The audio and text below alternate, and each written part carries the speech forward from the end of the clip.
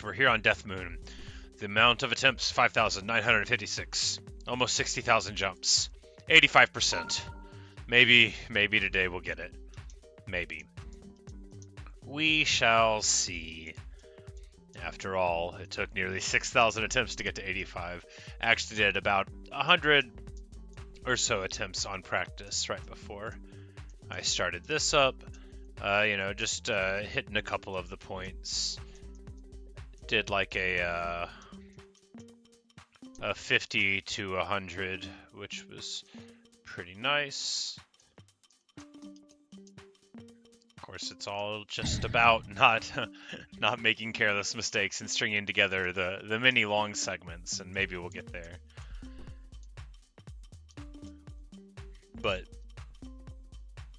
the one that I strung all together, I was actually using the mouse a little bit, which I can't do because my hand goes numb too quick. But man, it feels so much more responsive to play. But we're not blaming the input.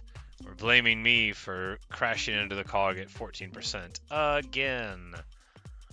I mean, it's fine. It's cool. Whatever.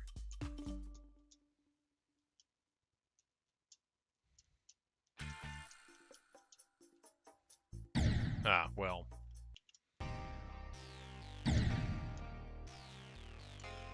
That could have gone better. Poor performance indeed. Alright. Right back to it.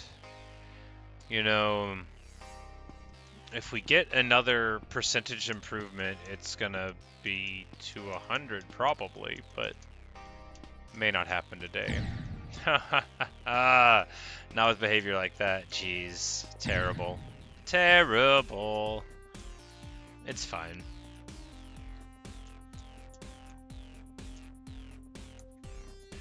I mean, like, I'm a lot better at this level than I was 5,000 attempts ago. Still not good. Just better. But we only have to win once. Okay, we could die there. That's good. That would be awesome. It's a good way to fail. Really happy with that.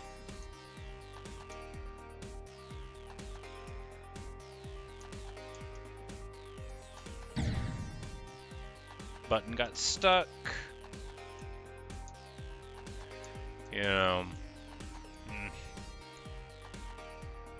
It's my own fault for playing this game.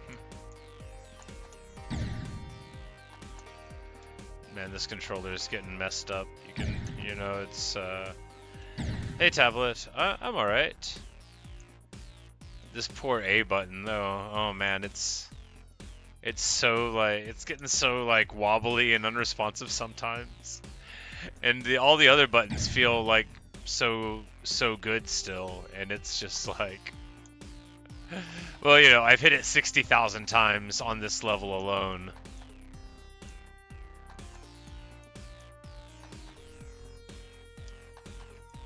And although this isn't the only game I play with the controller, it's got, probably 1,000 times as many button presses. Oh man, I've got to stop dying there. It's not remotely far enough to start dying at, right?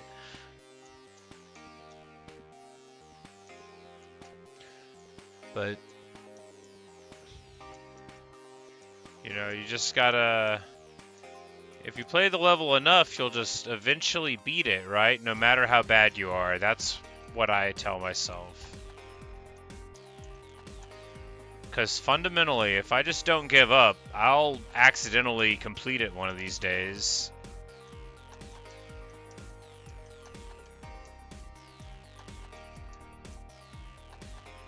It could happen.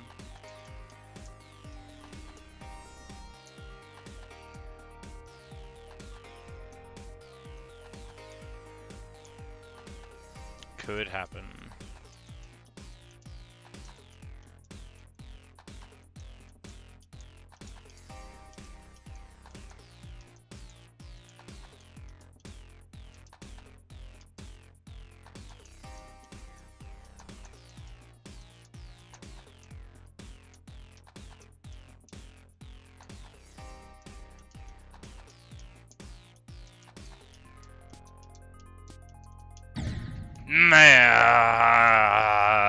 Blah, blah, blah. Terrible, terrible. It's just what I didn't need to do. It was sort of close, right? It wasn't like a really, really terrible angle. It was just a merely obviously bad and fatal angle. You know, normal bad, not extremely bad. It didn't show like an inability to get through the section. It was just a little clipped. Not as bad as running into the wall there was, for example. It was a much less grievous error.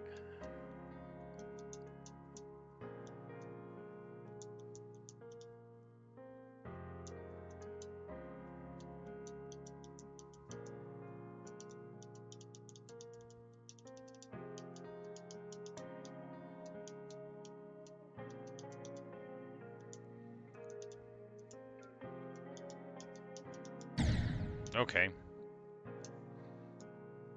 You know, I know you can do that jump badly. It has something to do with the timing. That's insightful. I just don't know enough about what it has to do with the timing. I assume either jumping too early or maybe too late. Anyway, that's my current analysis. Such as it is. But I think I've narrowed it down to being one of those two things. So if I just do one or not, or the other or not, I'm confident that we won't have to worry about it unless we do.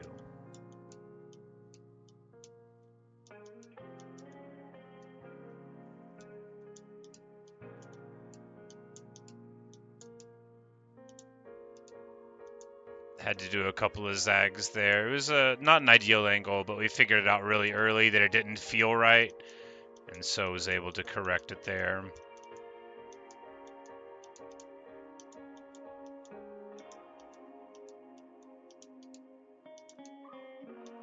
Double bounce in the little bracket there to get in safe. There we go. That was bad. Ooh, thought we died.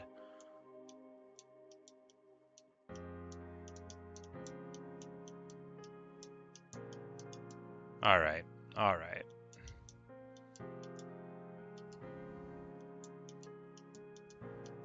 Nope. Terrible. Terrible. That was, you know, I just hit it too late. I had a vaguely good feeling. It was not to be.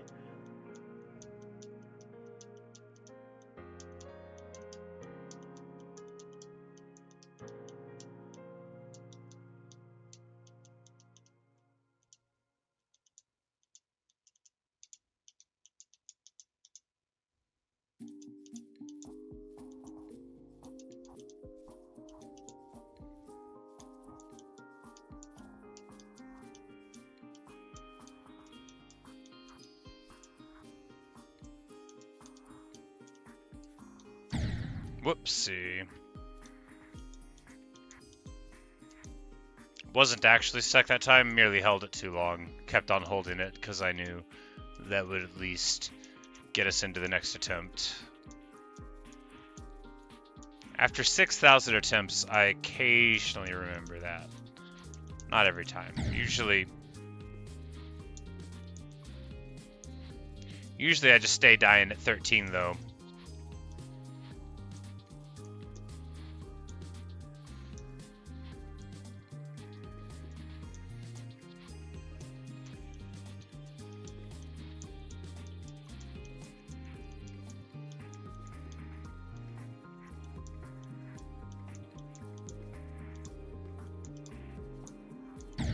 Okay.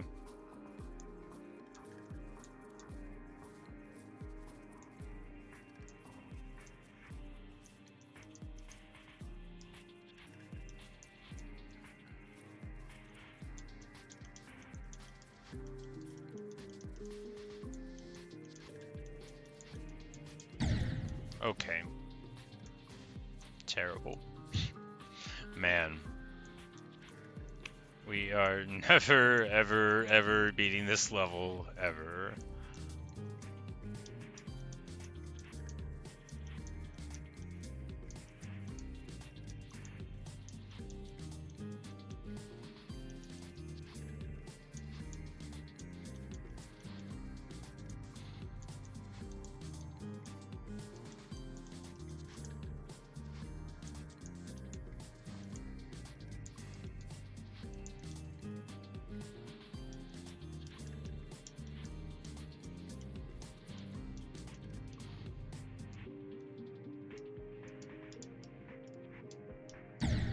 Okay.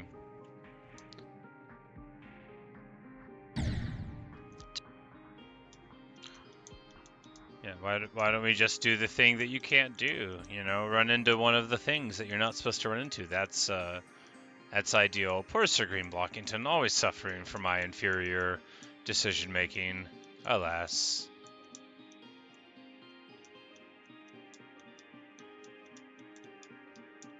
You know, he's gone through a lot on my account, and he'll go through more before it's all said and done.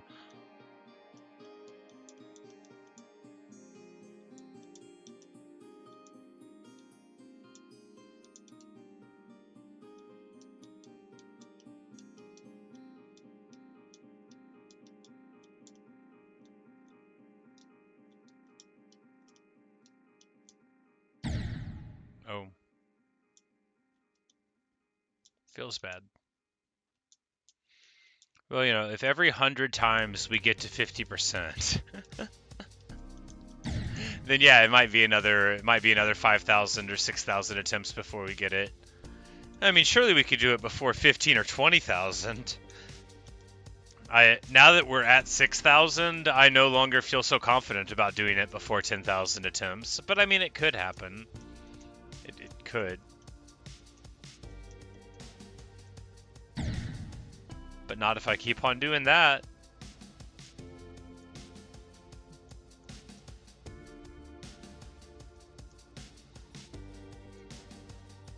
Like, somewhere out there, there's a flower on a cactus, and that cactus will live and die over the next hundreds of years, and I still will not have beaten this level. But, you know, that doesn't mean I should give up. It's not that I think I'm never going to beat it, I just don't think it's going to happen soon. It's not out of my abilities, it's just outside of the probable compilation of my abilities.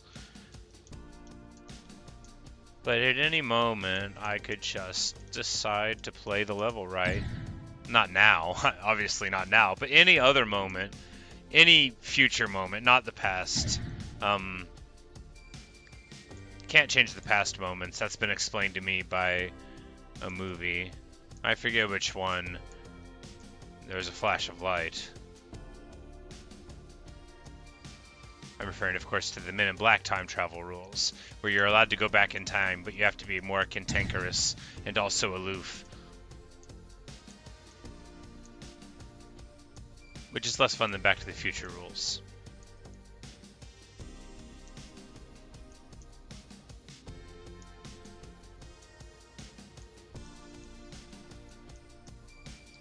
I'd love to time travel. I would do so much plagiarism. I would take, like, the titles of books by people that I didn't like, the books, but that had good titles, and then I would write the book first. And then they would have to come up with a different, worse name for their book. No, that actually might inspire them by competition to make something better. Okay, I take it back. I would use my time traveling to plant trees. And then I would make everybody have a folk legend about me. I would go by John in the legend because it would be easy to remember. I would probably plant like apple seeds or something. That seems like a good time traveling thing.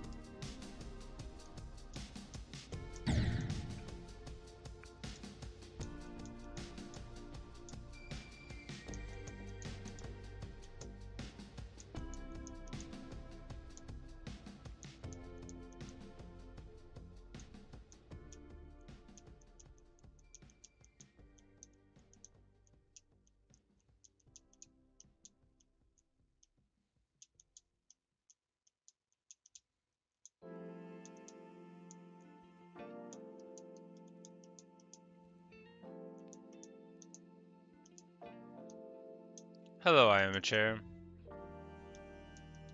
I crashed again.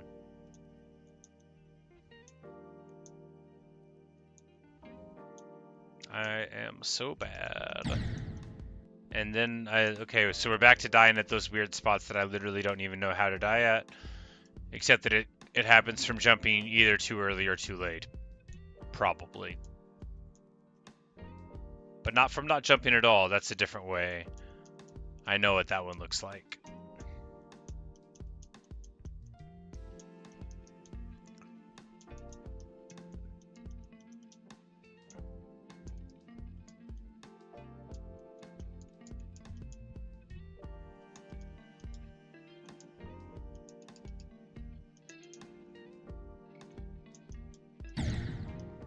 Terrible. You think this was your 20th demon? If I ever beat this, which, be honest with you, is not looking probable, but is possible, it will be my 5th. This is attempt like number 6,000. Probably right about that number. I'm not very good. 5,992 now, yeah, so nearly 6,000. And if we keep on making jumps like that, it will be at least 6,000 more. But you know, I'm really bad, so it's okay.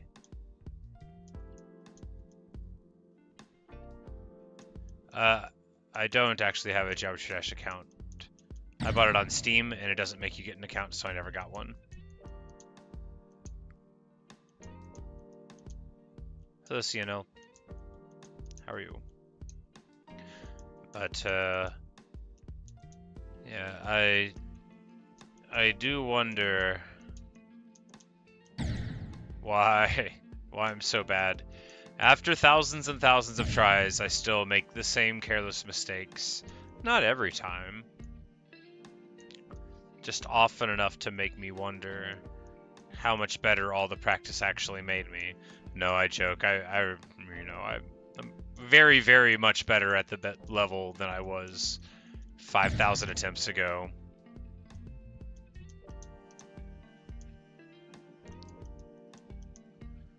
Well, I know I can set up one. I hate filling out forms more than anything else in the world, besides, like, being in traffic. Listening to music that I don't like.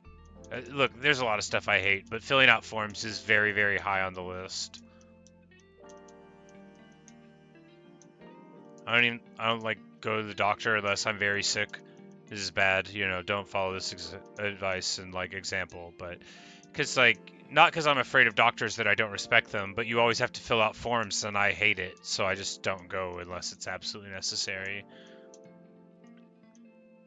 After all, if I'm sick enough, it won't be my problem anymore and somebody else will have to fill out a form about it.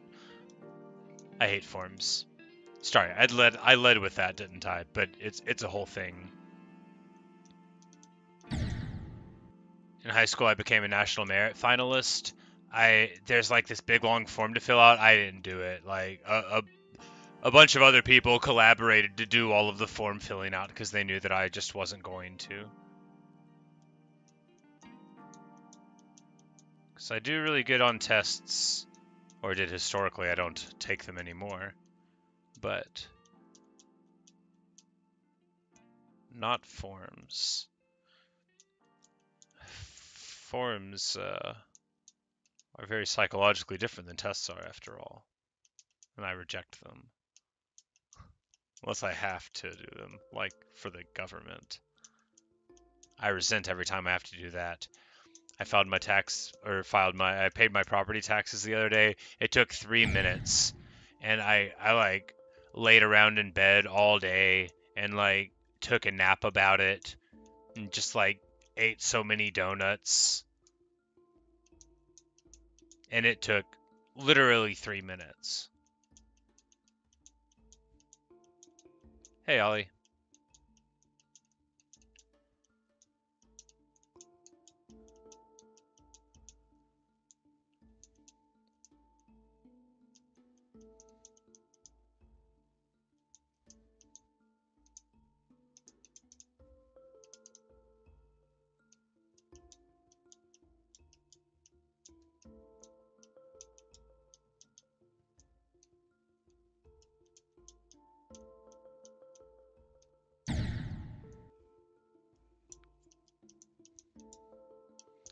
Yeah, Ollie, got 85 yesterday. Hey, Timothy Black. Hey, Crystal. But yeah, cause I was at 75 the other day, and then yesterday I got 85, and then 75 again. And then before I started off here, I was doing some practice, and I did like 53 to 100, and some of the later stuff. But man, it's clearly not. I didn't practice the early part. on the grounds that I had done it 6,000 times already. But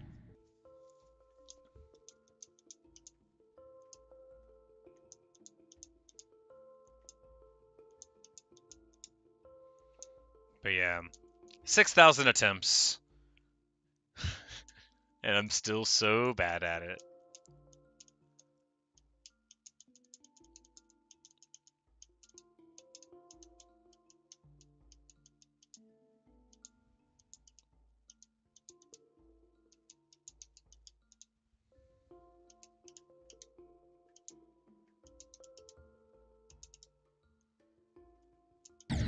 Man, are you joking? Terrible, terrible. I was just looking at the wrong part of the screen, I guess. You know, sometimes you can do that because the flashing lights are very disorienting after an extended period of time. You know, you start saying to yourself, when's the last time I blinked? And then before long, you blink on purpose, thinking that nothing will change, but everything did change. And the wave is very slightly ahead of where it used to be, and then you die.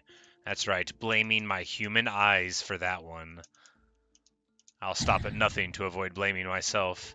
After all, my eyes are barely me at all. Like, I think you can buy new ones, not like in a store. And then you can just, like, see out of them. I'm not an expert in other people's eyes, but there's a stand-up comedian who did a joke about an eye transplant, and that makes me think that it's at least realistic. After all, if a joke isn't based in hard scientific realism, I don't think they let you tell it. I think somebody would stop you.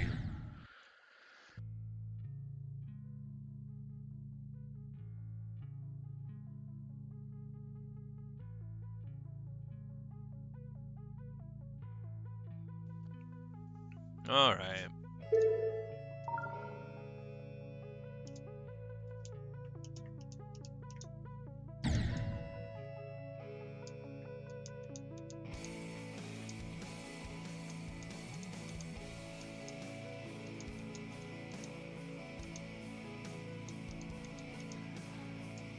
Jerry, you say the hitboxes are messed up in Wave? Yeah. At the tops of a lot of the triangles of thorns, you know, they protrude out a lot, which can be annoying. But you know, when you've played the map as much as I have, 6,000 times, you've died to those hitboxes like a couple hundred times. So it's like at this point, I know they're there. I just, you know, do it wrong because I'm bad.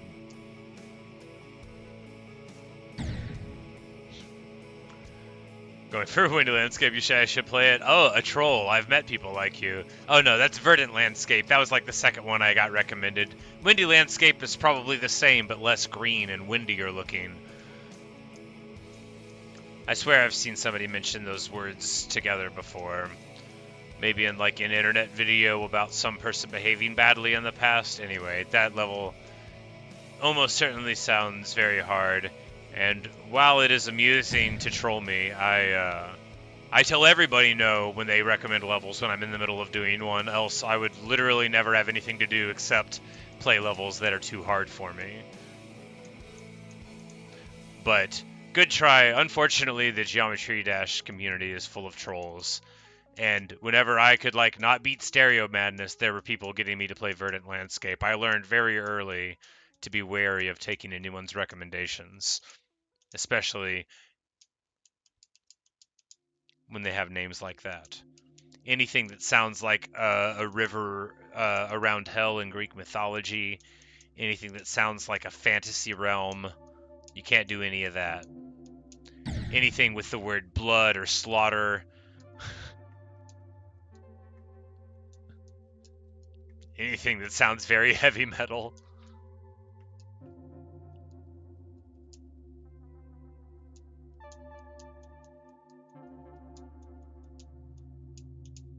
Well, I'm not saying it's not a fun level, but when I play Geometry Dash levels, it's in the hopes of eventually beating them. And if they're far outside of my skill level, I don't perceive it as being a productive way to spend any amount of my time. Like, not even 5 minutes. It's insane different.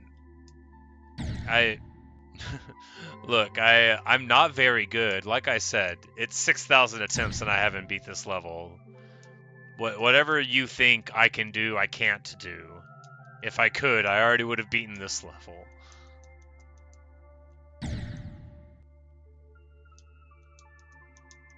I haven't even beaten all the insane demons or the insane regular levels in the game, because Hexagon Force and Electrodynamics were too hard and made me remember stuff too much, and so I turned them off.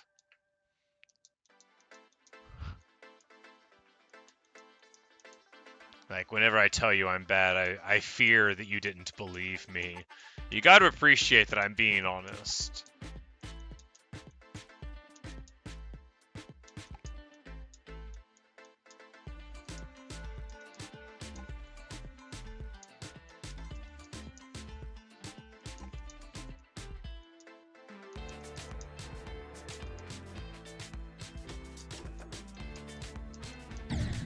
Got stuck. Got stuck.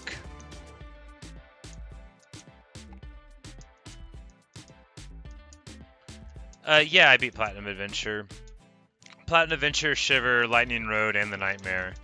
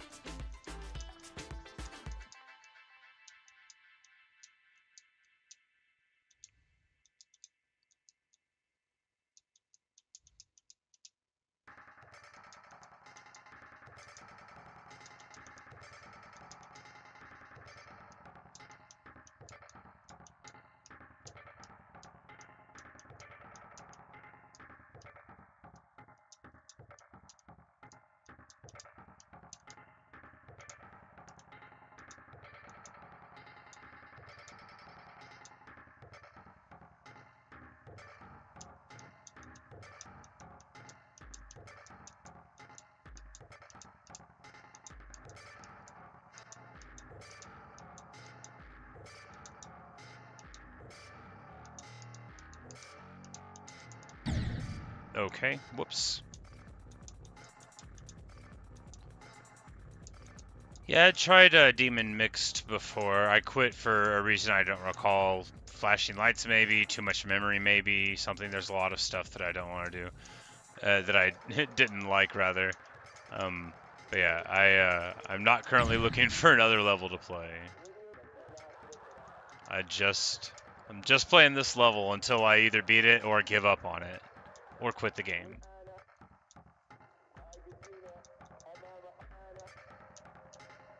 I understand that might be boring.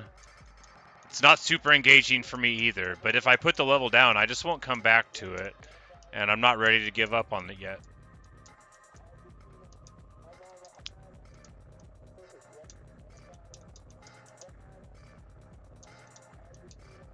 But I don't need to fill up the Geometry Dash part of my brain with anything except this level. I've already forgotten everything about every other level in the game. I couldn't beat Time Machines right now if you put it in front of me. I've forgotten it all. It's all Death Moon all the time. In my dreams, I see the beautiful Blood Moon.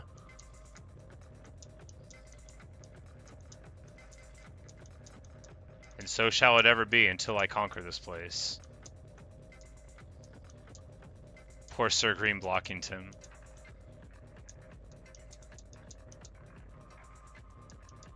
$6,000 deaths in this place. And he never gets to go on vacation.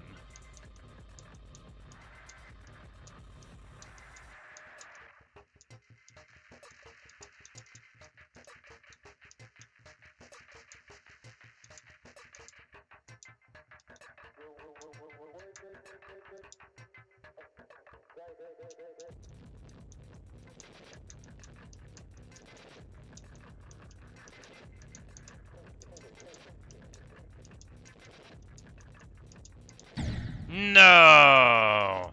Tried to overcorrect there. It would have been safe, but I was going for the double hit to hit my head on the first one to knock down, because I thought you can input at just the wrong time for the first of those little blocky towers, and instead of sliding down, you skitter in between the first and second one and crashed, which I thought was going to happen there, and double inputted, and of course died instead.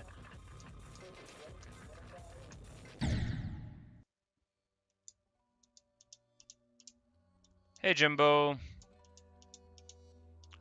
Welcome to Geometry Dash. I mean, my failures. I mean, Geometry Dash.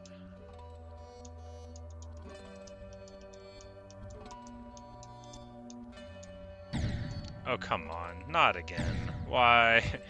You know, the 6,000 deaths, many of them shouldn't count, you know? If you just die at the beginning, like, why is that even counting? Should only be, like, deaths after 20% or something. Hey, Evan. How's it going? We're busy failing. Elijah, this level is called Death Moon. It is an easy demon. It's a custom level with many downloads. I think like something like 40 million. From what I understand, for what people have told me, it was made back in 1.9 and was sort of like one of the pinnacles of design in the once upon a times of Geometry Dash before a lot of the more modern tools and aesthetics became accessible. And I've had a good time on it while I have failed at it repeatedly. Hey TinyZilla, what's up? Welcome to another day. Another day of totally awesome behavior here on Death Moon, where I'm sure it'll end up being fine. Probably. No. It's, you know, we'll never get another personal best, right? It's just going to be a completion. If I get to 85 again and I die in between there and 100, I'm going to be one salty boy. You're going to be able to, like, pickle a whole bunch of stuff. Herrings and anchovies, you'll be able to have a whole salt mine out of me. But I'll be cheerful about it, don't worry. I'll probably just, like, start several syllables with consonant and/or vowel sounds, and then stop them before they reach their logical conclusion. That's important. You don't always want to let all the syllables, you know, come together.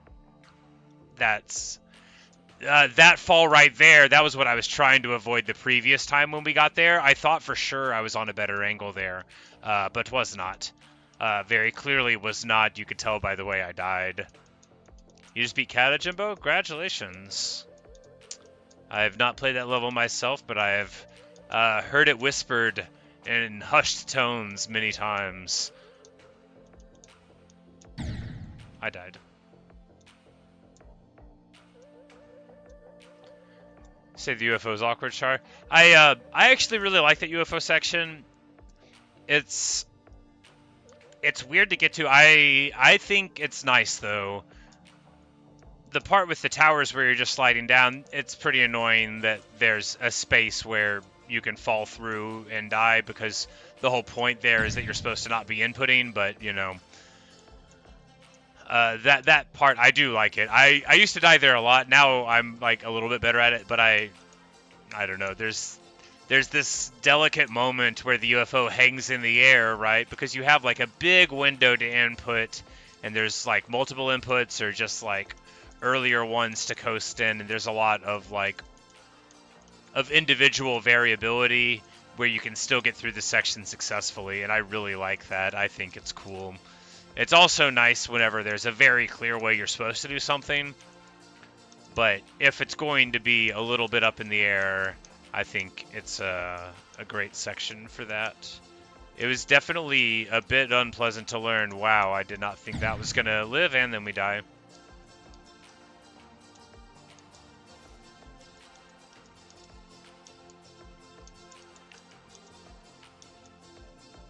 But yeah, no, I'm only playing this level until I beat it, which is probably not gonna happen, right? So we're a Death Moon only stream. No, I do other things besides Geometry Dash. But in Geometry Dash, Death Moon only. For 6,000 deaths of Sir Green Blockington, he's been on this red and black background. And if he never leaves, he hasn't lost. It's just like my frailty of having to go to bed. Club Step. That's a level I beat on practice mode, put down and said I'm never coming back here again. This level's too hard. How many attempts do I have? Over 6,000. 6,043. I'm bad. I mean, a lot of them are just dying at that first part, so that barely counts, right? Except in the way where it, counts in a discrete number the same as every other death. But that's sort of, statistics. Which everybody knows are boring. I crashed again.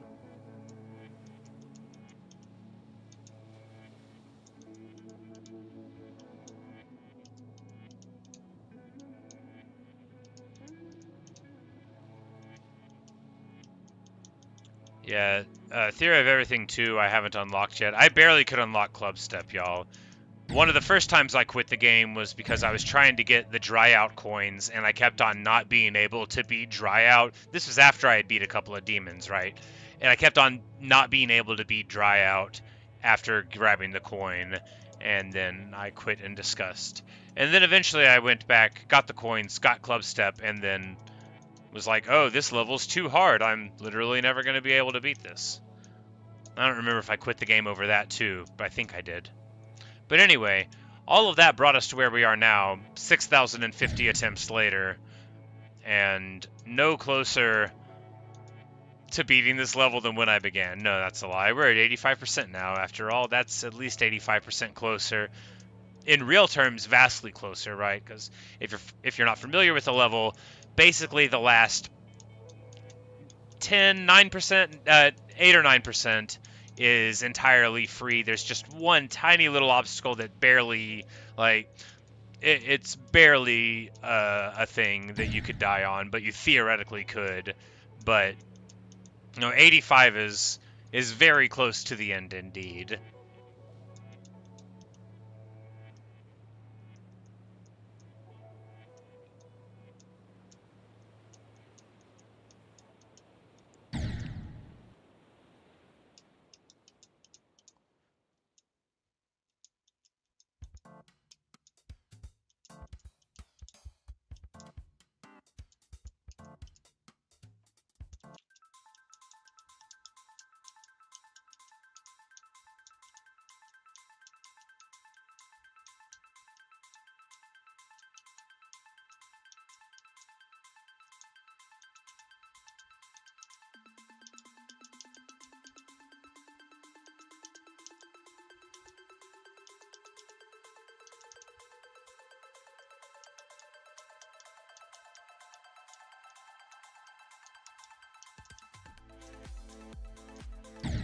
Okay.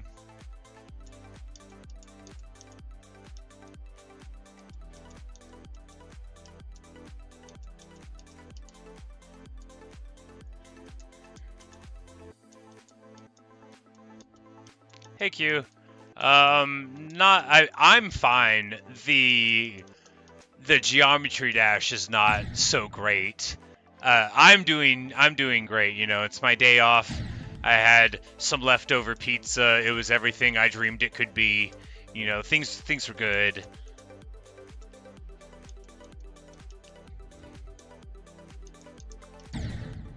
I had various snacks. I took the dog outside. I scratched his head a little bit. I told him he was a good dog. It was a great day. It was everything I wanted the day to be. Except that I'm very, very bad at this level still. I worked on my river in Minecraft some more. It's a whole lot more river than it used to be. It's looking awesome. Try practicing the hard parts. Well, Certified Goober, I thank you. That is good advice. I have practiced the hard parts. I have 6,000 attempts on this level.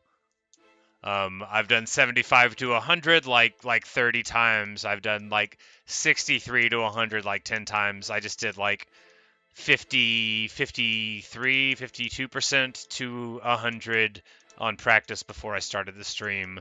I've got plenty of practice. I just got to do it. But normally I would agree that practice mode is definitely the thing to do, but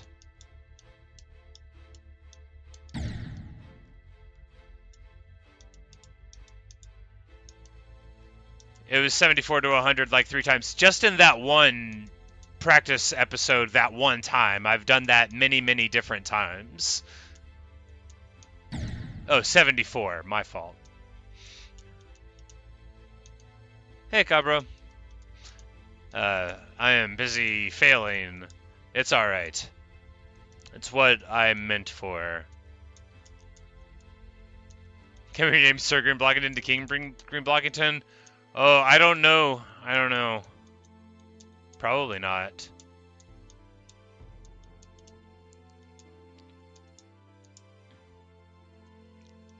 I mean, has he earned it? What has he conquered?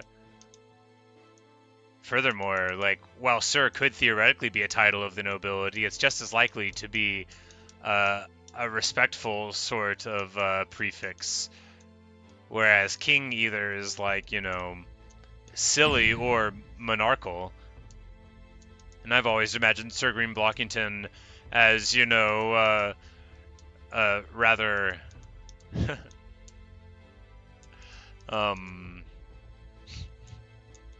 rather Les Miserables, you know, than royalist. After all, have not his thousands of deaths placed him on the lower echelons of society? Echelons? I should learn how to say it, especially for doing the French metaphor.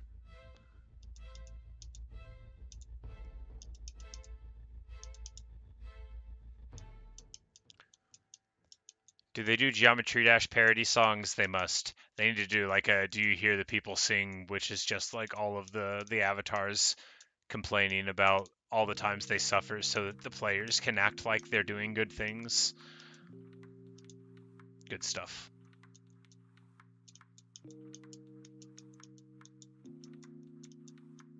What?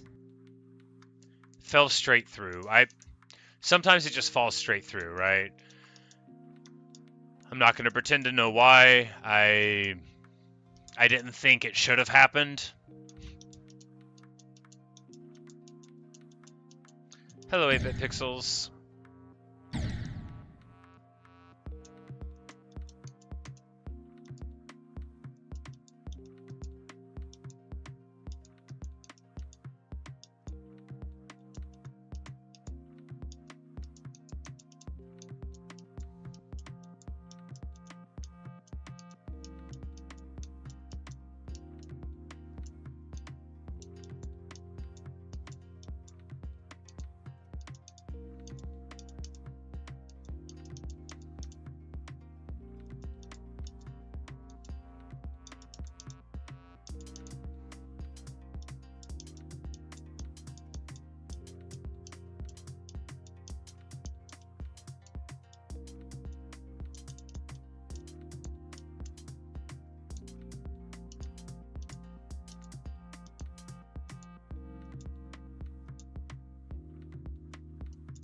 Hello, Zoe. Hello, Michael.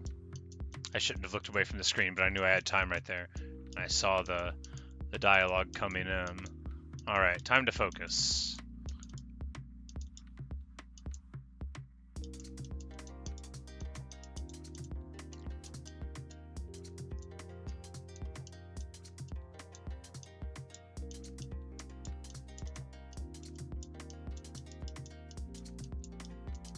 Alright, alright.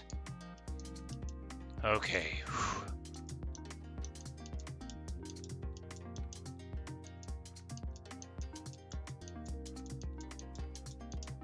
And hold through this, then it's time for triplet UFO. No, no! Oh, man!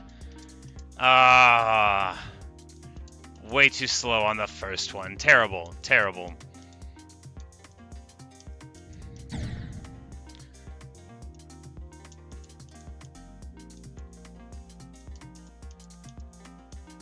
Oh well. You know, you get there and it's like, at that point, any run can convert, right? Because you've got the dual wave part after it, but it's not tough, right? Sure, you'll see me die there, but it's not tough. It's slow, it's easy, it's forgiving.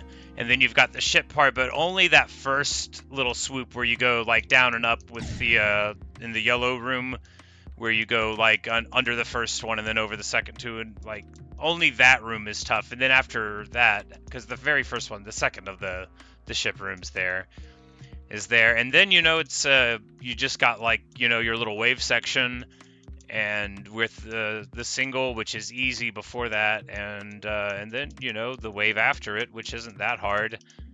If I just didn't smack into the thing the other day at 85, I'd already be done with this level and failing something else and describing aspects of it visually while I wasn't there, as if to prove to people that I'd been there before. Anyway, let's see if we can just get there, and then I'll show you what it looks like to get to the end of the level. Maybe, doubt it. That was chancy. A double zig and a double zag got us home, though. Hello, Asmodeus.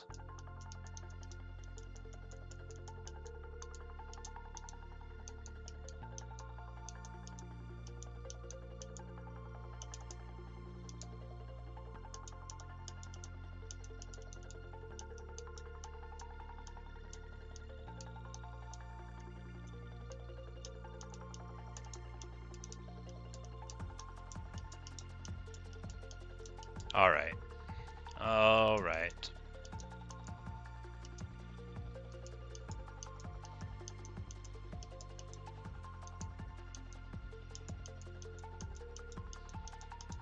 And we hold through here, and now it's triplets again. All right. Double wave. Let's go.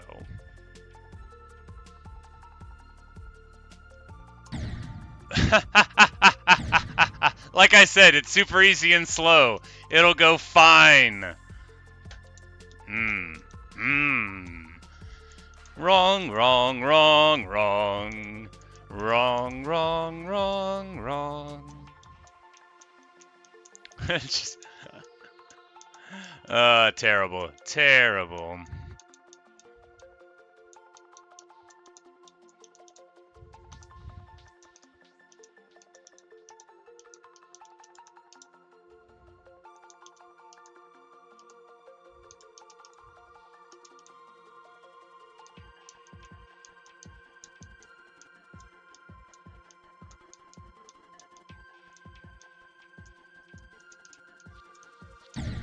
Okay.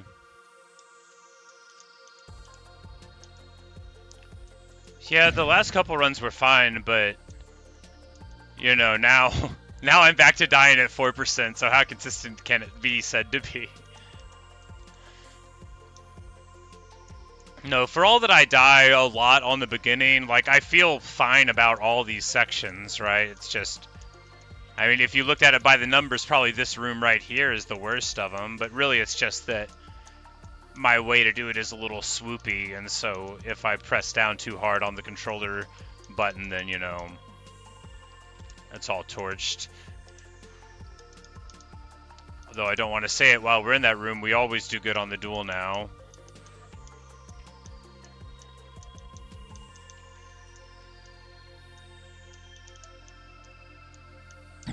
Okay. And, you know, I had been doing fine on the mini wave, but not anymore.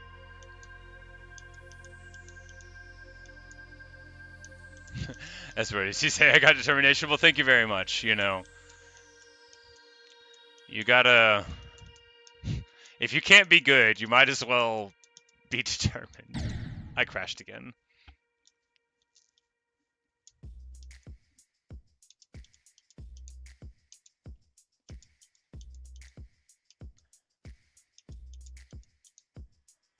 She beat Shiver? Yeah, she definitely beat Shiver. I love Shiver.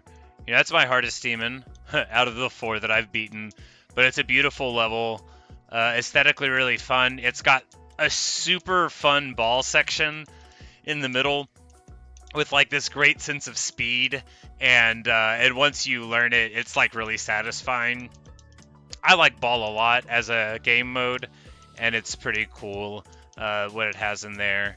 There's a lot of variance in Shiver. A lot of the difficulty is front loaded in the beginning ship part, so if oh man, I didn't fall down as far there. That was bad. That was never gonna work out. So like if your ship is strong, then I think like the beginning of Shiver wouldn't pose such a problem for you as it would for me. Look, if this looks like an extreme, it's just because your ideas of the difficulty are not in line with the modern game, because I assure you this is nowhere near as hard as a hard level is.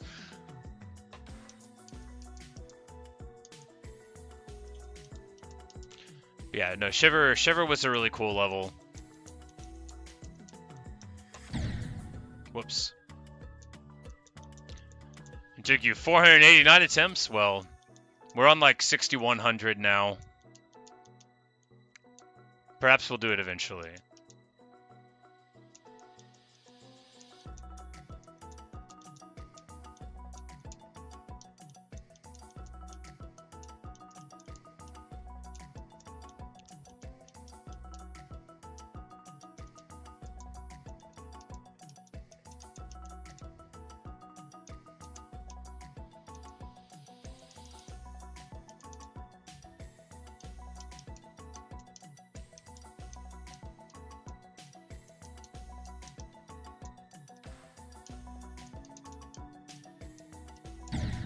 Man, terrible. I've never played Speed Racer, but from like the Lightning Road is like really, really easy, right? So, because I beat the Nightmare and Lightning Road, and I thought they were both dramatically easier than Shiver Platinum Adventures was. And while I haven't played Speed Racer, it's hard to imagine a level being much easier than the Lightning Road and still getting to be called an easy demon. Because I beat the Lightning Road in a couple of hundred attempts. That's me, the guy you see in front of you with 6,100 and something here, and I beat the Lightning Road in a couple of hundred. And anyway, there's if Speed Racers is easier than that, somebody should have recommended it to me.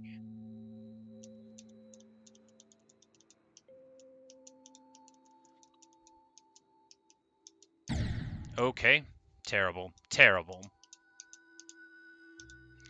Rover, you ask how old I am? I'm 38.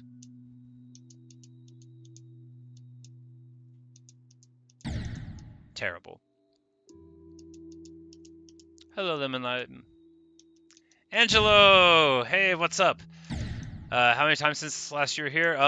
I think maybe like 3 weeks or a month, Angelo, since we last saw each other in a Minecraft Wheat video. It probably would have been, but I don't remember the exact date. But yeah, a little while. How have you been, man?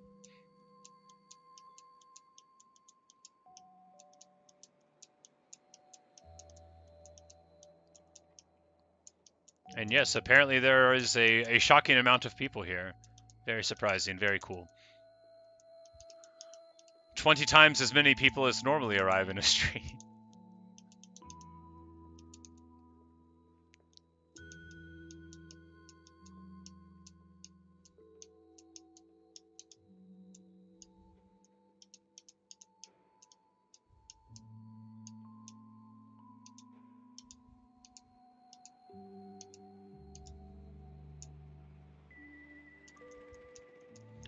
Oh yeah, you listened to the Mountain Goats and you liked them? Awesome! Glad you checked them out. Yeah, I love them so much.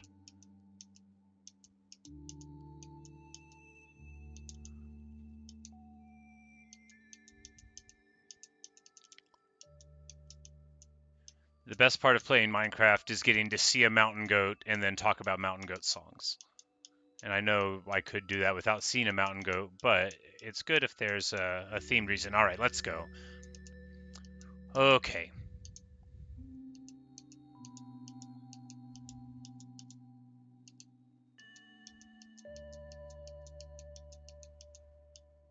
Hold through this. Don't botch the UFO. All right. Okay. Okay.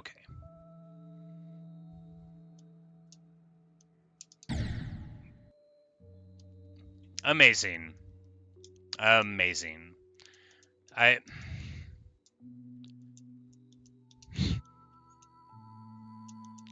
wish I could play with the mouse, man.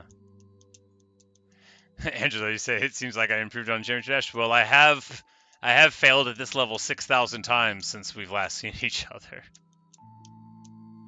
So haven't improved enough to beat another level, but yeah, maybe a little better.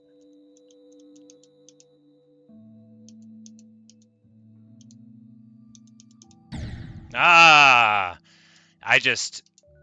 That input hit late, or my thumb hit it late anyway. I didn't, like, lose the pattern or hit it wrong. I feel like I have to, like, make excuses if I ever die on the dual portion. I did that on practice, like, about 600 times, so I'm, like, in my head, I'm always going to get through that part right. Like, I don't even, like, worry about it. Although, you know, y'all know in Geometry Dash, sometimes you still die at a part that you're, like, really good at, but I never think I'm going to die at the dual part, which, whenever I was first doing it on practice, I was like, man, I'm never going to get this. But once you know what you have to do, it's very easy, right? You have to know, and then we crash there instead. Awesome. Yeah, I'm using an Xbox controller.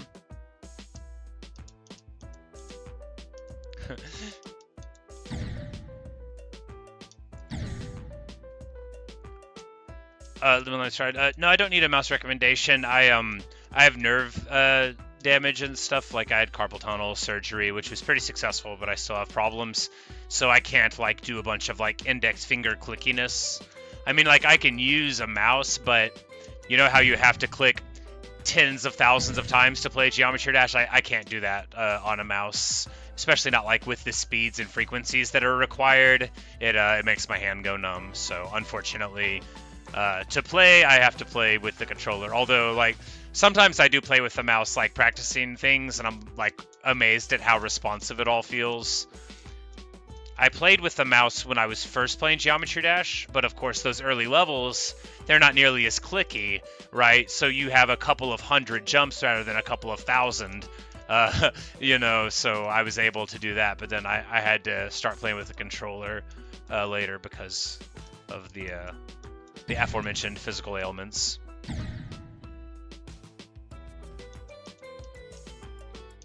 And for we say it's cool to see 30-year-old people playing things. Well, you know, I have a wonderfully empty life. I go to work, and then everything else I get to do is what I want, which is usually read books and play video games. So, yes, I'm glad you think it's cool. I have always loved games, and I think it's cool that I get to play them, and I think it's cool that that y'all are here watching too.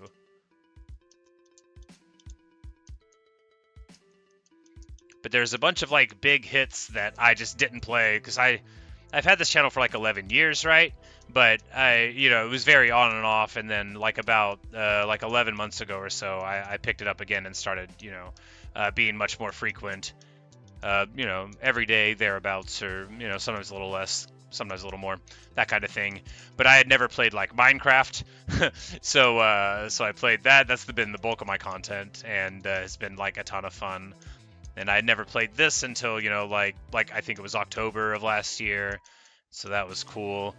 And I played Celeste, which I had also heard of, so Hades. I've been, I played a bunch of games that were super highly regarded that I knew I was supposed to play, for artistic purposes, and then I finally got around to playing all of them. You say I should talk to EVW? I've heard of this person. He's like a famous person in the community. I don't think he would just want to talk to some rando. But it's a nice sentiment all the same.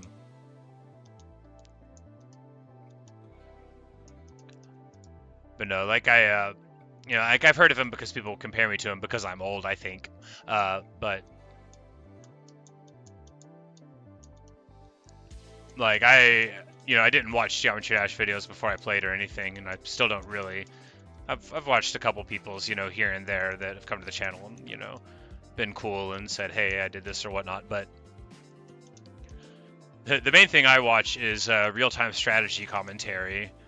So like the competitive scenes in StarCraft, the original Brood War is like still going on. I still watch Brood War, and then Warcraft 3 and Total War Warhammer 3 are like, that's like the bulk of what I watch. It's just like competitive gameplay of those with English commentary. Angela, you say I'm so charismatic, you forget I'm not famous.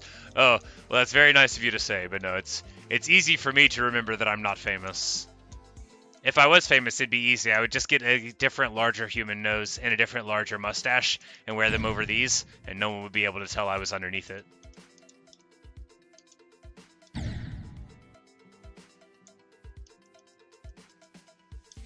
Do I play any horror games?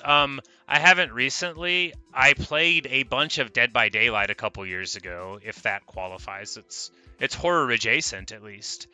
I've often thought of playing that again. I think it was like 600 hours of Dead by Daylight that I put in this little space. I was, one of my friends had been talking about it, and I saw it and picked it up, and then I got really into it. I had like a spreadsheet where I was keeping track of like all of my my game results with the various killers and stuff, and then while I would be waiting in the queue, because I got pretty good at it, so my queues got longer and stuff. And I would also play, like 3 a.m. and I would sit and read One Piece, which is the only manga I've ever read, but it was a couple years ago whenever I was reading it. And I would just read One Piece panels, I had 1,000 to go, and I was just waiting for my game to kick up.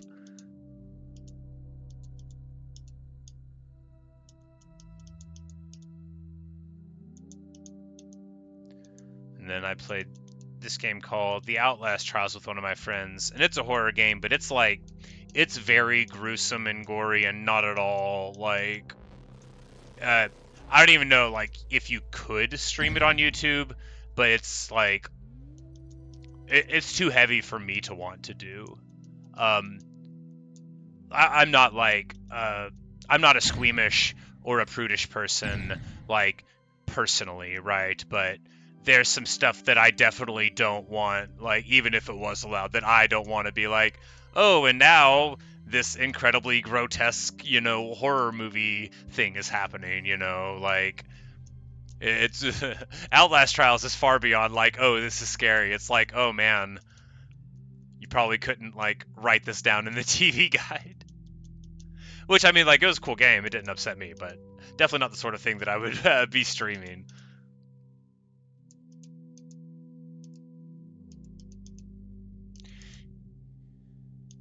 Because while, like, again, like, I'm not like a squeamish person, and especially in art, like, I feel like incredibly heavy themes absolutely have their place, but my style of, like, just sort of playing a game and talking about it while I do it is not suited well to incredibly heavy themes, although, sometimes I would just pause to talk about it, but yeah.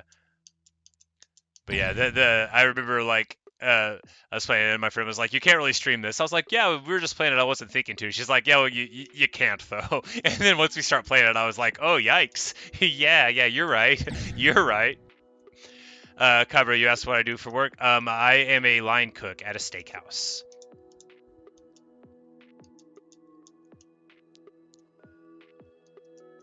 Some days I cook bunches of steaks and chickens and stuff on a grill, and sometimes I fry food, and sometimes I, saute things and such, and sometimes I stand around and tell other people what to do, and I point at things and say, that's kind of pushing it, we're going to try to make it work. And sometimes I say, are you kidding? Are you really going to sit here in front of me, in front of every person that we know, in front of these floor tiles, and try to sell this chicken in front of me, a person that loves chicken? I really go off about the chicken. I feel very strongly that fried chicken ought to be excellent, like very strongly about it, and this occasionally causes an issue between me and other people that feel less of a connection to the cultural importance of deliciously fried chicken. But I think that it ought to be done right. And anyway, I'm not trying to go off on a tangent about it, but sometimes it's my job to tell people to fry the chicken better. I wish it was just my job to fry the chicken, but unfortunately, like, so how a restaurant works is the more experienced you get, sometimes you just like you don't get a cook that night, right? You just have to do the telling people what to do job instead, because it's a very important job. But it's hard for me, a person who struggles with proper interpersonal communication, to put it delicately, to make people friendly.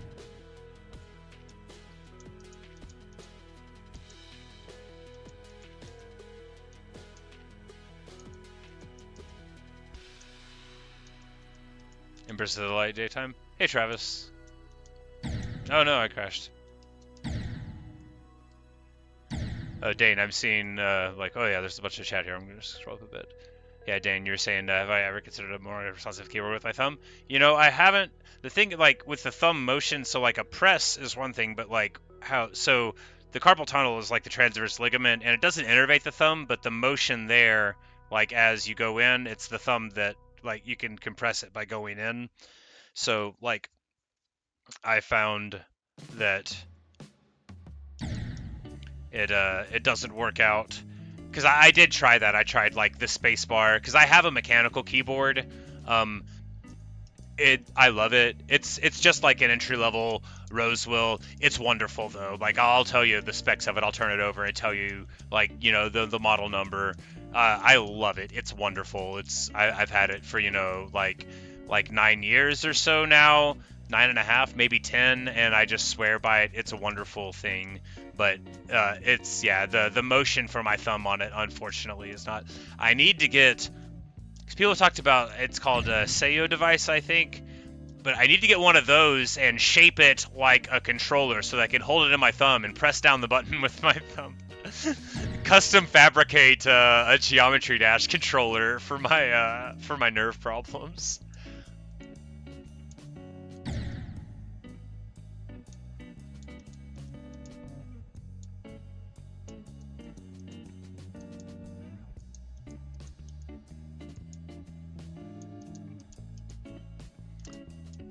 SSBU Super Smash Bros. Ultimate?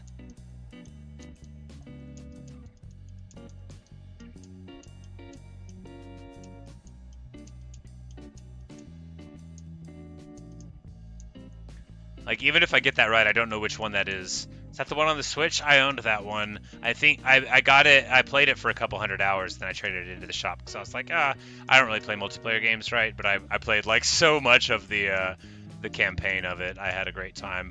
I love grinding out stuff and leveling. Man, well, you know, as we all know, the hitboxes on the mini wave are such that at the very top of the inclines, they protrude at the apex of those shapes. So we crashed right into it. But, you know, sometimes you take the wrong line just a little bit too late in there, and you can't back away from the wall anymore. So it's just the breaks of it.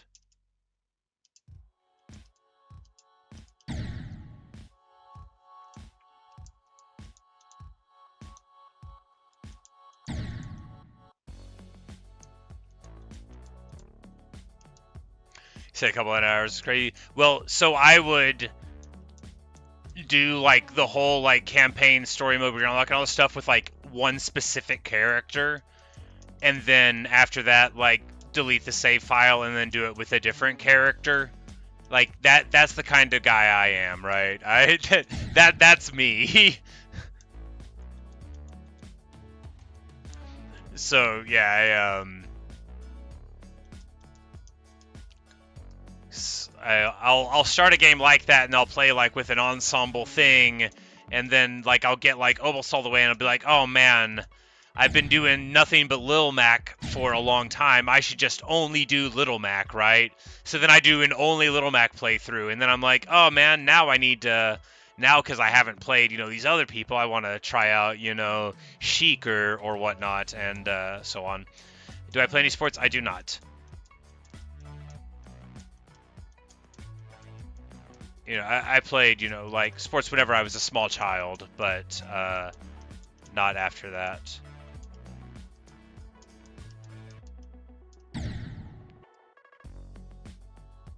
Chinatown, wow, thank you for the donation. Very generous, thank you. You say, hope I beat Death Moon, beat every end next. Well, perhaps.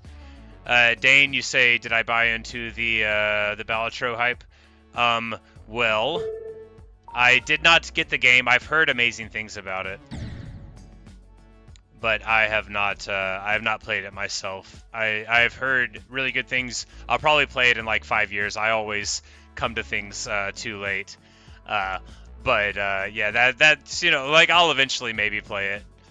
But yeah, Pete, no, I don't play sports. I used to be very, very into watching American football, college football specifically, but I watched a ton of pro football whenever I was younger too. But I gave that up some time ago, my fandom of that, for reasons I won't go into here. But and I've always liked combat sports. Like I watched a ton of boxing and stuff growing up. Right now, the only sport that I follow actively is I watch professional sumo. I'm a huge aficionado of it. I love it. There's a major tournament going on right now, as there is every 2 months. But it's that's my thing. Is man, bonked our head, terrible. Hey, Shadow Gamer. But I love sumo. My favorite Rikishi. Rikishi means wrestler. There's a bunch of. I don't speak Japanese, but a ton of the vocabulary of sumo is just done in Japanese, so talking about it, I'll often lapse into it. But my favorite Rikishi is named Ura. They get to choose their own names like professional wrestlers do, but I think Ura is his own name. But he got to the very top of the front page of Reddit with this spectacularly wonderful throw. This was yesterday, and I've never been more proud of my boy Ura. Oh man, it was great.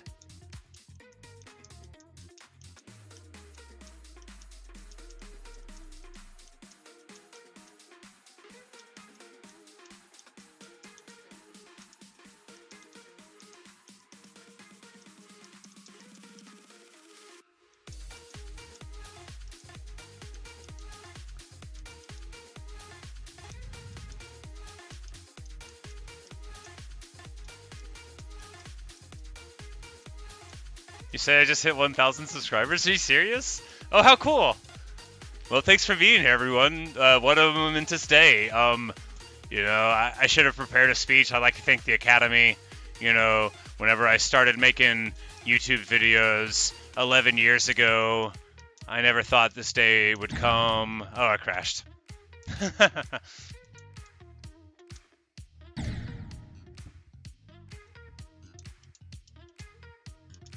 Alas, it would have been quite fortuitous to convert that one into a win, right? But hey.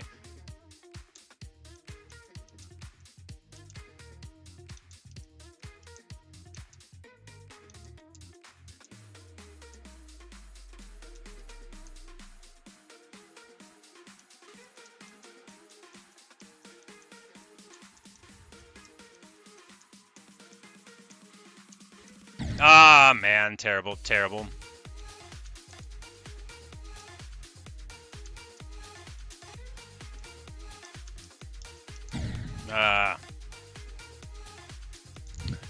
Whenever I have 2 bajillion subscribers, I can say you were my 1,000th. Yes, for sure. When we get to the 1 million subscribers, I'll finally do an episode about why I hate sheep, It's not a secret, but I am saving it. Everyone that I know personally knows the story.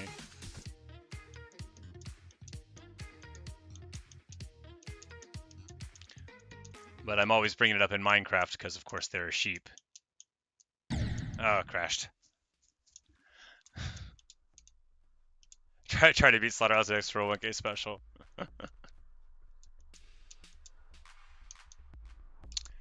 Yes, indeed. Slightly less than 11,000 years to go. It'll be easy. Yes, Shadow Gamer, we will also say that you are the 999th subscriber. I will keep track of all of these very specific numbers, don't worry. That's my solemn oath to you. I'm only joking. I don't make solemn oaths over the internet. First of all, if they're not like witnessed by an actual owl, everybody knows an oath doesn't count. You gotta have an owl. I don't make the rules. I believe an owl does. I think it was sort of like a position, like a like a mafia type of thing, you know, like they really muscled in. And that's why you absolutely, no matter what, have to have an owl around before you make a promise. A lot of people break promises, they don't know no penalties without the owl.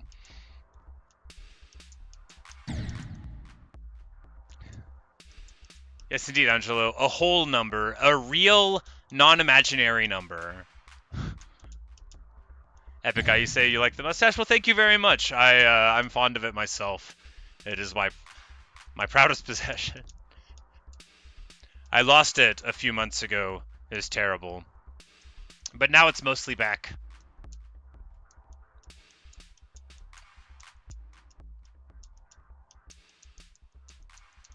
Hello, 150 IQ Geometry Dash player.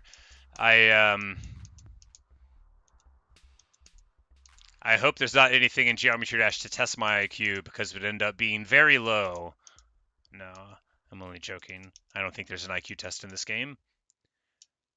If you're gauging my intelligence by my performance in Geometry Dash, I don't think that's fair, but I also don't care. That's a your choice thing. I'm just joking. I don't know if y'all are doing that. No one thinks I'm dumb because I'm bad at Geometry Dash. They just think I'm old. And they're not wrong. I am old. Y'all, someone left the nicest comment the other day. They were like, "You're not terrible. For an old person with a controller, you're actually really good." Oh, I laughed so hard. It was such a nice thing. You know, it's very supportive. Angela, you ask if the Brazilian investor of the channel is still coming. Oh yeah. The greatest friend of the channel is often around. I haven't seen her today, but she was this morning. She watched yesterday's Minecraft hardcore video where I was making another river. So she's around all the time for sure. Sure, she'll be. Glad to know you asked about her. Renee, I saw Renee a couple weeks ago, maybe 2 weeks ago, something like that. But yeah, not super frequently.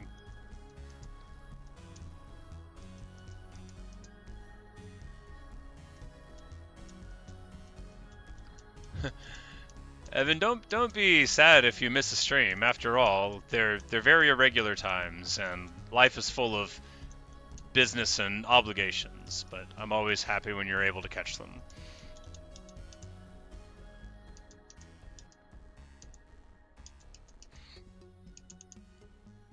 Yeah, well, it's so abstract that this game's a lot of memorizing, but not the levels I play, not really. So the concept in Geometry Dash is called sight reading, just like it would be in like music, right? So it's about the ability of a player to look at what's happening and then do it. And Blood Moon is a very, very sight readable level. There's a couple of portions, just a couple, where it's difficult maybe to sight read it, but in general it's very sight readable, which is one of the reasons it was pitched to me. I was talking about all the things I wanted in a level, and Anosa, a user, friend of the channel, moderator, recommended me this. Chupacabra, I don't know how to pronounce the name. There's some vowels missing there, so I'm going to call you Chupacabra. You ask how old I am. I am 38 Earth years old. I don't know how much that is in moon. I've never been to the moon, but if I go, I'll have to learn how many lunar years it is. I assume they follow different rules.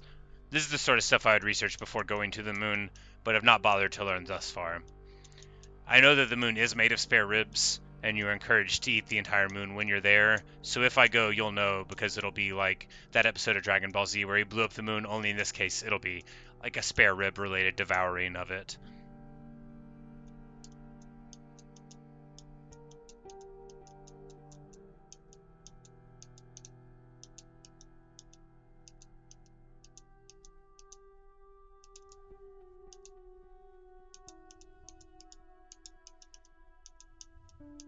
All right.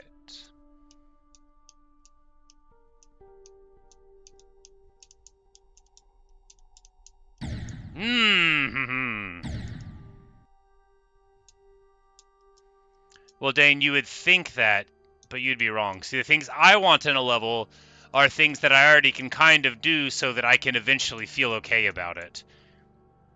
Because if something has like a bunch of memory portions or a bunch of stuff that I'm bad at, like like specific orb timings, I'll just quit.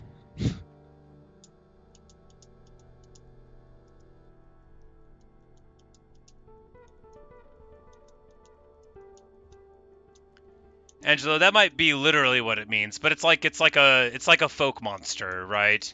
It's not like, I didn't mean it in an insulting way. There's like a silly little legend that this animal that's not real exists, and you know, it's like a fake mystical coyote that steals livestock. Anyway, I don't want you to think that I was insulting you, person. Although I guess it does literally mean that. But anyway, there's a Magic the Gathering card called the Ravenous Chupacabra. It's 2 colorless and a black. I believe it enters the battlefield and you destroy target creature. Anyway, it's too expensive to run in Magic the Gathering. It's a cheap card. Costs too much mana. My hardest is Shiver. But if I ever beat this, I'm gonna get a little lapel pen that says, "Ask me about how I finally beat Death Moon."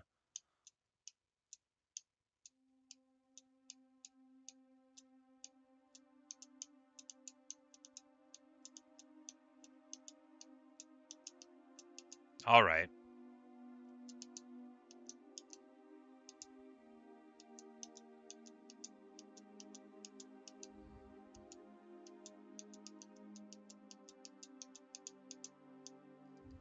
All right.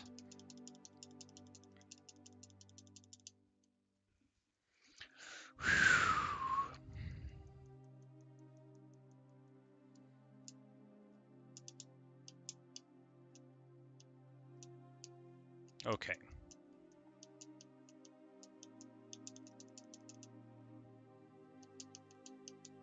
No, the controller's stuck. The controller's stuck. Oh man, that hurts. Oh, that one stings. Oh, that's... Mmm. Mmm. Mmm.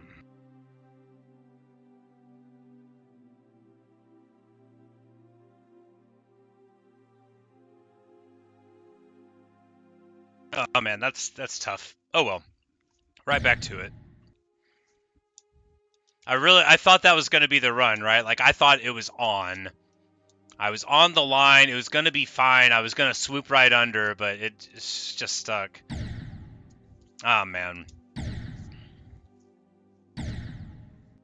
Labyrinther, you ask if I'm older than EVW? I don't know exactly how old he is. People bring him up a lot. I'm 38. I believe we're like of an age. He might be slightly younger than me. I'm not sure. I didn't like look up his biography or anything.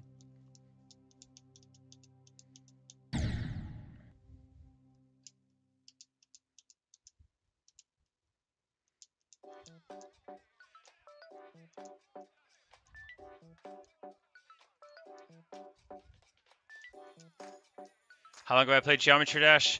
It was, I think, late September or early October of last year when I first played it. With the exception of a little bit of practice, all of my Geometry Dash has been streamed on YouTube. So you can see in real time me go from a person who knows absolutely nothing about it to a person who knows this much, which is not a lot. But, I mean, if you showed me this level whenever I started, I would have told you it was the hardest level in the game.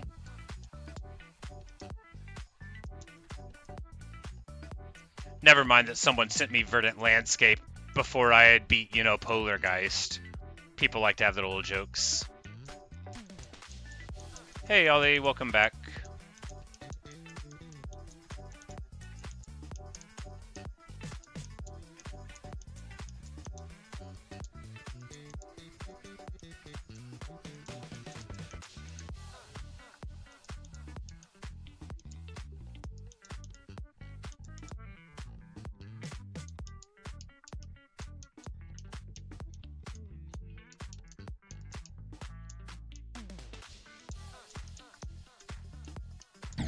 Okay. You ask if I've made any levels? I have not. Tidal Wave, I've heard of Tidal Wave. I've went through Tidal Wave on a no-clip hold-down thing, you know, to see it. A beautiful level. Obviously far outside of my abilities. Shaq, you say you've never seen somebody over 30 playing Generational Offense? Well, you know, none taken. One of my friends told me about it, but so I work in a restaurant, so I meet a bunch of people that are younger, you know, that are like in college and stuff. But because I'm an unmarried, childless person that loves video games, I often get along better with, you know, 22-year-old people that play video games than I do 35-year-old people that, you know, have families, because I'm much closer to being a child than I am an adult, right? In spite of working full-time and all. But, so a bunch of the games that I play are basically off of the recommendations of, like, I call them my younger friends. I don't call them that to their face, you know, because, you know, they're like 22 or 23. They don't think of themselves as younger people, but, you know. I have a bunch of friends my own age, but they're all busy, you know, like, with all the stuff I talked about before. They never play as many video games as I want to play. And I'm always bragging about it, you know. I'm always like, oh, you had to, like, live a full and happy life? Shame. I played Oblivion Remastered for 6 hours, bro.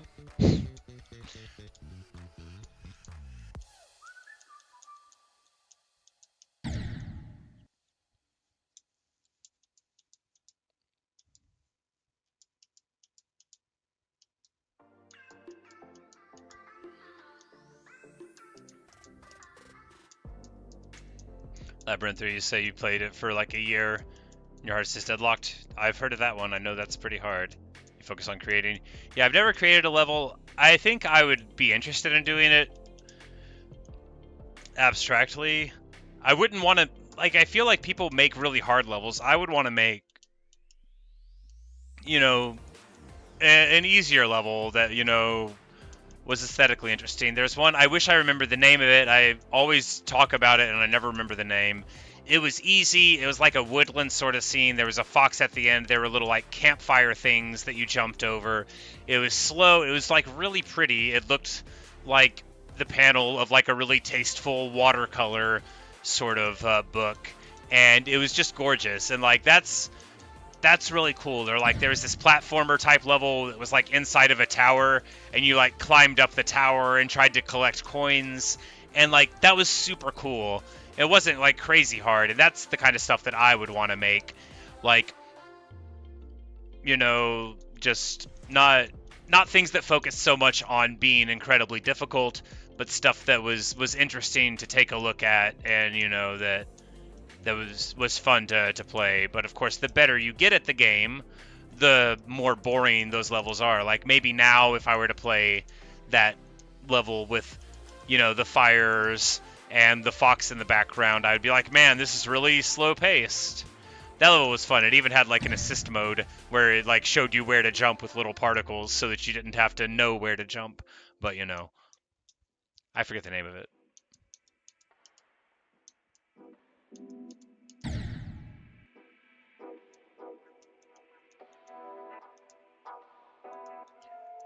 Angela, you say my mood feels much brighter. Oh yeah, well I think yeah, I think I remember the stream that you're in. This, yeah, you know I sometimes you know I don't talk about like current events and stuff on the channel, but sometimes they really get me down all the same.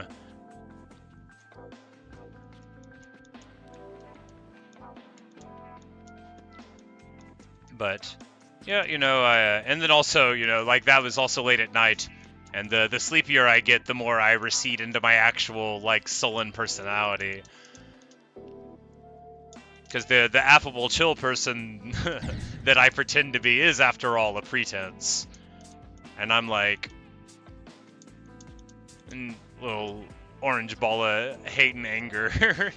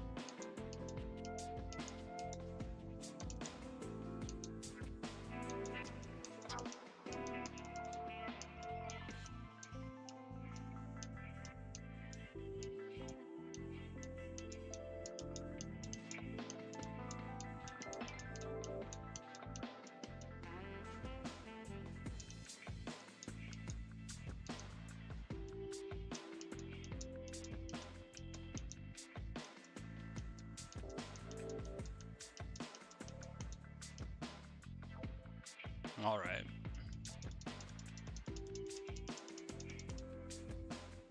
All right. Angelo, you wonder how long the stream will last? Well, if I beat it now, no longer than the celebration.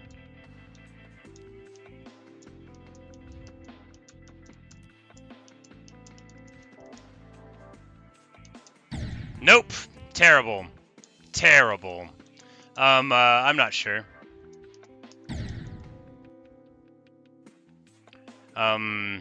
Until my hand goes numb, or starts going numb rather, so could be another hour, could be 15 minutes, not gonna be 5. I'll get a little warning tingle before it's that bad, but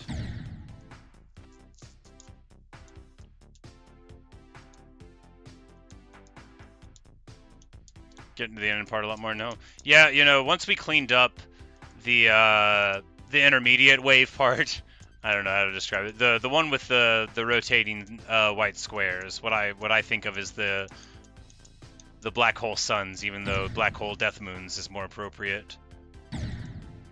The ship, it's so when you go in through the portal, you don't have to level out because you very safely hit the first one, and then with just a little bit, you safely hit the second one.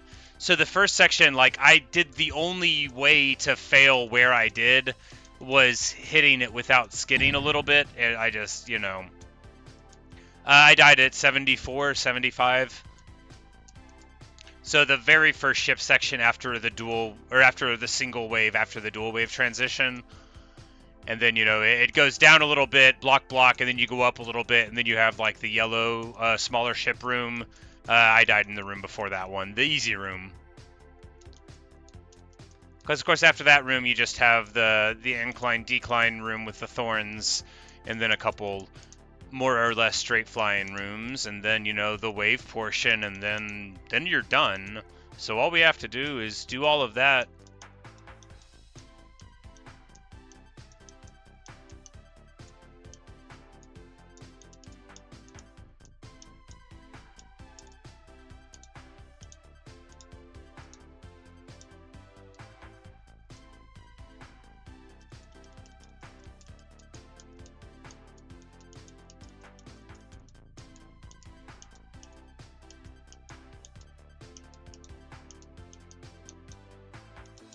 That was close.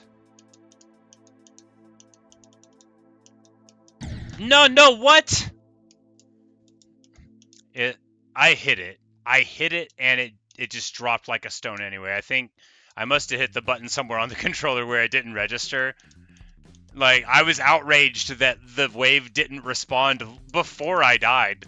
Like, considerably before I died. Because I saw it not respond to the thumb press. Alas. Look, I know that blaming the input is the refuge of the weakling and the coward, but sometimes, only sometimes, I want to blame the input.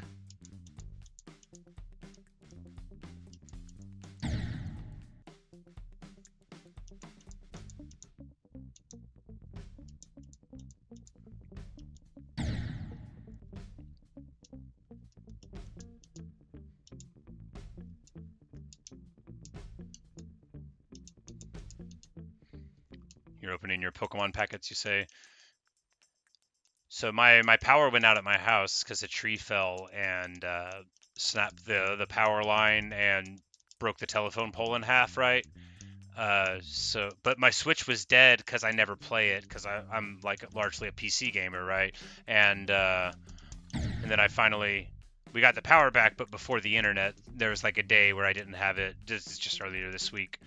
So I put on Pokemon Let's Go Eevee, and then I was like, oh wow, I remember why I didn't like this game. Because I'm a real Pokemon 151 guy, you know, like, because I'm old, right? So whenever I think of Pokemon, I think of Pokemon Red, the game that I personally got, you know, right around when it released and owned on the Game Boy. And then there's all these newfangled Pokemon with all these fake names and all these kids talking about, you know, steel types, and back in my day we only I'm just playing. I know that the Gen 1 was like deeply flawed, but you don't love things based on how perfect they are, right? I didn't need Pokemon to be a better game, so I just never bought any of the other ones.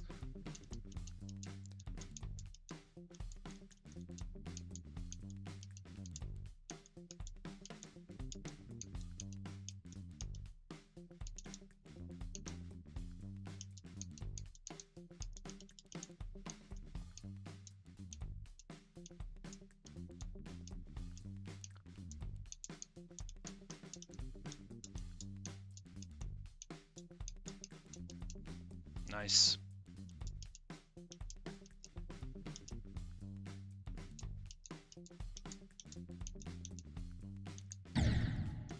No, not there. Are you joking?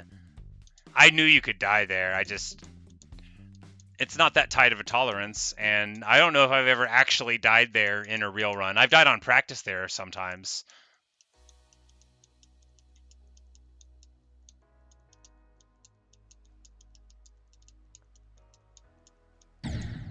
Terrible.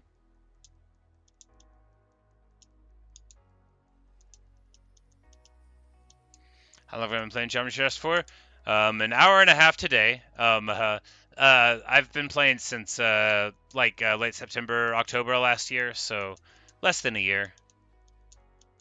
I forget the exact hour count because I didn't look on Steam. I don't think more than 150 hours. I would need to look.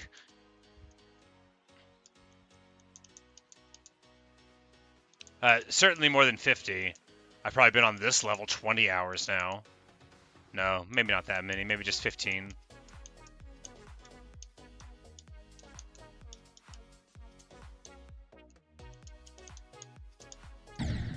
Terrible.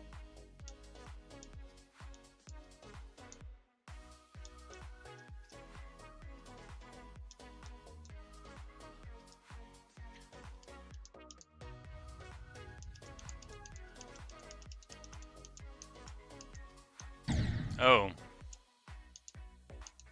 We bottomed out on that block, which pushed the nose up more. I thought we were just going to swoop up, but it actually went right into it.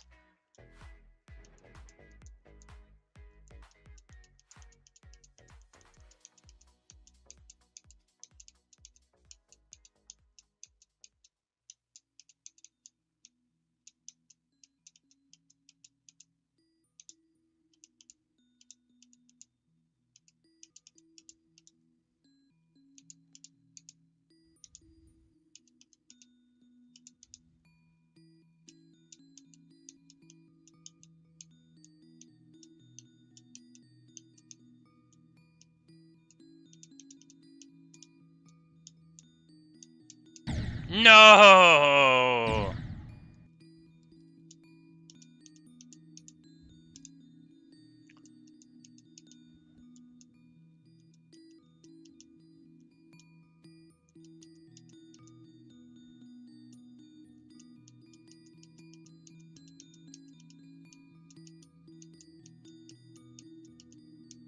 Yeah, Angelo, you're saying that those later generations no one asked for. Yeah, you know, I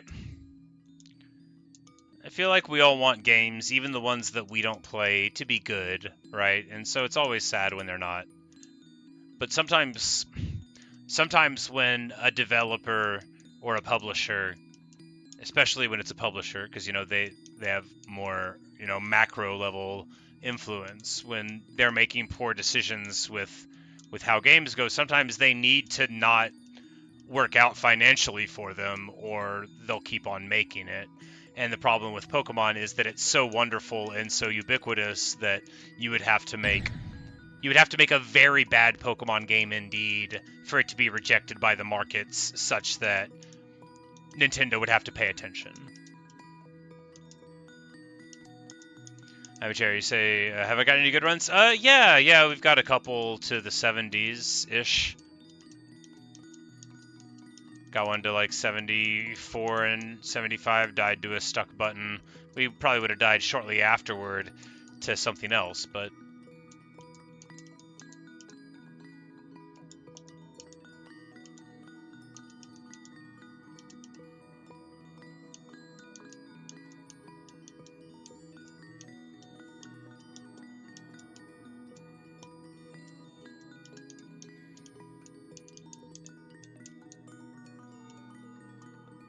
Not at all the normal path we would take on that mini wave, but hey, what are you gonna do? It worked out just fine and all the same.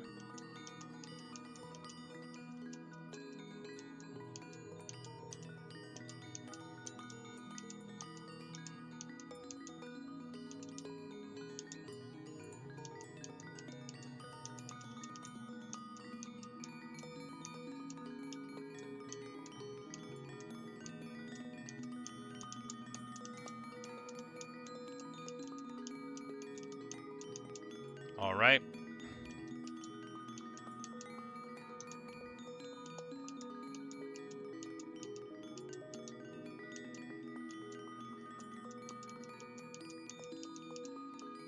And hold. Now time for the triplets. No, no, no, man!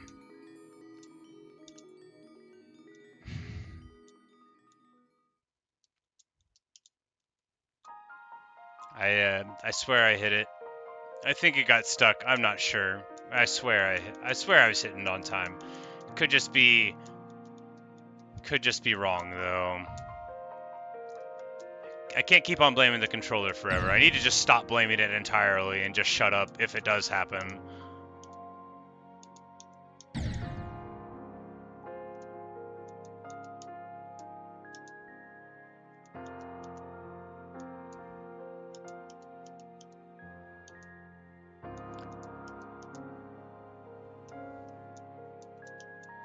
Yeah, Angelo, exactly. Every 3 or 4 years, you know, like, not Elder Scrolls rules, but every now and then. And then they can do remasters like normal, you know, which I believe they did. What was it, like Fire Red and all that? I didn't play the remasters of Gen 1. What's it called? Kanto is the region. I only know this because I talked to people who, you know, play the other ones. In my head, we just called it Pokemon World. No, I don't know. we just called it In Pokemon, and that was what the setting was. Have I heard of Terraria yet? Yeah, I played it on stream a few times. Is actually how I met Angelo here. I got really frustrated with the inventory and quit the game. Well, once I went to hard mode whenever I still sucked and was bad, and then I got frustrated and went back to normal. But then, yeah, I kept on not being able to find stuff in boxes, and just getting like really annoyed and anxious about the inventory management, so I stopped playing it. I totally want to play it again because it seemed like a wonderful game, but I just haven't picked it back up in many months.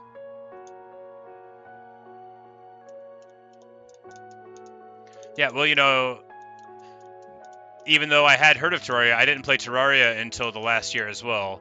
So for me, these are all good questions. Like, because I played Geometry Dash, Terraria, and Minecraft all in the last year. I didn't play Minecraft until, you know, June of last year. So even the best-selling single-player game of all time and I just met.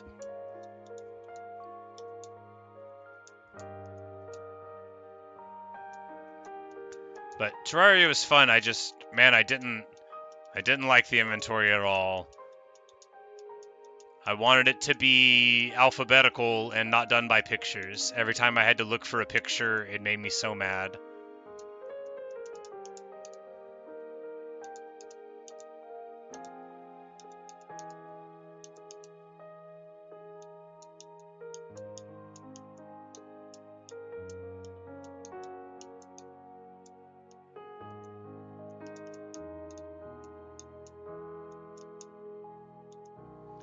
But I also, like, in games, I tend to be, like, a sort of self-directed guy, you know? Like, I don't want to do what I'm supposed to do. I want to figure stuff out. Like, I didn't cut a tree down in Terraria for several hours, right? I didn't realize you could cut down the ones behind me because I walked through them and I wasn't thinking of, you know, the way that the 2 dimensions would relate. So, like, that... I got a chest because I found it, you know, like I found wood to make stuff inside of chests that I found. That was my Terraria experience, you know. So, and as it was explained to me, it's a game that you sort of have to do the specific things in a specific order, and that is not by preference the way that I do stuff. I like to figure it out my own way. And if that doesn't work, I'll just put the game down if I'm not figuring out anything. I'm not gonna, like, look up how to do it right.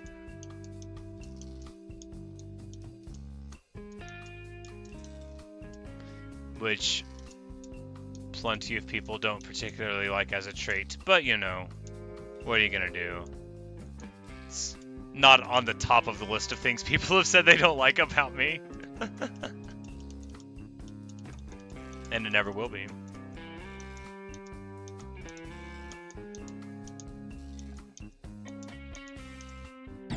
No!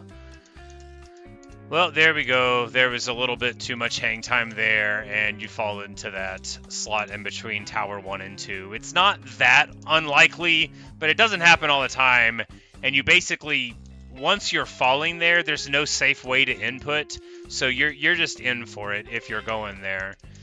Because you need to bonk your head, like, solidly on the top of Tower 1, or hit the deck of it, and there's a way to just slide right in between and perish, and that is, of course, what I elected for, which is excellent. Very good, smart, ideal. So glad that that is what I did.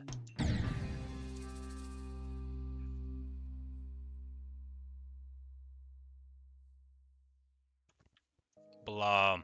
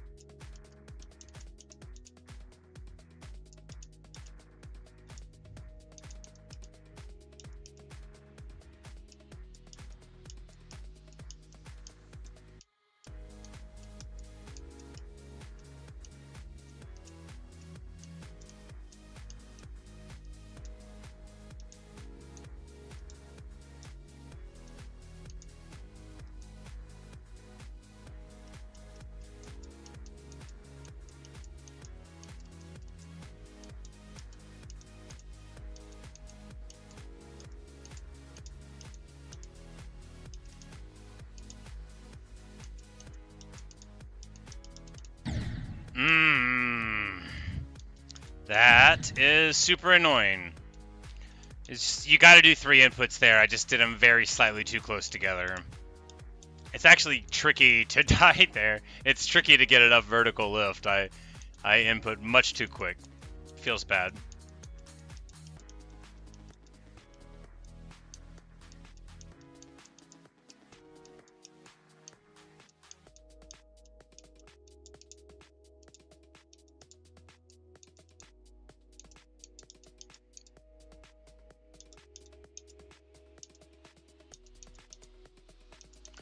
No matter how many times I die in that UFO section, I still think it's a brilliant section, and I really like it. It just, you know, it stings when it bites you, but it's still a good section. I thought we were going to get popped by the top. Ah! That's... I know the hitbox is there. I just also know that you physically can't see the hitbox there, and it made me think I wasn't going to hit it. Could have corrected out, but alas. How long have I been streaming this Death Moon? About an hour and 50 minutes today. Oh, I don't know how much total. 15 hours, something like that, maybe. It would be in the Geometry Dash playlist. You'd be able to add them up. I don't know off the top of my head. More than 6,100 attempts at the moment.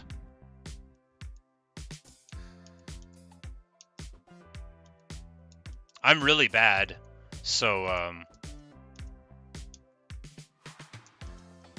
but I haven't played anything but Death Moon for like a month, probably. I mean, I've played other games, but in Geometry Dash, all I've done is Death Moon since late April,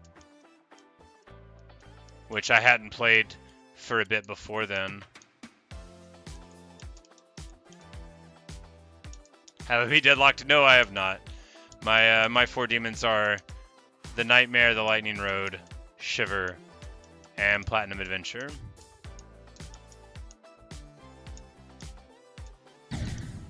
Ah, blah.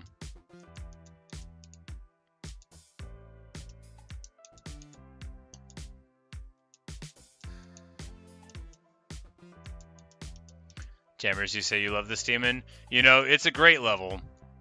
The fact that I can't beat it doesn't mean that it's a bad level. It just means that I'm a bad player, but that's okay. Because tenacity is better than talent. And determination's better than anything except luck. So we'll work for determination until we get lucky.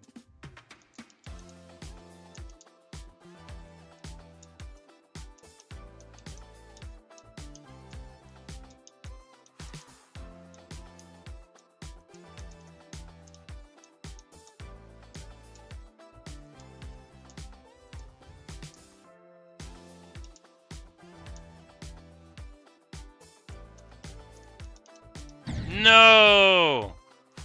It got stuck. I did not hold the button down that long. I didn't. I knew I said I was going to try to stop complaining about the inputs. I got another confession to make. I lied. I'm still going to complain.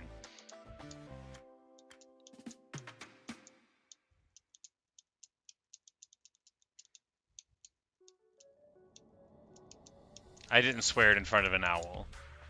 We've already established they're the only ones who can hold me to account. I crashed again.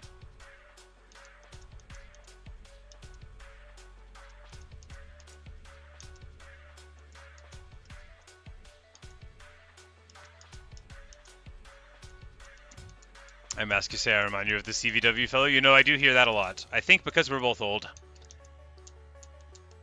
Everything I hear about him makes him sound like a nice and well-adjusted individual, so I'm sure we're not very much alike, he and I. But it's still nice to be compared to somebody famous, and I'll take it.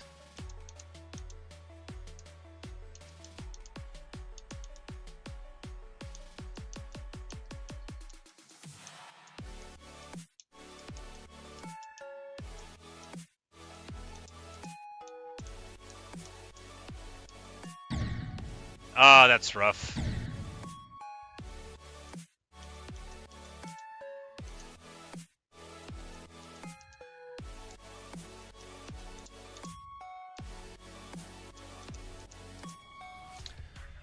He's bald as well, that's right. And he used the controller when he started out. Well, that's a ton of comparisons then, yeah.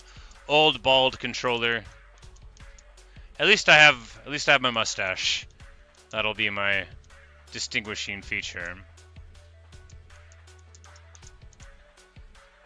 No, unfortunately, beneath the mustache is a man without a mustache. I just have to be careful to not accidentally murder my mustache again. Oh, that was terrible. People just looked at my face. They just looked right at it. All the time they would. I went into work, and people were just staring at me and smiling and stuff. And all these women were telling me how handsome I was. It was terrible. I needed my mustache back to protect me.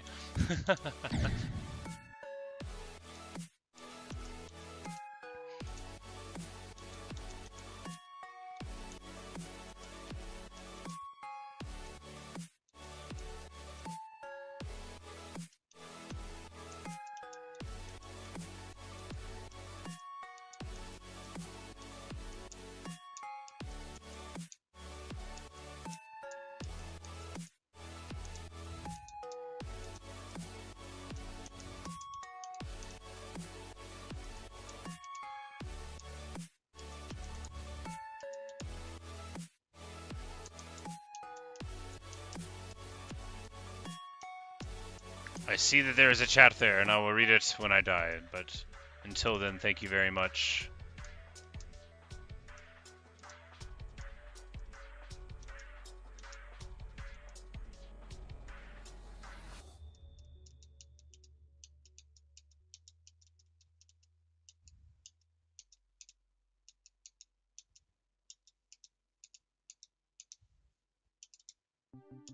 Alright, let's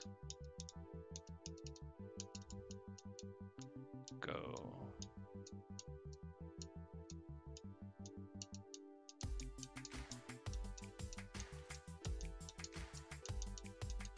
Alright.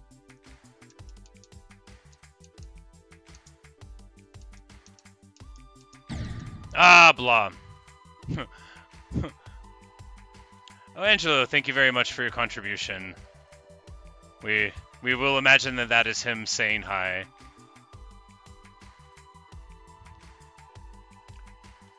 Angelo, it means a lot to me. I appreciate you.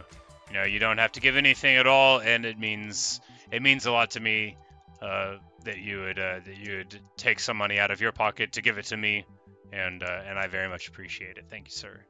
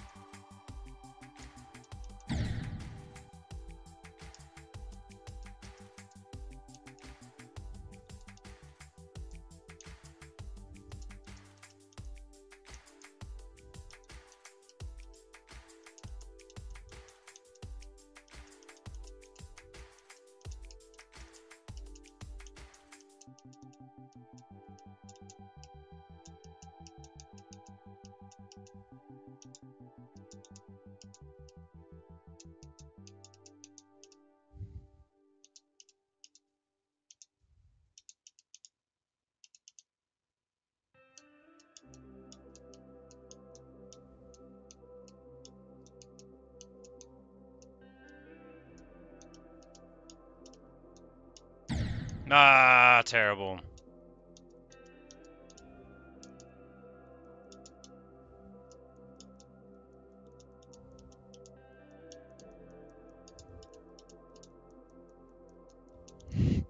Am I mooning to death? It sure feels that way sometimes.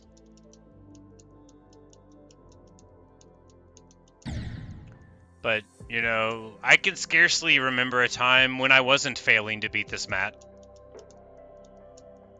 Sometimes I think I've always been here,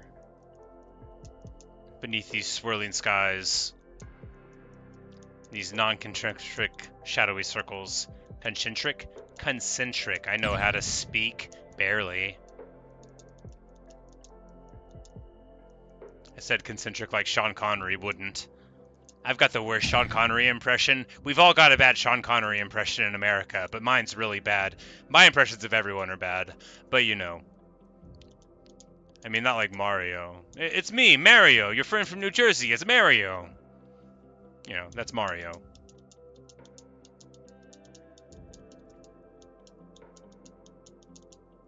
That's based off a guy that I knew from New Jersey in college. We just called him Jersey. He said the name Mario like Mario. That's the explanation for that amazing impression. I don't have too many that are that good, so better let that one marinate for a second. The core of it is pronouncing, you know, the word in a silly way, and not knowing how to speak as if I'm from New Jersey. For all I know, he had like a New York Italian accent. He sounded like all the Italians I knew in New York. Well, the Italian Americans. I didn't know any proper Italians. But I mean, like, you know, the person I was seeing in New York, you know, like her grandmother was like from Sicily, you know, but she didn't have much of an accent. But like all the other people at Sunday dinner, like they seemed like they were trying out for a Scorsese flick, and she would just roll their eyes at them all the time, which I thought was pretty funny. My great-grandparents on my father's side were from Italy, but I didn't know them. They immigrated in the 20s, early 20s, 1920s, that is to say, obviously. Not the 2020s. But anyway, all that's to say that that's why I know how to do such a good Italian impression.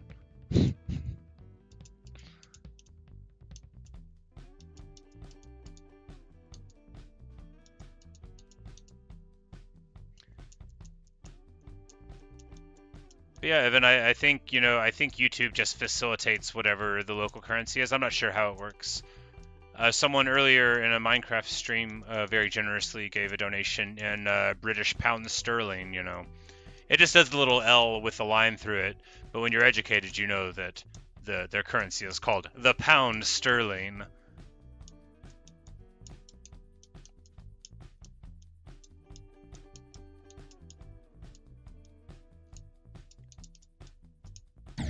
I died again.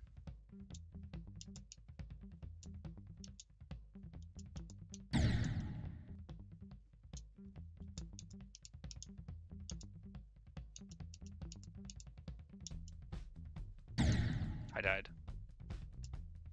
What other rhythm games have I played? Oh, none like that are new. I was I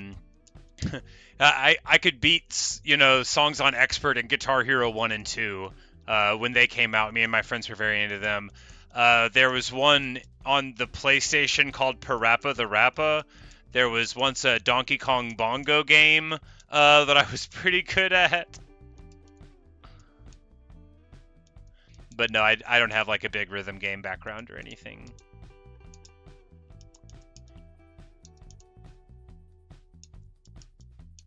Grew up playing platformers and RPGs were my great loves, you know, like I love the Mario games, and like I learned to read from Final Fantasy. And we had Dragon Warrior games on the NES also, and then like, you know, like Chrono Trigger and the Secret series and Shining Force, Suikoden, Breath of Fire. There's like a whole bunch of wonderful RPGs in the 16-bit era that I love, and the 32-bit era as well.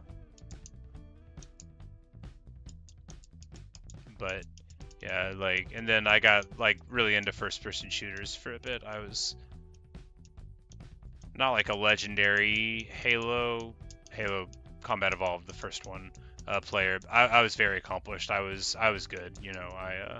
Me and my buddies, you know, won tournaments sometimes, not like MLG tournaments, but we also didn't go to them because we were in college and couldn't afford to travel and lived in Arkansas. But we won like all sorts of local and regional stuff once upon a time. But that was like that's the game that I was like best at, was Halo. You know, I was never good at any other game, good enough at any other game to like go to a place where they gave you $50 if you won and win it, you know.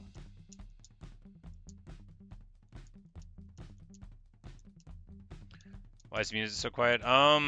It's probably just the song itself. So I have like the YouTube audio library. I can change the balance.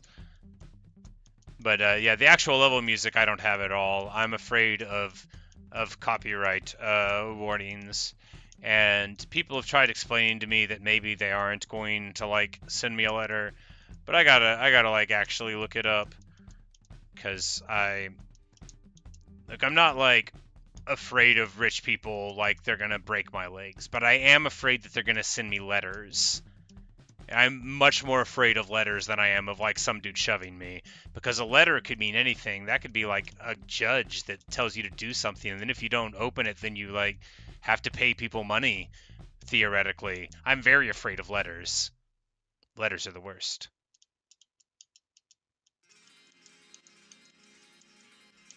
But I don't know how it works. Once upon a time, like 10 years ago, I got a copyright warning for this mod I was playing for Mountain Blade Warband for some of the music in it. So I just deleted the video and never played that mod again. But that's the only warning I've ever got. And like I said, I don't want to get them. I don't know if it matters.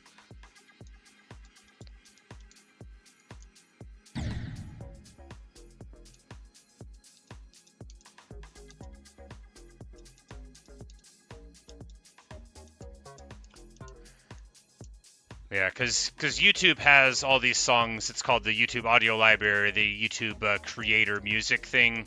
So all of this is like stuff that YouTube provides for everybody, and they can, you know, put them in their videos as they like, as long as they're, you know, just used for YouTube stuff. Which, like, sometimes if you're watching like video essays, you'll be like, hey, is this like that song from a Summoning Salt video? And it is, but that song's, you know, like available for everybody.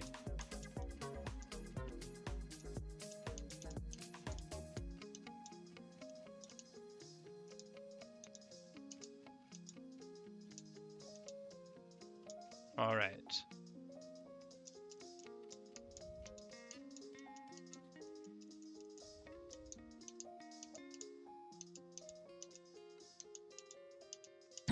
No! Are you joking? I can't believe that.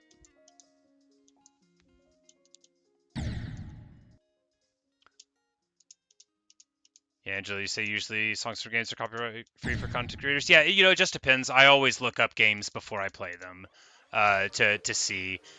So, like, I'll go to Reddit, and Reddit will be like, yeah, this game's fine, or it's not. And so, like, in Geometry Dash, people said, you can get claims from whatever thing. And, of course, like, you can use whatever song for a level, to my understanding. You can just basically put whatever there.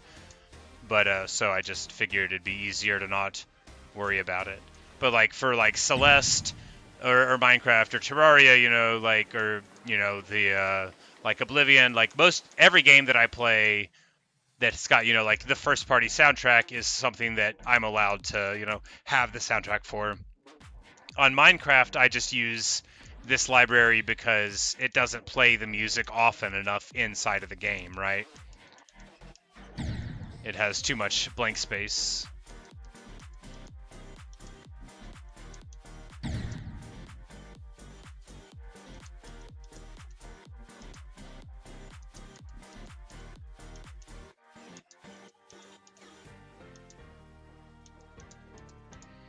Phoenix, you say you want to start off, but you want to try out a demon for your second level.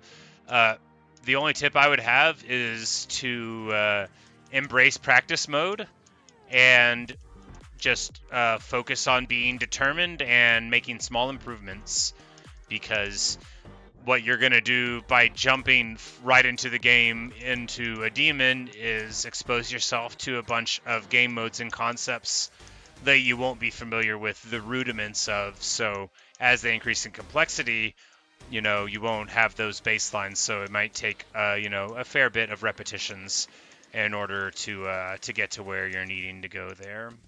But good luck with that. Some people are real good at this game. I'm not.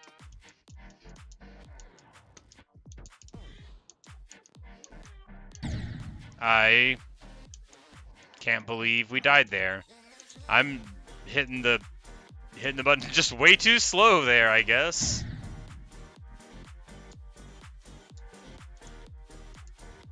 Yeah, Time Machine and Nightmare is much easier than a demon ought to be. Nightmare and Lightning Road both are easy compared to a demon, but that doesn't make them easy for a novice Geometry Dash player, right? I mean, I didn't beat a demon until I had played for 40 or 50 hours.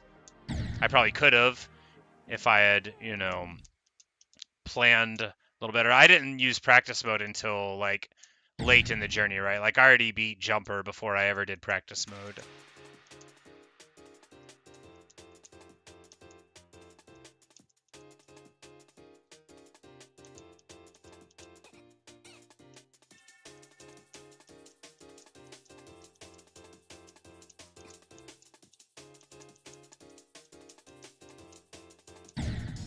Okay. Oh, you say you don't have it yet. You're just going to use sprint count. Oh, I see. Evan, I don't know. When I get tired or my hand goes numb, what music do I listen to? Oh, a lot of different stuff. So I don't even know how to summarize. You know how people say they listen to a bunch of genres? Well, I actually do. So my favorite metal band is Opeth. My favorite band in general is Ockerville River, and my second favorite band is the Mountain Goats. I was like an emo kid in high school and stuff. I'm 38, so this is before My Chemical Romance. So think bands like Alkaline Trio and Bright Eyes, Rilo Kiley, Cursive, all the stuff on Saddle Creek in that era was great. And you will know us by the Trail of Our Dead, From Autumn to Ashes, some of the more hardcore stuff, with the screeching and all that was cool. I love Coheed and Cambria. I love Radiohead. I've been listening to a lot of ABBA lately. I I love Ella Fitzgerald and Louis Armstrong. I'm a huge aficionado of classical guitar, specifically Andre Segovia, but I listen to, like a bunch of other people, and I listen to like modern classical guitar interpretations and stuff. My favorite classical composer is Rachmaninoff. My favorite rapper is the Notorious B.I.G. I have what I consider taste in raps. Like I like 90s stuff. Enter the 36 Chambers era. Like Wu-Tang and all of that. I love the Fugees.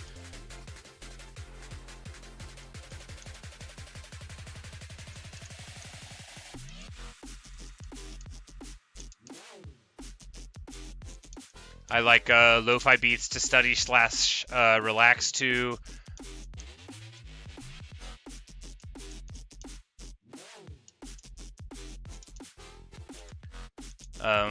There's this band called Death Cab for Cutie that I love. They've had a long career, and then like one of their spinoffs, The Postal Service, I listen to them a bunch. Yeah, I'm just gonna keep on listing bands. You've tripped one of the trap wires that just makes me list off all the things I like for a while. But no, I like tons of different kinds of music, and all the best parts of them.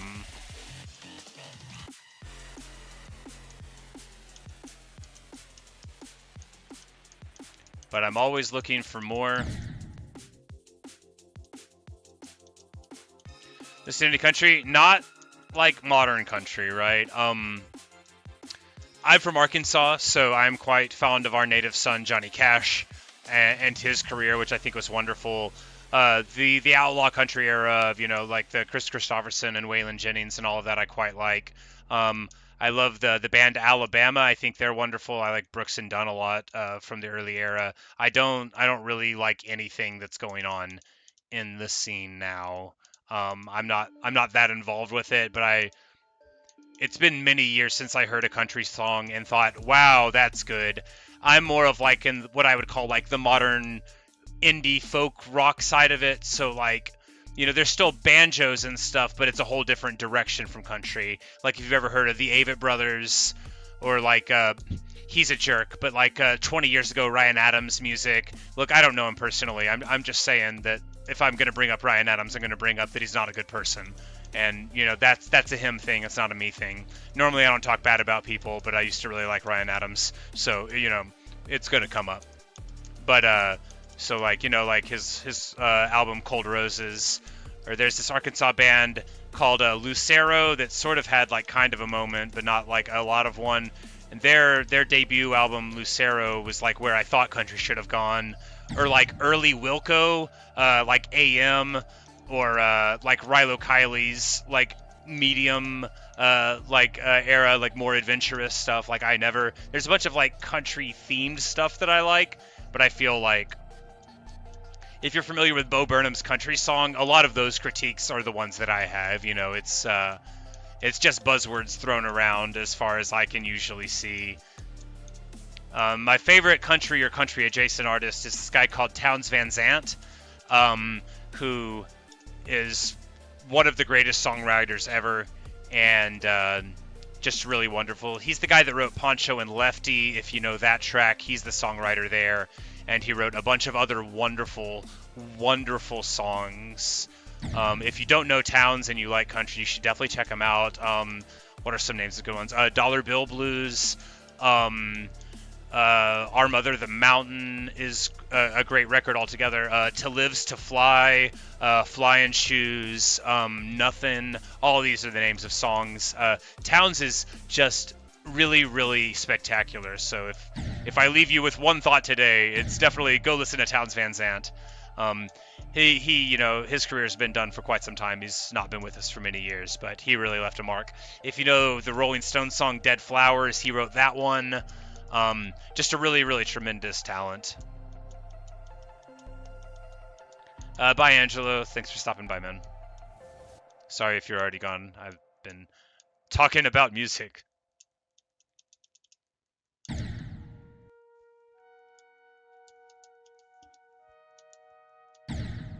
You love the Avett Brothers? Yeah, Pete, so you know what it's all about. In Townes? Yeah. But yeah, no, I first got into the Everett Brothers would have been when emotionalism was first happening, I think. So this would have been like 2010, but they really made a strong impression on me. And then there was the what's it called, the Gleam, the two EPs, the one that had like Yard Sale and When I Drink and that on it, and then the other one had like Murder in the City. Anyway, those were really strong.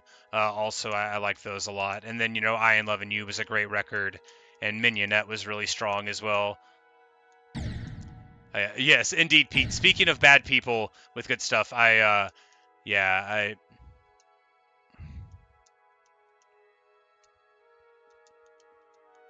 what yeah, yeah. What is there to say, right? I'm just despicable, deeply sad, and what a way to fall, you know. But anyway, I'm not gonna try to talk about it too much. Not least because it's sort of current evency, but also like it just yeah. Indeed, what a tremendous talent cast away on the altar of his own madness and ego, and of course, bigotry and hate. But anyway, that's all I've got to say about that. Travis Scott, I didn't listen to him tons. I remember when he played the Super Bowl, and I listened to a few of his songs, and I thought they were fine. I didn't like really get into him. There's not too many of the newer rappers that I love besides Kendrick, who is, look, it's not any hot take to acknowledge Kendrick as a tremendous, generational, transformative, all-time great talent, right? Even an old school '90s rap guy like me has him in the top 5. And it's not ranked, or he'd probably be edging at least Lauryn Hill down on the list to be above her. Just no, Kendrick's tremendous. There's this dude, I don't know how big he is, called Uncle Murda, and I really like his music actually. I think he's got like cool beats and stuff. And then there's what's his name, Vince Staples, a guy out of California who. I'm saying it like he's new. I think like 745 and North came out like 12 years ago. But anyway, in my head, those are new rappers, right?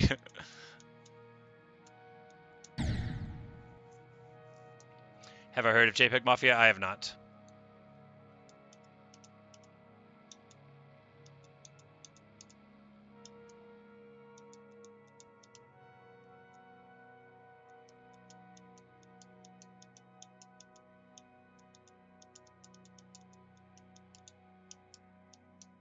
Ah, terrible. Indeed, Nightcat. Do I look like I can do Phobos? Look, guys, I've been here 6,000 times and counting. No, it's 6,200 or so. Oh, Run the Jewels. Run the Jewels is like that would be like the modern rap group that I like best. I think they're wonderful. And Death Grips is rap, right? Yeah, they're like a weird, aggressive lo-fi rap, but Death Grips is definitely rap. I love Death Grips also. I don't know if they're current either. It goes guillotine.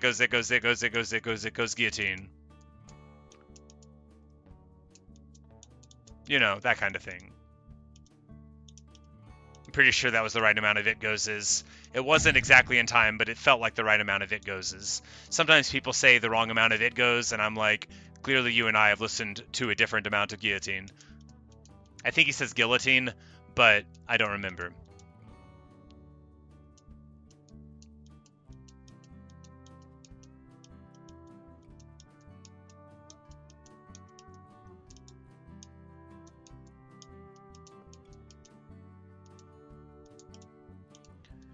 Plot Killer Mike, because you want the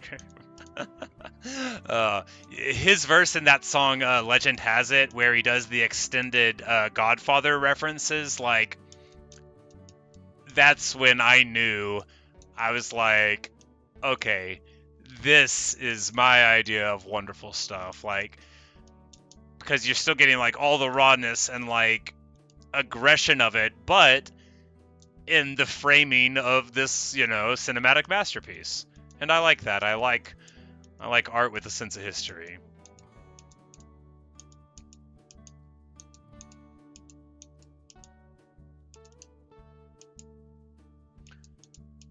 But I think it was RTJ3. I really liked that record.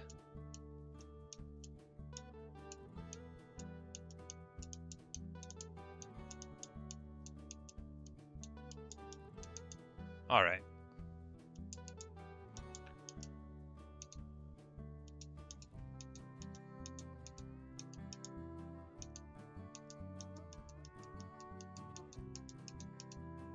No! What? I cannot believe I jumped too late there. I didn't even know you could jump too late there.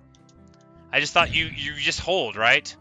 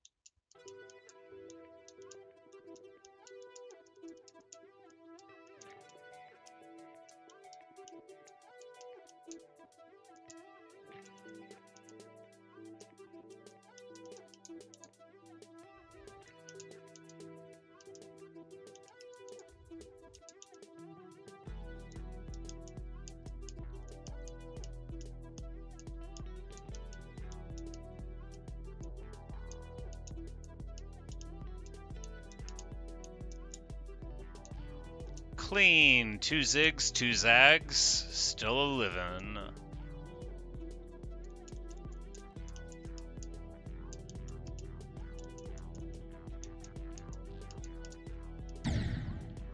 Are you kidding?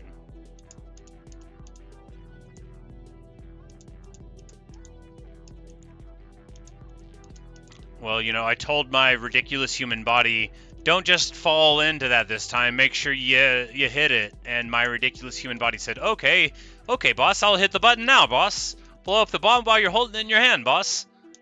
Anyway, poor Sir Green Blockington. Slain again for my incompetence. Will today be the final day? Will he finally cease his suffering? No. No, for existence is the source of suffering, Sir Green Blockington. And my desire to conquer this level is the vehicle through which you are going to experience the suffering of existence, Sir Green Blockington, until you or I reach enlightenment, whichever comes first. That would have been an uncanny time for the power to go out, but with my brand new telephone pole outside, it better not go out. No! Are you joking? I've never crashed there. I don't think I have, anyway. Apparently you can nose down just a little bit too far there.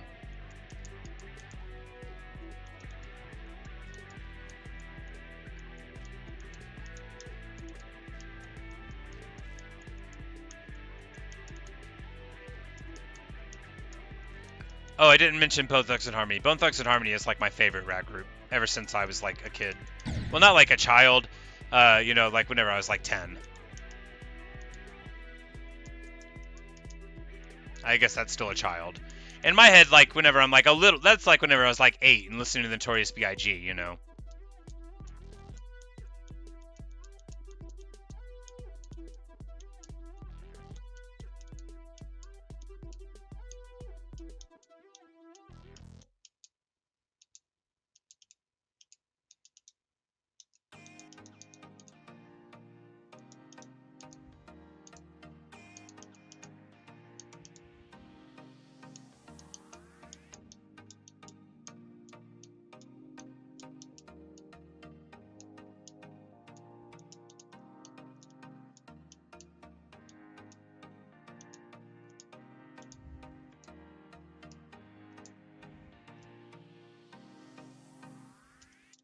Haley.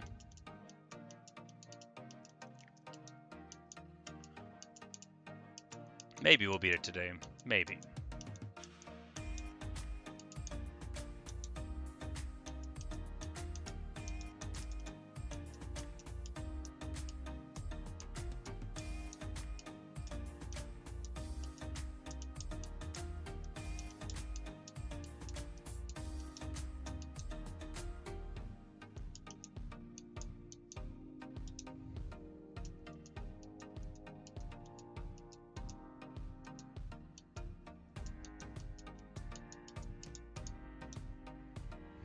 We just hold through here.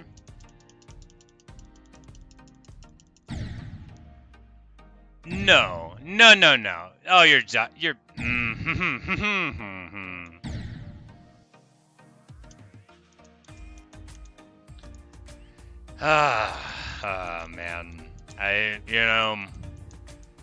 You can't hit input right when you get to the portal, or you lose it. And I just thought we were going fine. I thought it was fine. Clearly it wasn't. You could tell by the way I died, but right up until Sir Green Blockington shuffled off this mortal coil, I was so sure that it was going well.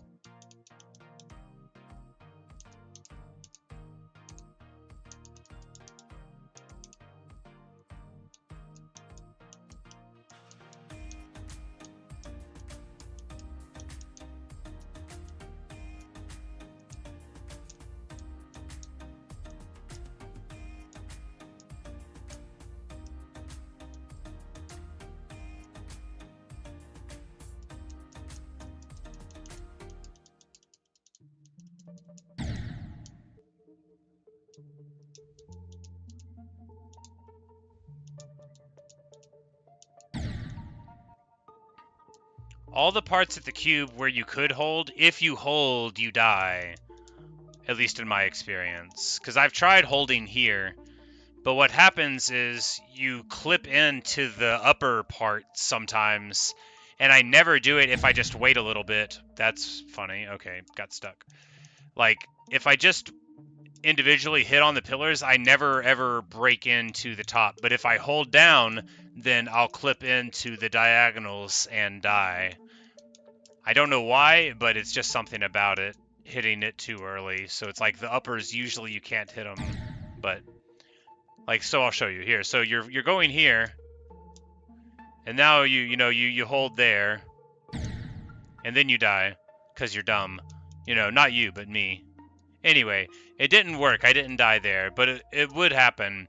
Look, I'm not trying to show off, but I have failed to beat this level like 6,300 times now, so I might know a little bit more about dying on it than you do.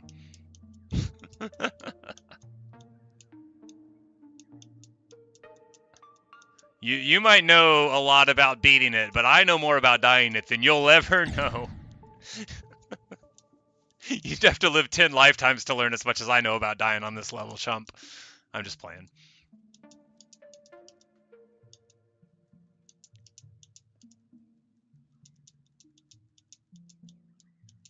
You've been Deathmoon like 10 times? Yeah, see? Anybody that beats Deathmoon that many times can never hope to die as much as I'm gonna die on it. You would accidentally do well. You'll never understand what I know about dying on this level. You're too good.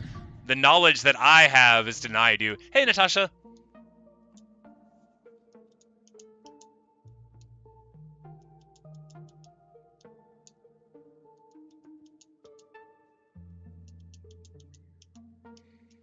People say that we have broken 1,000 subscribers earlier in the stream, so that's pretty exciting. I can't see the current count or anything from this stream, so I'll have to see what it is at the end. Hopefully no one will leave before I can screenshot it and show it to my friends and say, y'all thought I would never make it. You said, you're not cool enough to be popular. People don't want to listen to you talk. Nobody told me that. Everybody told me this was a great idea and that I would be the next, I don't know, Rammstein. That's a good band.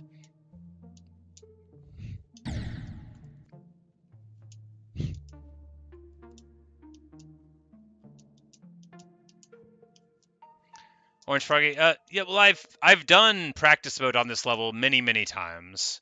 Like, before I started the stream, I did practice on the last ship section to the end, like 100 times.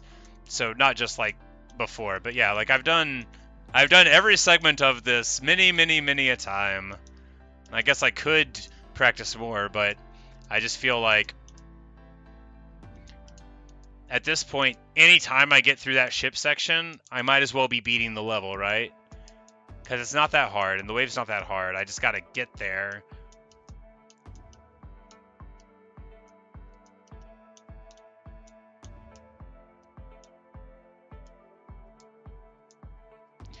Because while you see this person in front of you doing terrible, I've also not beaten this level 6,000 times. More than that now. So I have some experience with the end. I'm just not good enough to do it all at once.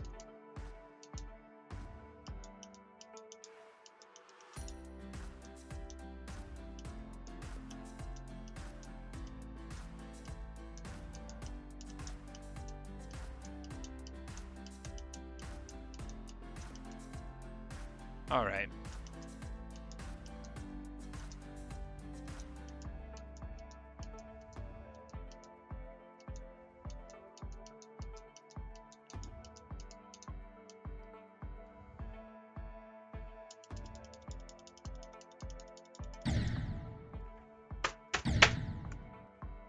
Man, too many inputs. Too fast. Amazing.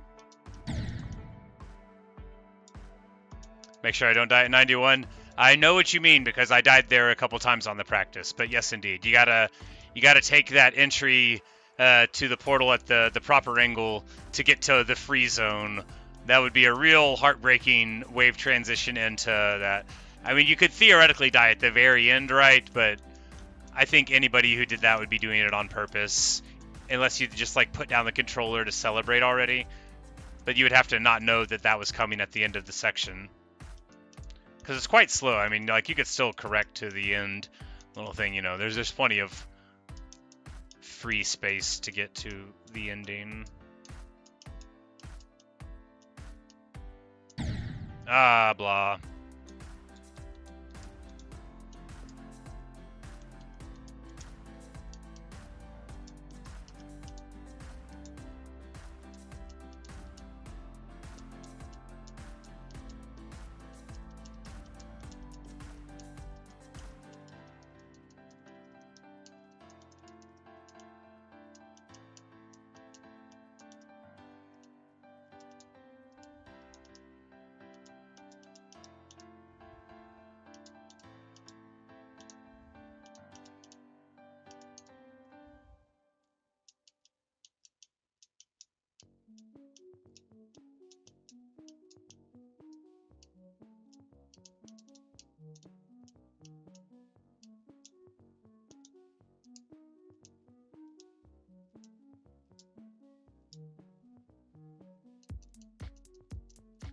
Yeah, anytime people recommend a level to me when I haven't asked for one, I assume they're trolling.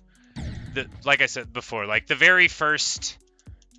first day I streamed this game, it might have been the second or the third, but very early on, when I couldn't beat, you know, the second or the third level for sure, someone was like, you should try Verdant Landscape. It'll be fun.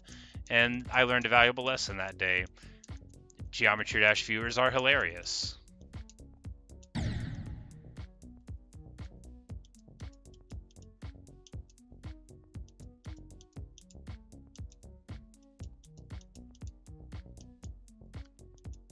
You say, Vivzrix, you say the new Swing Copter is the worst game mode. If that's the one that looks like a little escape pod, I literally have quit a level because it tried to make me learn what it did.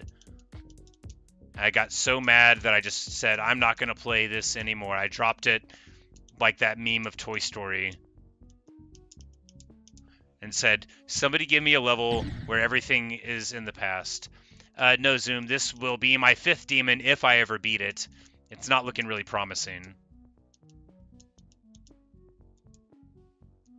I have beaten the Nightmare, the Lightning Road, Platinum Adventures, and Shiver, not in that order.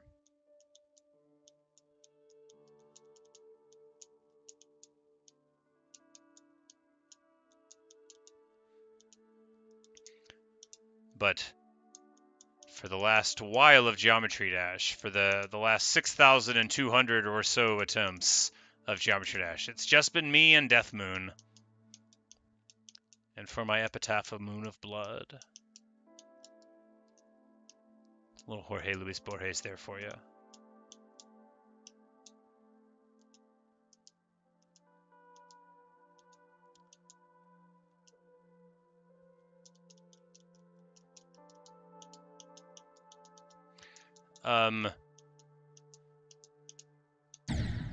Yeah, I'm more of a Les Miserables kind of guy than a King kind of guy, by preference. But my favorite level in the game is Clutterfunk. I think Clutterfunk is just like a really, really cool level. I love the ball game mode, and it's got like some cool sections of that. I really like the aesthetic of it. I like the fluffy looking cloud stuff going on in it, and just a really cool level. And on the recommendation of old Bouncy, who told me the music was really cool and not what I would expect, I did listen to it after I had beaten it. I was like, oh yeah, this is a great song. But yeah, so probably Clutterfunk is my favorite of the main levels.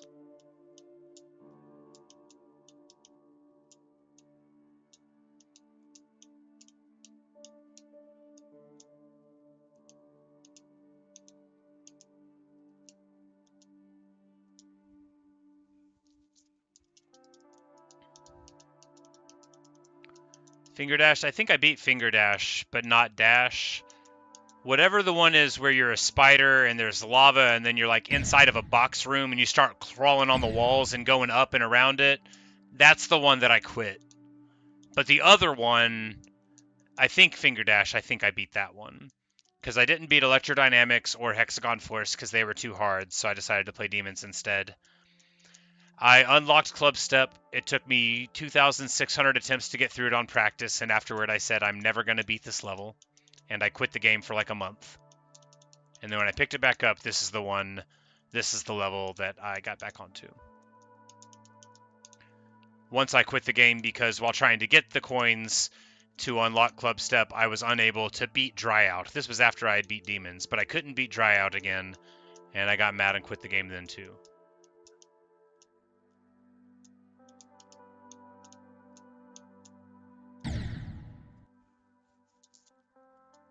This is not harder than Club Step, no way. First of all, there's no orbs in this. There were like a lot of orbs in Club Step, and there are no orbs in this.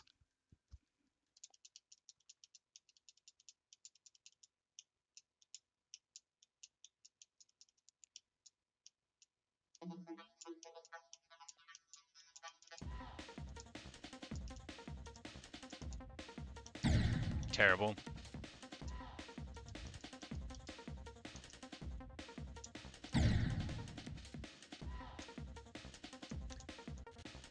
Well, whenever I was playing Death Moon on practice, I was like, I can do this. There were a couple rooms where I didn't get them, but then once I did, I was like, I can do it. After beating Club Step and while playing Club Step, I was never like, I can do this. It was always like, I can't.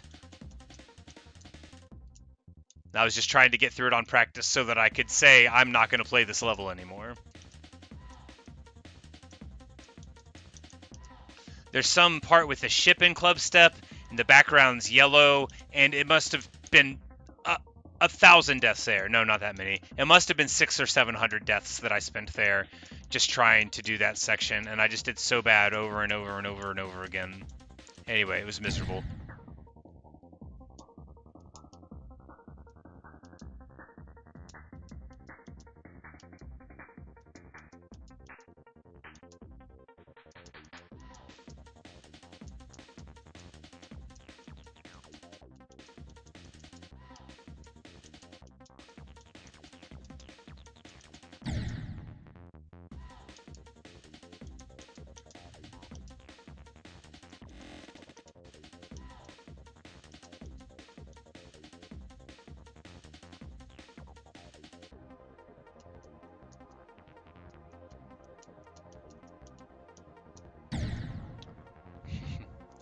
Well, Cheetos, thank you for your good luck wishes.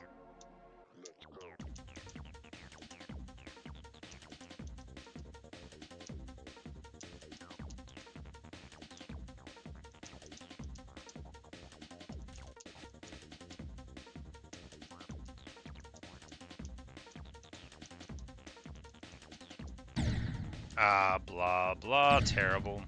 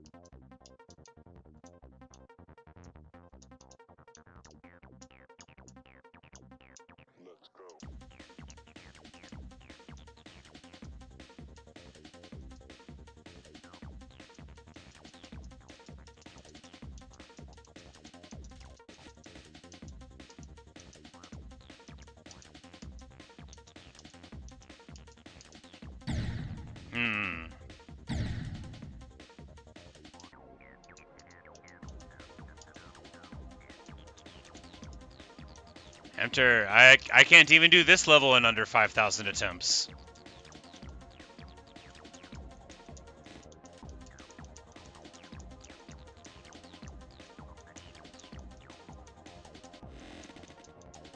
I crashed again.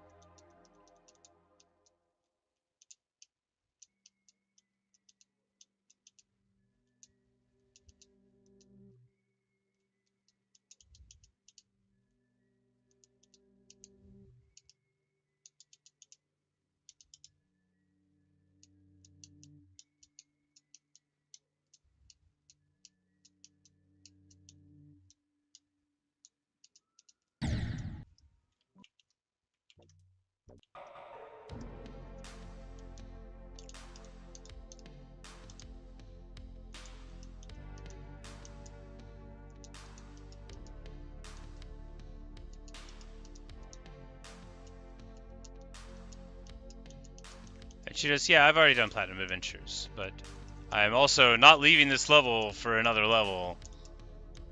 I will only leave this level if I beat it, or I quit, or my hands go numb, or I get tired, but not to play a different level.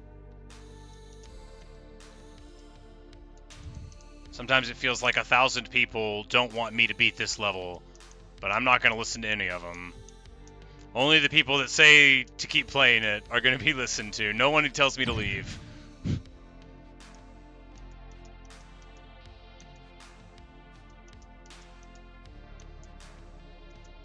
Yeah, Platinum Adventure was my 4th demon. It was quicker work than Shiver was.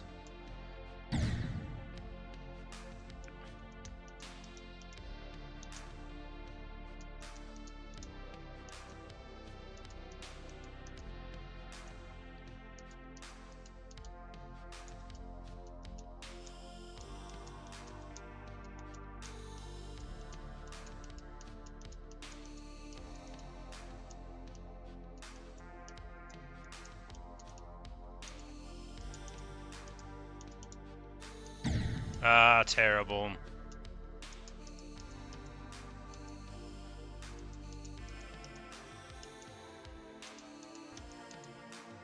You didn't like Shiver? I like Shiver. 30%'s a rough part.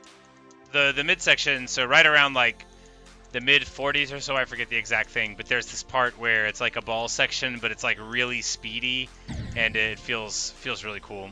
Terrible. B's the medium demon. A lot of people recommend it, and then a lot of people say it's too hard.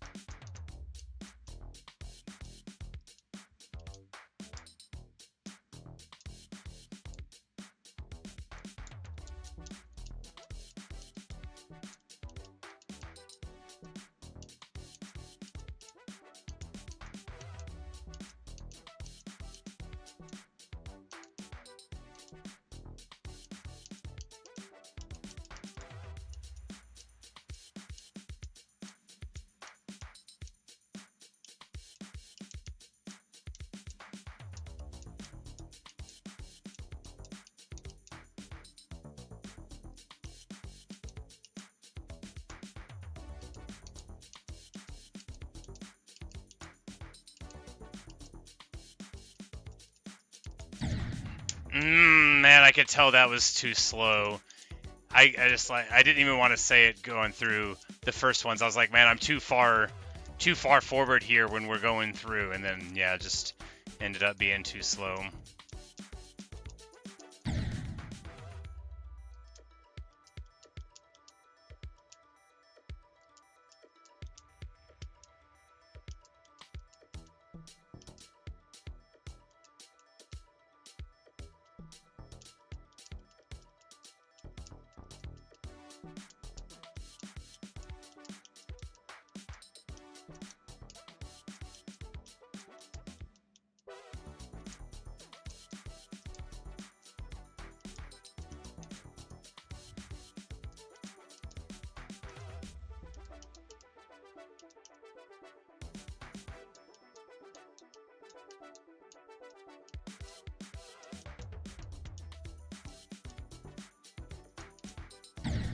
Man.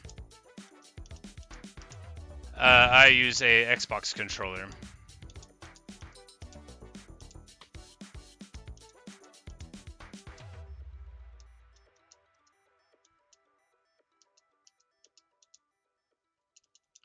Have we done runs on? Yeah, this is like 6,300 runs or so. I have done practice. I've done many attempts.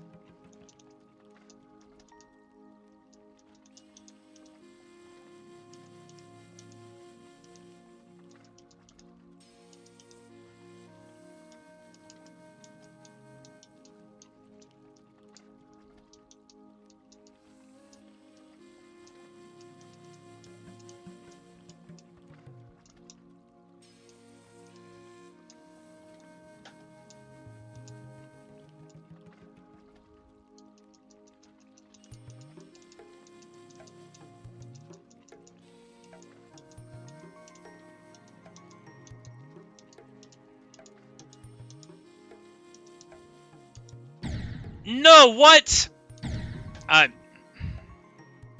That's so annoying. That's so annoying. There's this little section right there where, like, it doesn't look like you should be able to hit it. And if you're just going flat, then you can't hit it.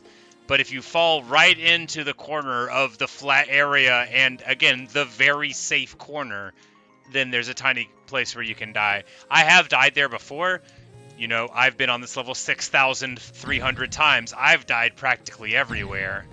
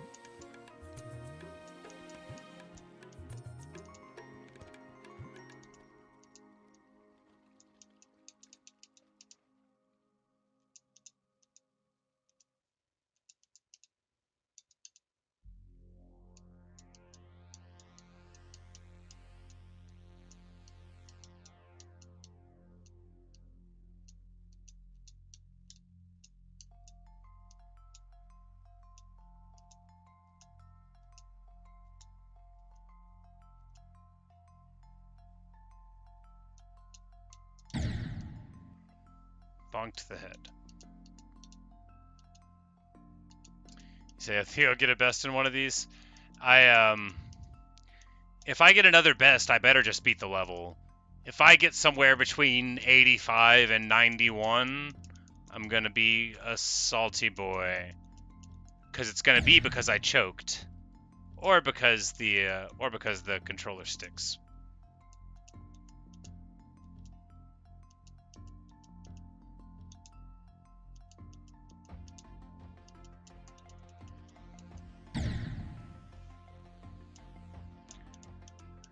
Stuck again.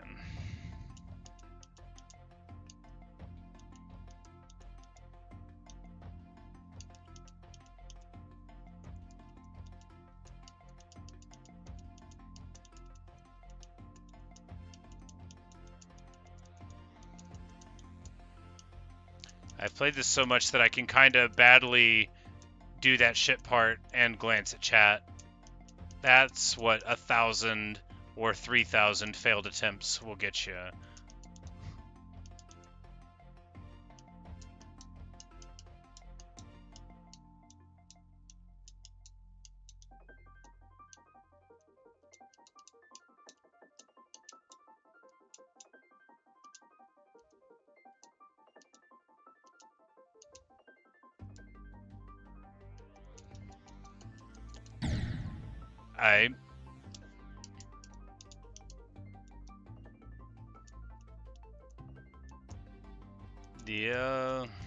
The first press didn't go in. I think this controller's actually dying. I wonder how many button presses they're rated for. 100k? It started getting noticeably worse after just like 20,000 button presses, right? And now that we're at like probably 65,000 or so, it's definitely more noticeable. I need to make my own single button Geometry Dash controller.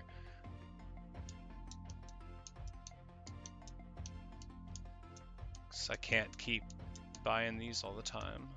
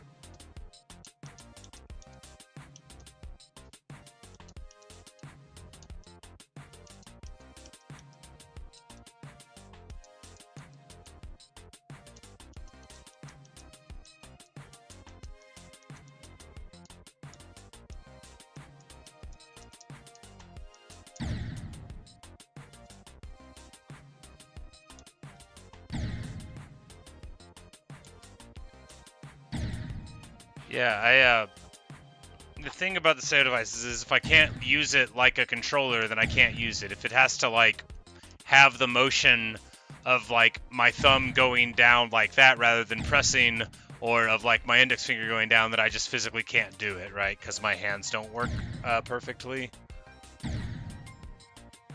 So anything that's very clicky, that requires like a lot of index finger motion or whatever, I just physically can't use. I mean, I can, it'll make my hand go numb very quick. So rather than streaming for 3 hours, I would stream for 3 minutes. Which is like, I can get like 5 minutes out of playing the mouse on a level like this in Geometry Dash.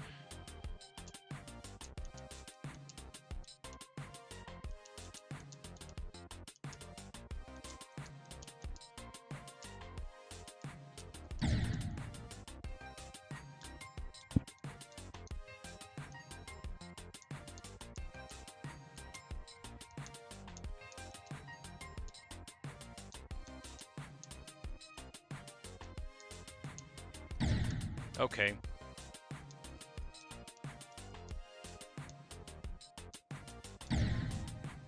Oh, man. It's not happening today, is it? No, I don't think it is.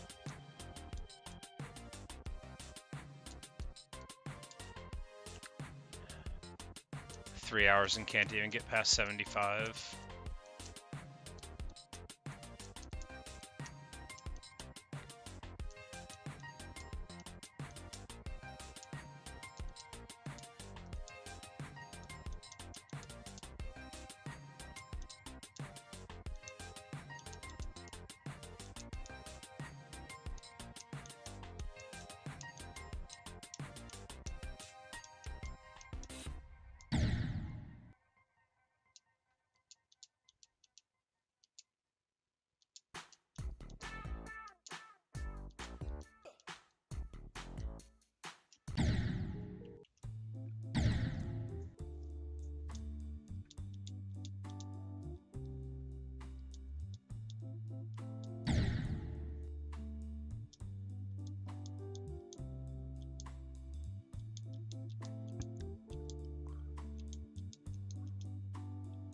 I guess, yeah, I could just look at, so my OBS is the same, so I can just play on a smaller screen looking here at the chat. I don't even need my real monitor. This is amazing. This is the future. Oh yeah, you know, it's actually a lot easier to play with it smaller, isn't it? Because the screen lines don't get as blurry. This is pretty funny. All right, yeah, we're just gonna play on my like the size of a telephone screen OBS thing now. No more real monitor. Only looking to the left. This is what I did in Minecraft Hardcore when I had to go through the end and like walking over the chasms was giving me anxiety. I just looked at it in a smaller screen and it was fine. No, because I don't know. I need to go to a doctor for my eyes because lights don't work the way exactly they should, I guess. But you see, to go to a doctor, you have to fill out forms. So I'll probably never go. I really hate filling out forms.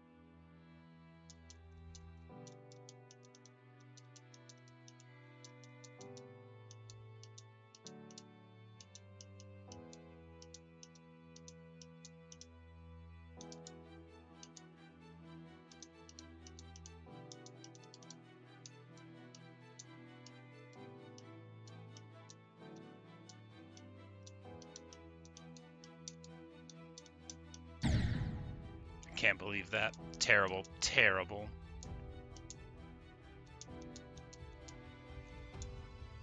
Just so bad.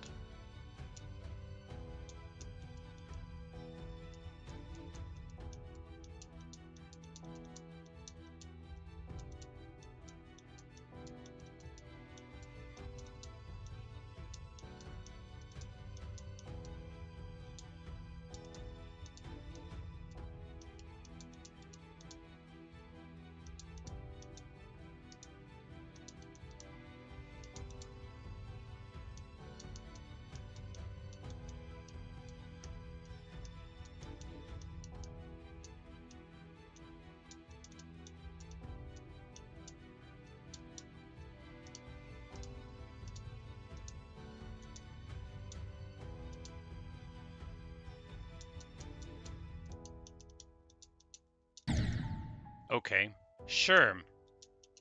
Sure.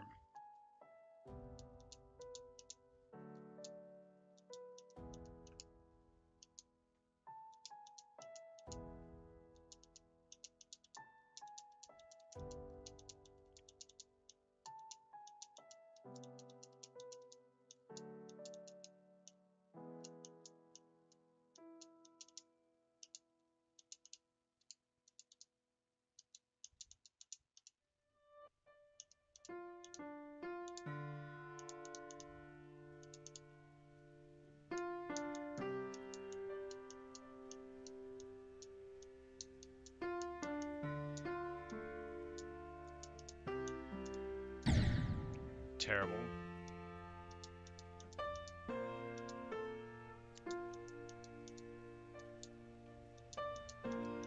Deathwind is an easy demon? Yes, it is.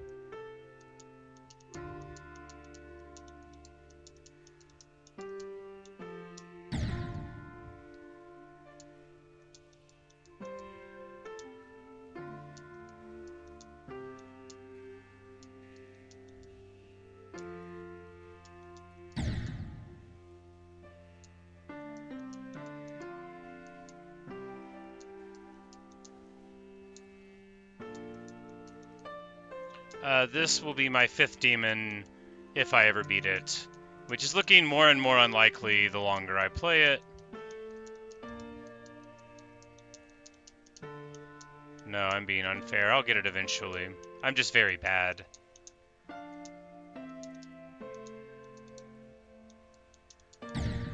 Terrible.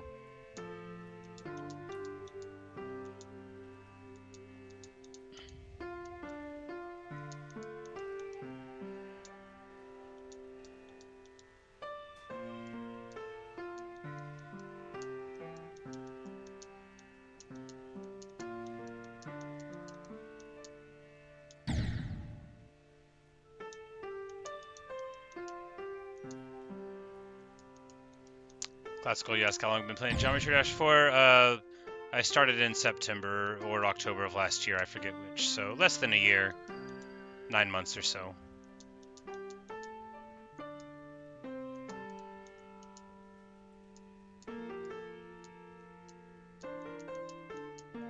And it's got, you say it might be my best to do another practice. Yeah, maybe. The thing is that after doing 3 hours of runs, if I turn off normal mode, I'm turning off the game, not going to go to practice again. That's absolutely not what's gonna happen. I'm not gonna do that. Practice is the beginning of a session, not the end. If I get to the point after, 500 runs where I don't think I can beat it today, I'm turning it off, not trying a thing that won't even let me beat it if I do it right. Because every single time I get to 40% could be a winning run. Why do I need to practice the end? That's not hard. I just need to not screw it up. I practiced it 100 times before I started the stream. Anyway, I'm sounding irritable not because your advice isn't good, but because I'm not going to take it, because I've been failing at this for hours. And, yeah, if I could go back in time, maybe I would have streamed less and practiced more.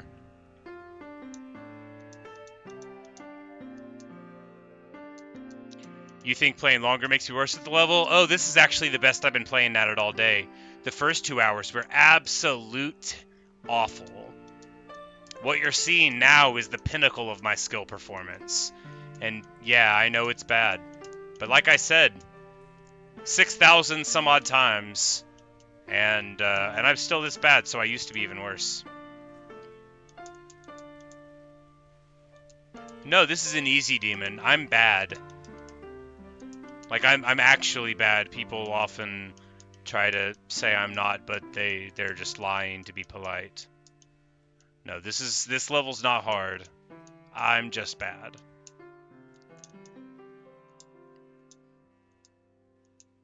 In fact, I couldn't even point you to a single place that I consider to be difficult.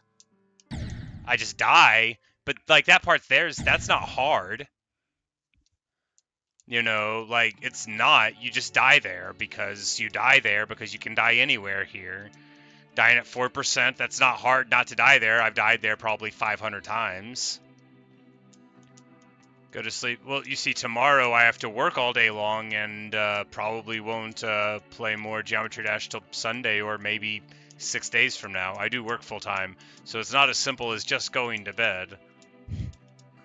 I don't really play Geometry Dash on days that I work because this game is incredibly tense and doesn't make me feel good about myself, which if I ever have to go out in public, I already feel very bad about myself.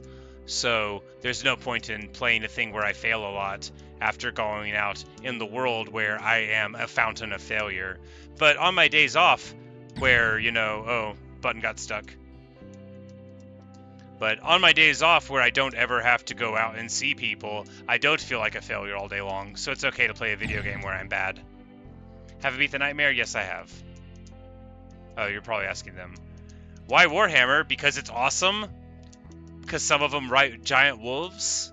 Because Warhammer Fantasy has, like, the dwarves keeping their grudges in a great big book that never gets them marked out until they avenge them? These are all good reasons why Warhammer. Who could forget the love of Vlad and Isabella von Karstein? These are good reasons why Warhammer. Also, welcome to the stream, why Warhammer. I love me some Warhammer. I collect Space Wolves, but I also have an Imperial Guard army and a small Gene Stealer cult contingent and a very small Dark Eldar thing that I got from some friends.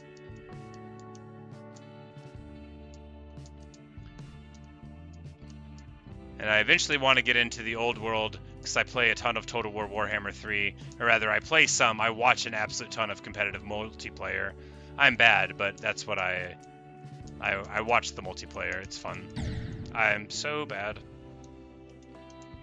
You do Death Guard and Ultramarine? Nice, nice. Death Guard's a super cool aesthetic. My, back years ago when, was it 8th edition? When the Death Guard got their refresh, and those boxes, me and my friend split some of those, so he started playing Death Guard and Chaos and stuff.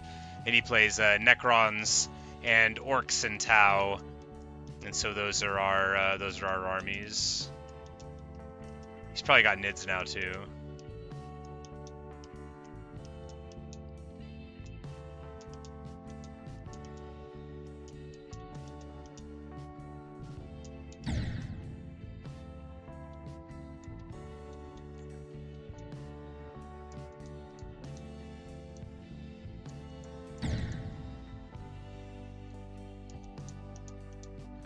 The parts beyond 50%, I can describe all of them out loud to you. So right at 50%, that's when you get like the blacked out screen with the cube where it slows down and you just got like a little bit of jumping around to do, and there's that one pinkish purple orb right that you got to do, and it's not too delicate. After that, you have the section for about 3% where you hold the cube the entire way through. After that, you have upside down and right side up triplets in the UFO for 4 sections. After that, you float up and you have the ship section. After that, it's the dual part with the wave, but you only have to pay attention to the bottom one.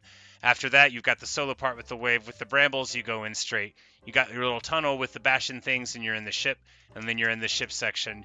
You've got the red section where you go down, bash against the first one, slide, go up a little bit. Then you're into the second one, the yellow one. You go underneath the first one, over the second two, under the fourth one, through there. And then you've got the vertical sort of incline, decline triangles in the next ship section, and then you've got a couple of sort of straight flying stuff. After that, it's just a little bit of wave fun, and then all you've got to do is not die there, and then you're there to the end. See, I don't need to practice it. I know what it looks like.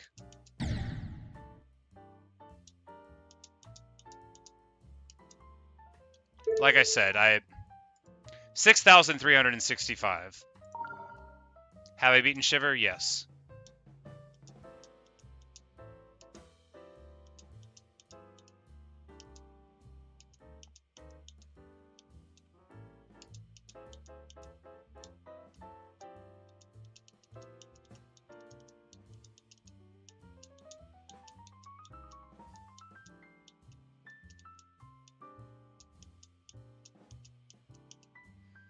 There's a song playing. It might just be too faint. I might need to change the audio balance. But no, the level song is not playing, has never played, and will never play. I don't actually know what it sounds like. People say it's helpful, but, you know, I don't play Geometry Dash with the level music. Because the developer has not sent an assurance to the internet that I won't get in trouble for doing it, and that is my standard for using video game music. I too. And barring that, I just don't use it.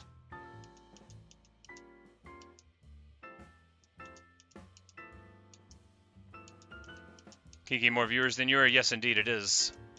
Quite a shocking amount, really.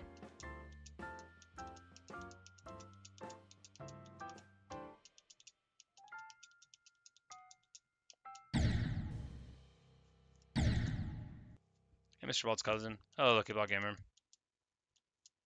You flipped it from 43? Oh, yeah. Well, you know, the level is sight readable. You know, that's the great benefit of it. You don't have to remember what's going on. Bye, Zelik. But yeah, good job on your completion there. Good stuff.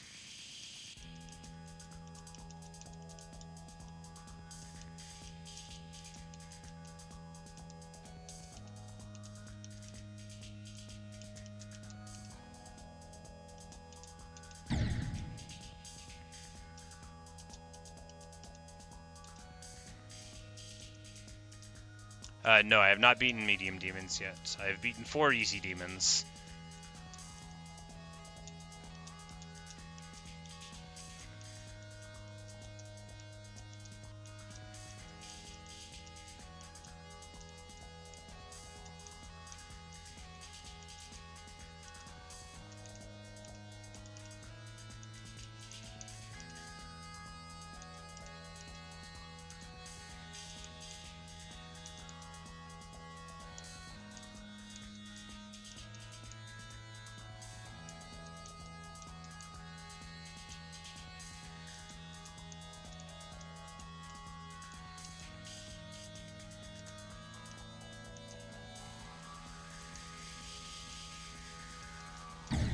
Oh, okay, well, I started pressing the button too early. Because you have to input while you're in the blank space or the ship gets, like, too far down, but you can also jump before you hit the blue one, so...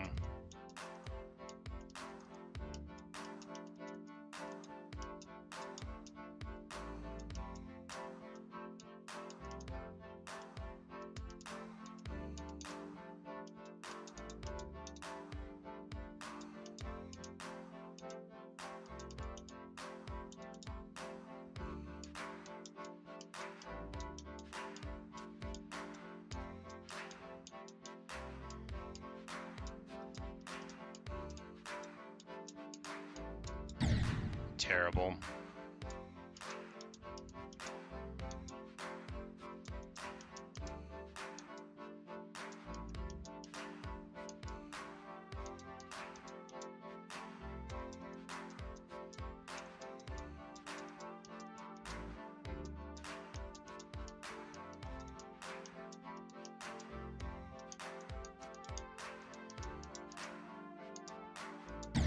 Terrible. What?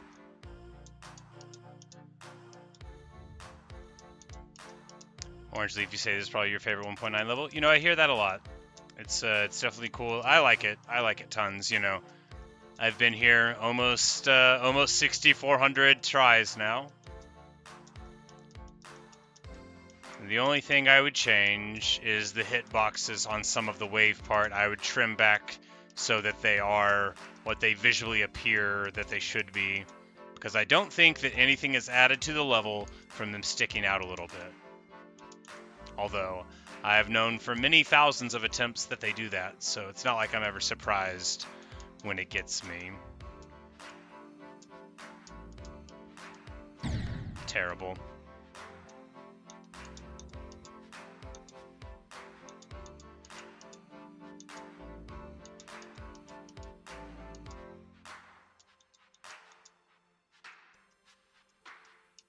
They stick out because we didn't have a hitbox viewer and he didn't know. I see.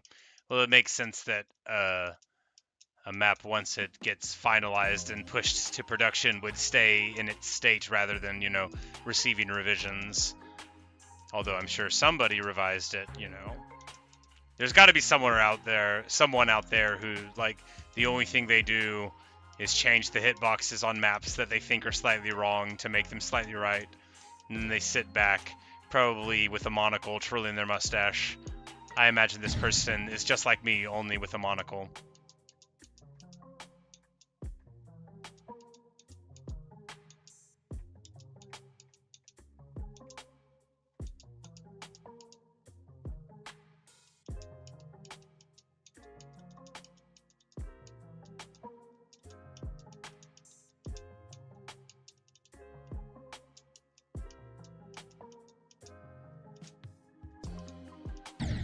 Okay.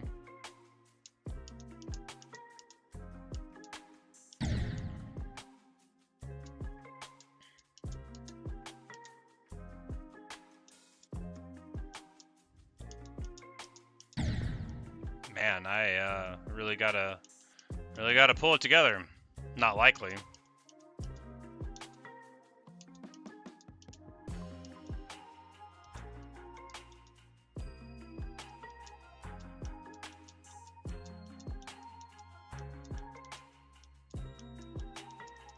I initially thought it was going to be like between like 3,000 and 4,000 attempts, but man, that number has come and gone, blown away, chaff in the wind.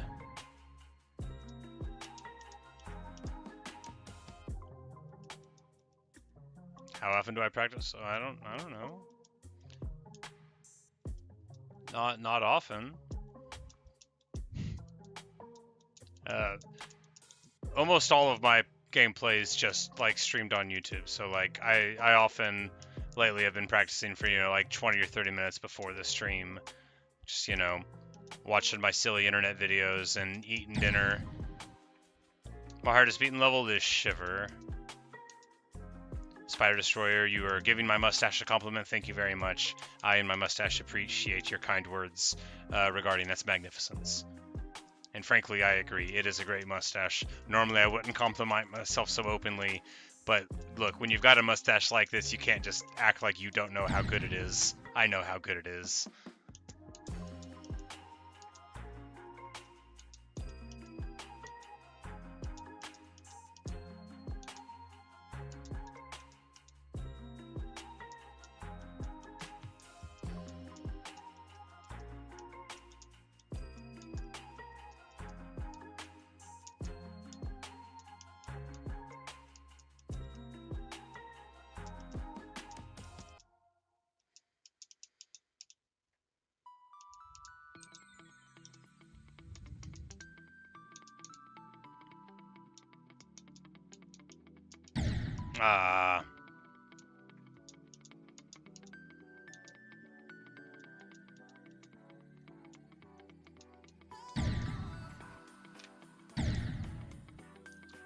Yes, I do play on controller. I play on an Xbox controller here.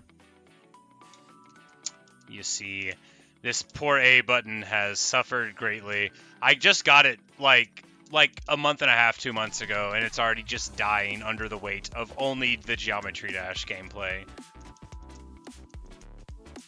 Something like, you know, 70,000 A presses already.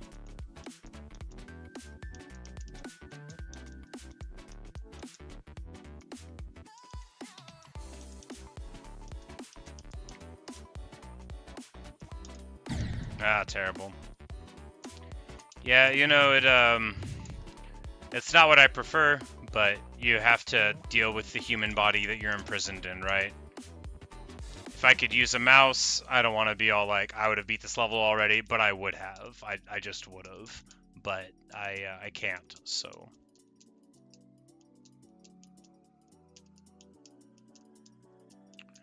So it doesn't matter if I would be better with a different input.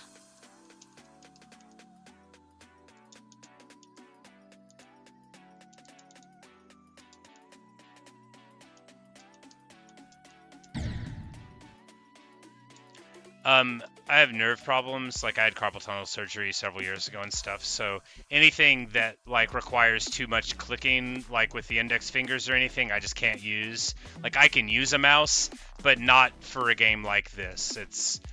Whenever I started playing it, I used the mouse whenever I was doing, you know, stereo madness and stuff, but it's so many less clicks per minute and all, so it was fine. But as I got more and more advanced levels, I stopped being able to use the mouse as an input and had to use the controller instead because my hand just went numb really fast. But yeah, the up arrow, it's just the wrong articulation for my thumb to use that, or like the space bar. So even though it's the thumb, it twists my wrist badly. So basically the A button press it's basically all I've got. I mean, I could use a different button on it, you know, and turn it a different direction. Like I could definitely hit the Y button instead. It might even be better. Ruin the whole controller. Get 4 times as many presses out of it.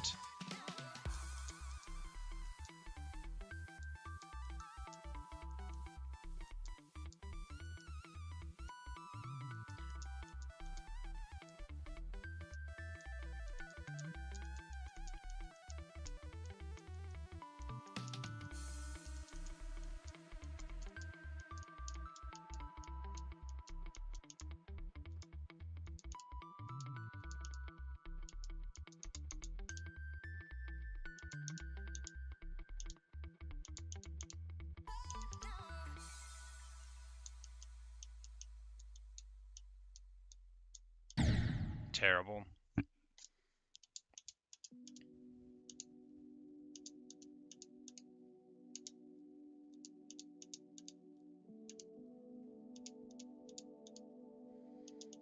Benjamin, you say the duel's so satisfying to pull off. Oh, for sure. You know, it took me a long time to get it down, but now it's like, you know, sure you die on it sometimes, but it just feels so satisfying because, like, that's a part, like, I assume I flew into the wall. I just assume I'm not going to die on it, right? I do really good on the duel section there. Which, again, I practiced it individually many hundreds of times to learn it. But I would say it's probably the section of the level I feel that I'm best at. There's several that I'm pretty good at, but that one, I think, the duel, which is funny now because I thought when I was first playing it, like, this is the single worst segment, but now, like, I'm very, very confident in it. Like, I feel sketchier about that room there just because you can get the timings a little bit off. Because here, I mean, you can't miss it, right? Once you know it.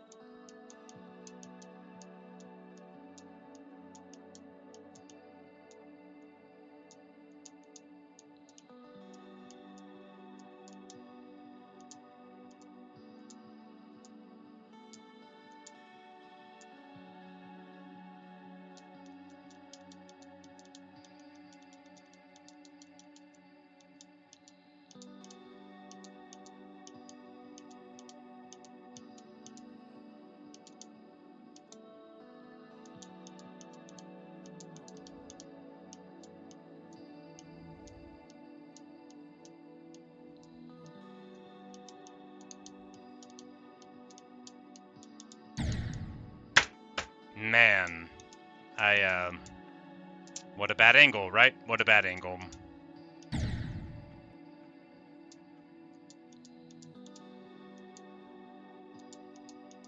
Hey, Banana. How are you?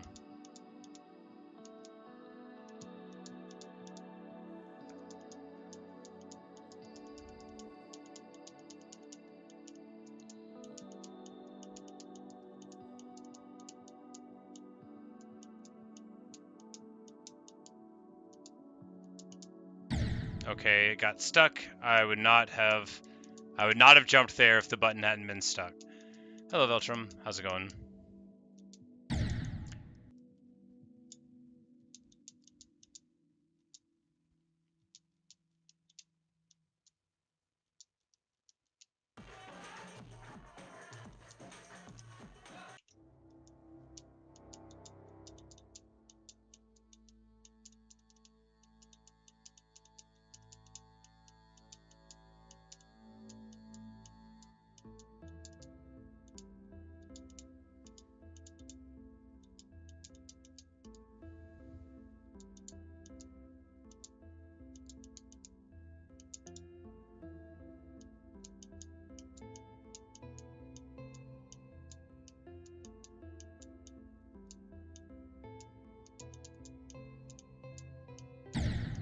Terrible.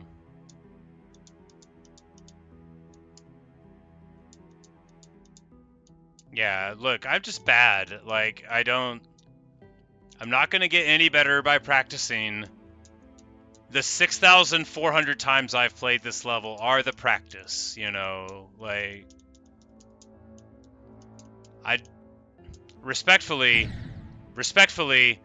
practicing the end of the level is not going to stop me from dying on 15% all the time, and that's what I gotta focus on, is not dying at the beginning. The end of the level will just work out. I gotta get there.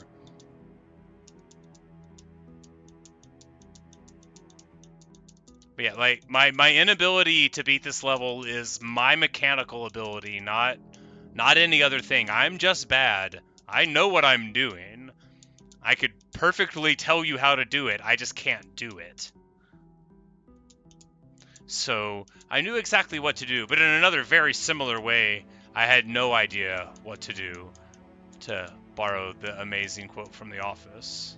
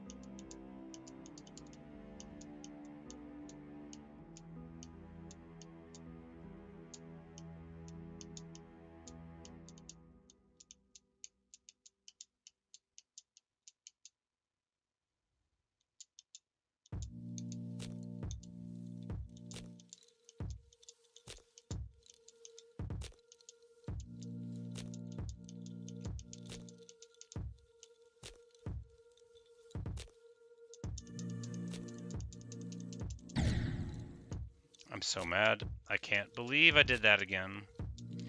And anyway, I've practiced that part like 500 times. I don't know how it works. I never got any better at it. I just try to hit it rhythmically, and sometimes I die there, and sometimes I don't. The first UFO, the one at like 35, 40%, I consider that like brilliant, really, really solid, really excellent design, even though it can be annoying. That second UFO section, the mini one that goes up and down in alternating currents, I consider to be very, very bad design. Probably the only genuinely badly designed part of the level. The hitboxes peeking out are just like, you know, that's more of a mistake, but I genuinely think that those upside down and right side up UFOs are just bad. They don't belong in a level like this. They belong in a much harder level. Because it's not at all clear by looking at it what you're supposed to do. And it's also not clear by playing at what you're supposed to do. So I just figure, don't die. I try to practice there, and then I end up just getting through to the end. And then I'm like, well, if I can do that, why not just play? And then I'll fail like 20 times, and then I get through to the end. Which makes me think, don't practice that, just play.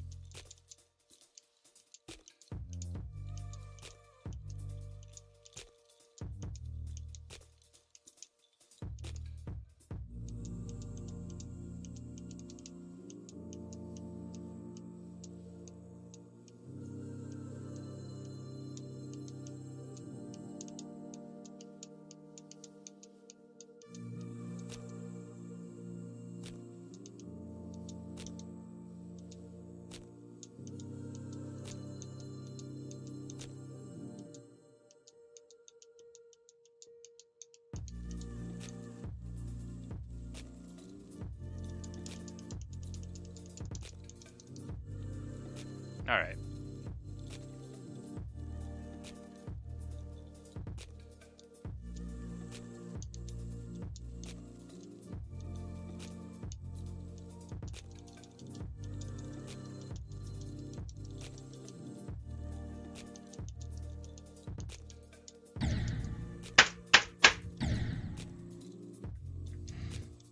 I swore I hit that portal. I swore I hit it. I didn't. Should have been fine. Terrible. Terrible.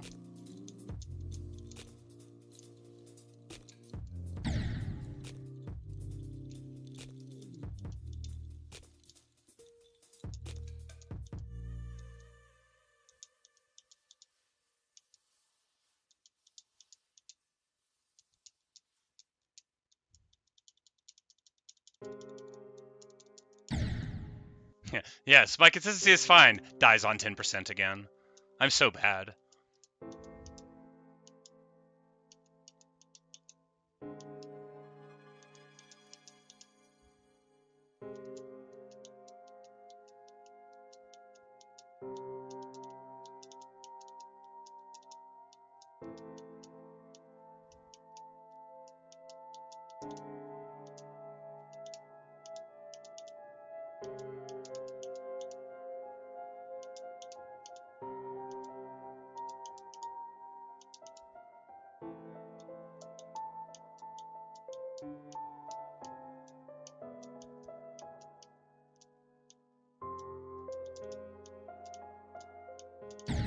Terrible.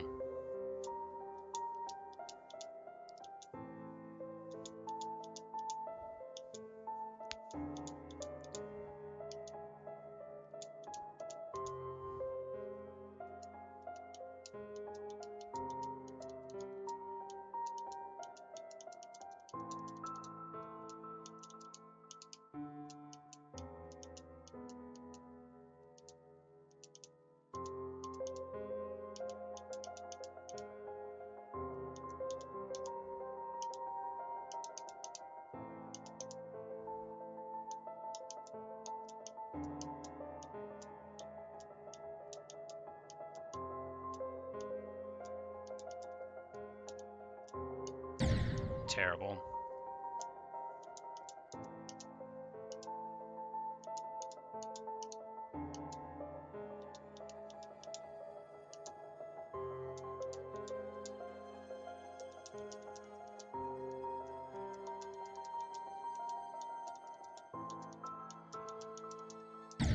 Terrible.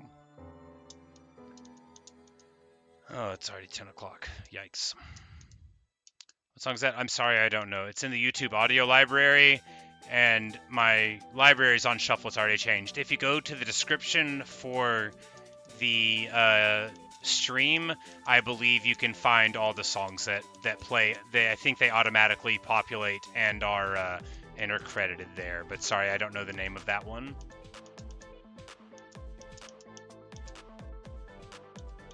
Like in the YouTube audio library, I basically just go through and find a song that I think sounds like it could be cool and click around a couple times and make sure it doesn't get too slow or have human voices in it, and then, you know, download it and put it in the thing. I have a 60 hertz monitor. It's a IPS panel. It's like a 5 millisecond or something. No, I have not been deadlocked.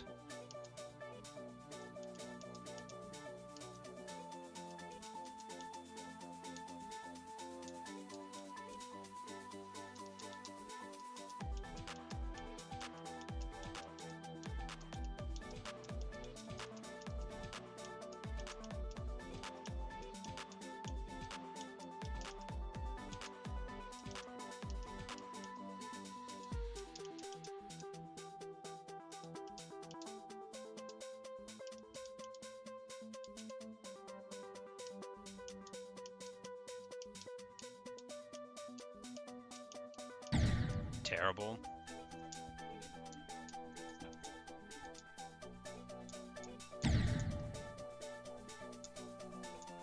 Yeah, I use the Xbox controller. I used to use like an old PS4 controller, but it broke, or rather, it wouldn't stay like plugged in, you know, like it was like corroding. I couldn't clean it up for the inputs to stay on, so I would like shift and it would come undone. And then it was also like the inputs like from the thumbstick and like the D-pad I felt were like kind of soft and crummy. It's like I was playing Celeste on it, and as soon as I got this new controller, like I started performing a lot better at Celeste, and it might have been because that controller was bad. It could have just been the confidence.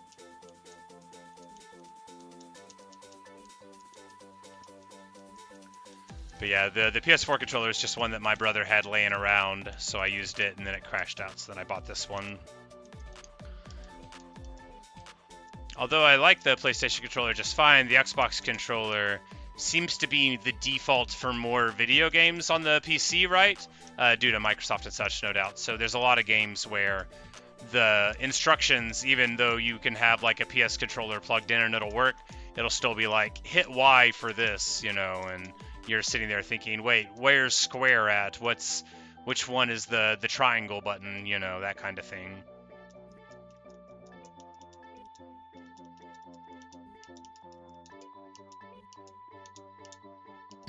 Ah, man, terrible.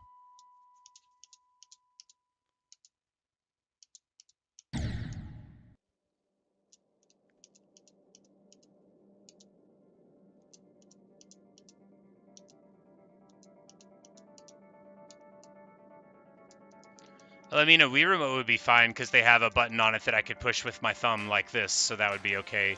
I don't know how sticky and clicky, you know, the button might be. You need a little bit of pushback for a Geometry Dash controller, right?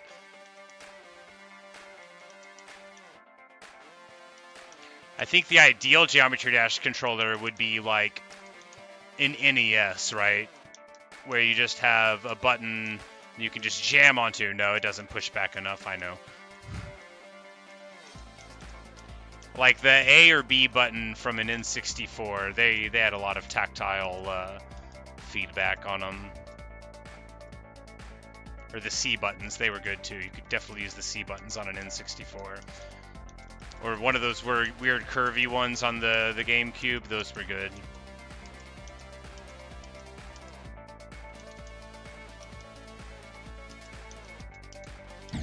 Terrible.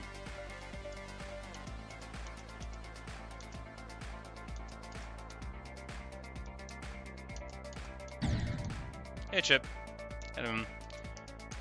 Yeah, still streaming. I have not given up today on this yet. I should. I should have given up a while ago. I'm so bad.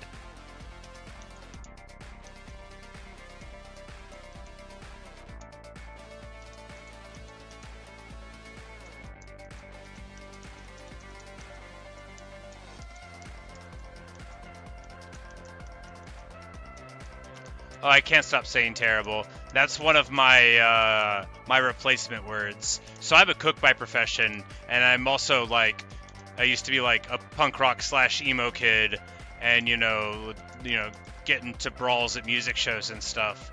So it's my natural order to curse like a lot. But what if my mother watched the video, right? So sometimes I say terrible, would I actually mean something far more expressive and colorful, but I try to restrain all of the fancy, you can't say this on network television stuff.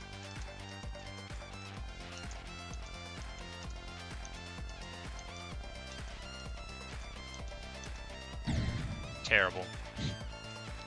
Yeah, I'm a line cook at a steakhouse. That is what I do for a living. It is my day off today, which is why I am, streaming during the night instead of sweating and getting burned and complaining a lot and saying, no, that's not good enough.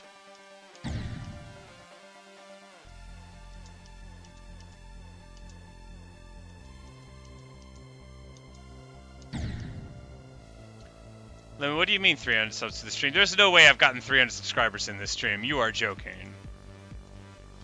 But I guess this is a lot. Oh yeah, it's a lot of people that have been here. Hey Bouncy, how's it going? Yeah, we actually didn't get the 85 in this run. It was yesterday's. But we've been getting some good stuff going on. Nightcat, you said you only clicked as a death move. A lot of people prefer the level. It's a classic. Everybody says they like it, so I'm just, it's cool that so many people are coming by to say hello. I actually have gotten 300 subs to the stream. That is craziness. Look, a year ago, whenever I started streaming again, I had like 300 from my first 10 years on YouTube. I'm at 1K subs now. Yeah. That's not 300 in the stream. That's like 30. I was at 980 before this stream. 300 subs. You guys are making me feel all weird. But yeah, that's thank you for the congratulations. I very much accept them. It feels very cool. Very cool indeed.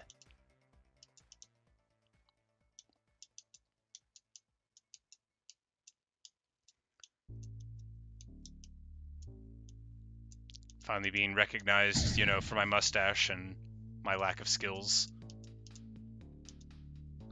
Although the mustache drew you in, you see, it's my trademark.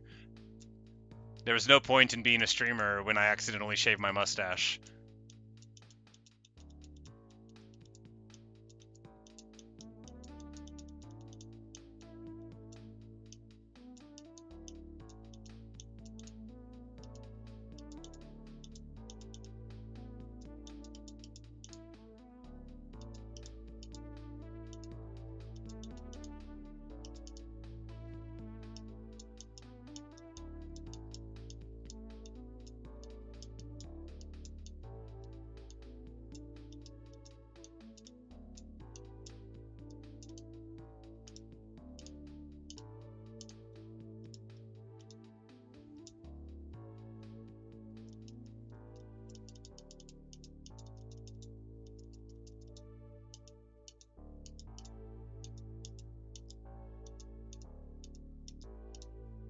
No, oh man, I felt it. I was like, no, that's too much hanging in the air.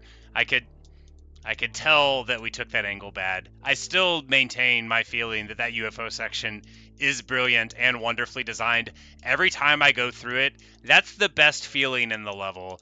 I mean, getting the duel down, sure, that's good. But that UFO, when you're clicking it and it's just right, it's like you feel like it's on a string and you're just gently popping it along. It feels so satisfying to hit it. Not great to fail, but every time it feels good, that UFO section does. And every time I die on it, I blame myself and not the beautiful design there. It's the next UFO section I hate.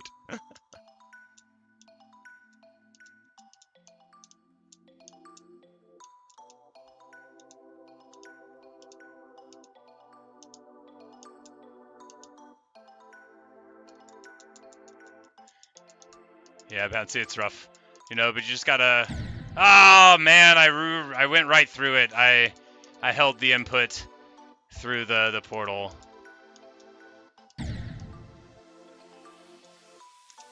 No, Papaya, I do not play with the song. I'm listening to the same music that's playing in the background for y'all. It's just probably louder for me. I believe it's louder. Yeah, I guess there's probably some way where I can listen to the song and then I have like the background music that's different for y'all, but look, I hope nothing I've ever done here gives you the impression that I know what I'm doing here.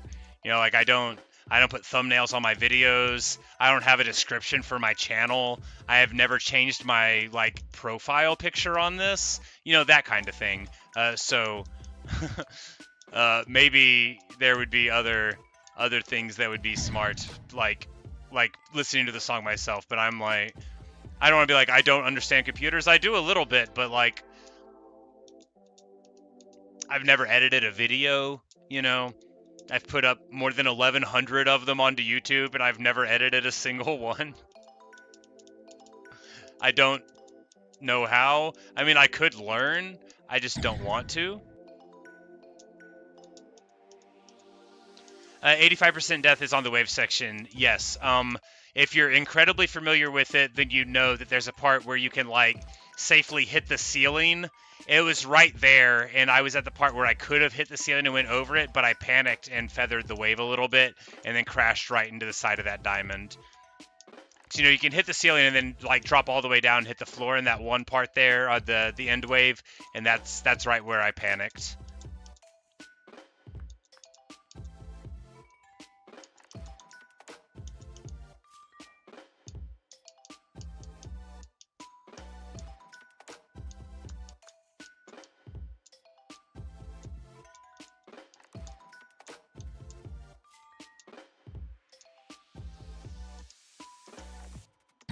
Ah, terrible. Anthony, you say I remind you of the good old days YouTube. Well, thank you. You know, I am an old person. People still, like, laugh at me sometimes because, like, you know, I introduce myself at the beginning of the videos, but, like, back in my day, everybody did that. Like, all the old StarCraft and Warcraft 3 videos I was watching 15, 18 years ago, you know, they were all, you always say who you are at the beginning. So I still do that, you know, but you know, I don't want to talk bad about a bunch of people I don't know. Everyone's got their own habits. But for me, like, this is... Look, I do this for fun, right? I'm not trying to spend my time not playing video games so I can get more people to watch me play video games. I'd rather play the video games, you know? Like, in the Field of Dreams sense, if you build it, will they come? I don't know, but I'm just gonna play, right? And then if people want to watch it, that's excellent. And, you know, like, I don't want to be like, I don't care. I do care. Like, it makes me feel really cool when people elect to watch. But I don't want to manipulate anyone into liking me, right? I just want to be what I want and do what I want. And if people like that, cool. And if not, then it's a big internet, you know, and they can always find something that suits them better.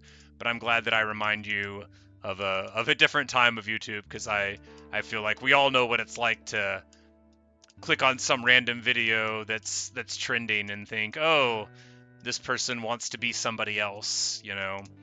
And that's fine, you know. Look, I say I don't want to talk bad about people, then I keep on doing it. It's fine to just want to be a professional entertainer. I don't want to act like it's not, but that's not my project. You know, I just my project is to play video games and have fun. I have a job, you know.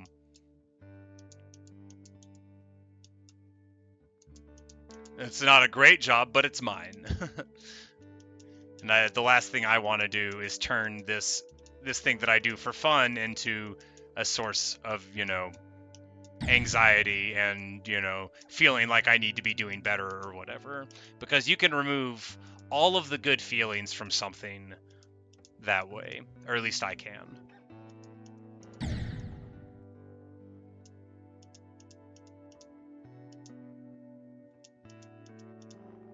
I'm a line cook. There are no chefs at my restaurant. Bouncy block! Oh, what a gentleman. You say, here's some free money, because why not? Well, I appreciate the free money. Very generous of you, my good gentleman. You know, you're the most influential of all the Geometry Dash viewers, because you making those levels for me, when you made the little small fragments because I didn't know practice mode yet, your generosity and consideration are what made me learn how to do practice mode. So thank you very much. A real gentleman. I talk you up all the time whenever people are telling me to do practice mode. I'm like, I already did practice mode. Bouncy taught me how. But I appreciate you, man. That's very, very generous. Thank you.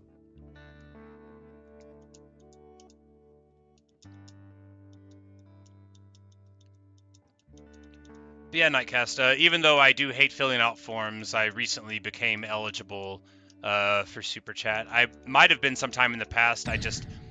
I didn't realize that I didn't have like the two-factor authentication linked up for this account. It was my other linked Gmail account, but not this Gmail account linked to it. So I had to set that up and then click a couple things. But yes, it became possible the other day. And surprisingly, sometimes people have elected to use that function, which is very, very cool. Makes me feel all sorts of strange. I never thought I'd get $1 here.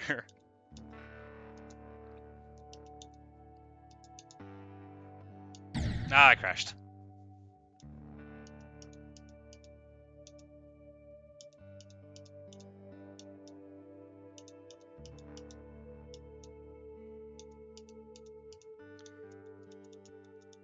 But bye, Veltrum. I didn't see you say bye, but you may be here still. But goodbye. Thank you for stopping in.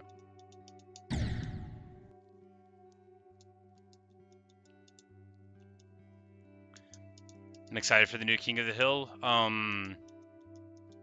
the animated series. Yes. Yeah. I feel that it's very promising, and am watching its rise with great interest. I didn't watch every single episode of the original, but I've seen, you know, many dozens, perhaps hundreds of them, random times, you know, on friends' couches and the like.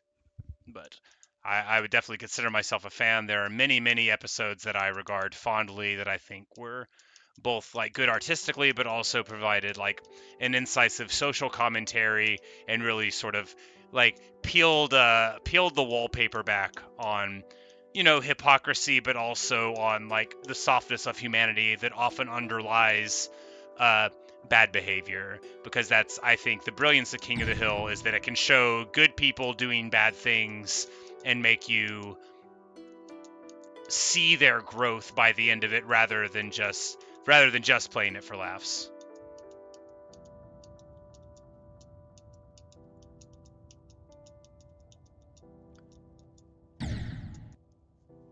Ketchup bottle with a donation. Thank you so much. You say I seem very personable and chill. Loving the stream.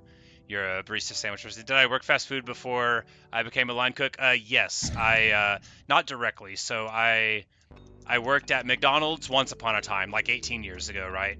I worked there for a bit, and then I didn't work in food for a while. In high school, I worked in the public library, and then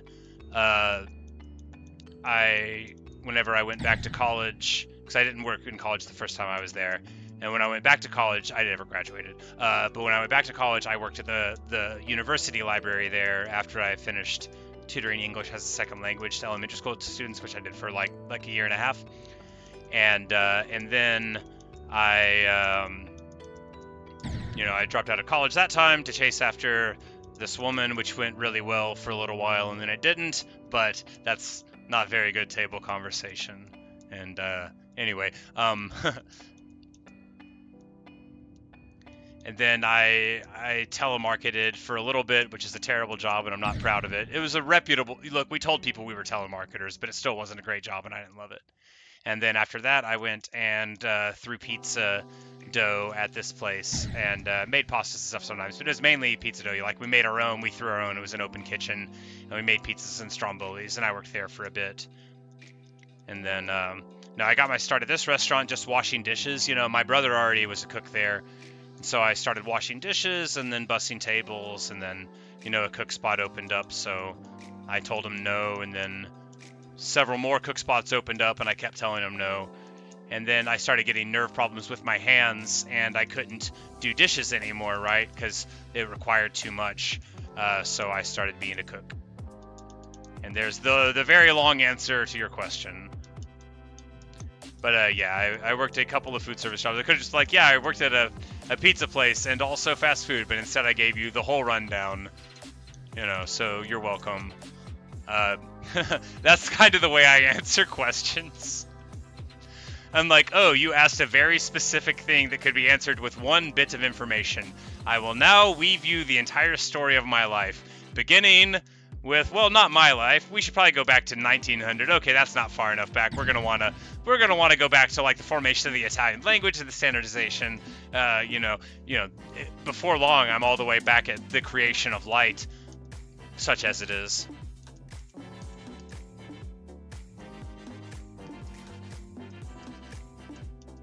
Gameplay is questionable. Couldn't agree more. I'm pretty bad at gameplay.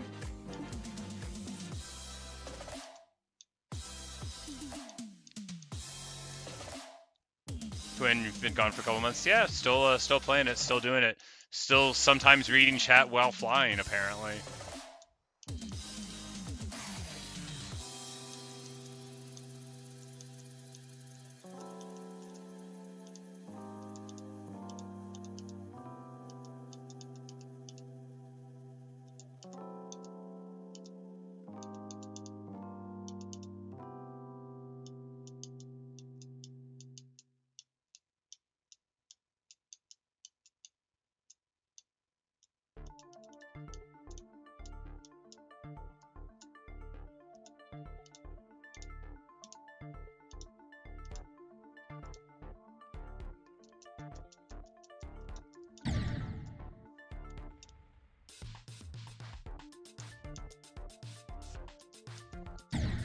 Comes Hiclop. Yes, I can.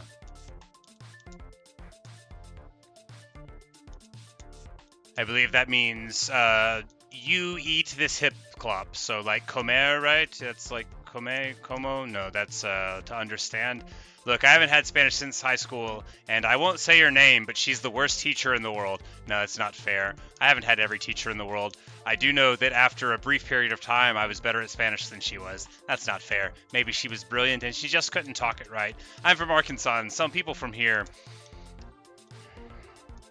if I can slander my own environment, when they talk, it does not give you confidence that they should be speaking.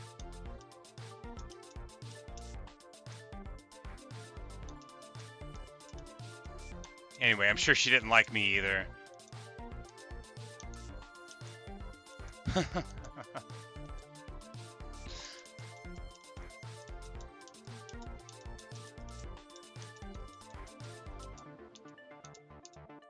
No, there were like 3 or maybe 4 Spanish teachers at the high school, and she was the only one that literally everybody said was bad. Look, it's not just me.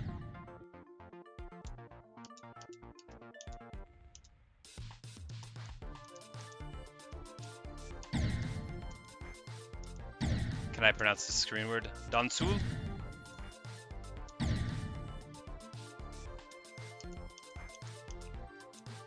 Yeah, Bounce, you say you're still trying to figure out what you want your career to be? Well, you know,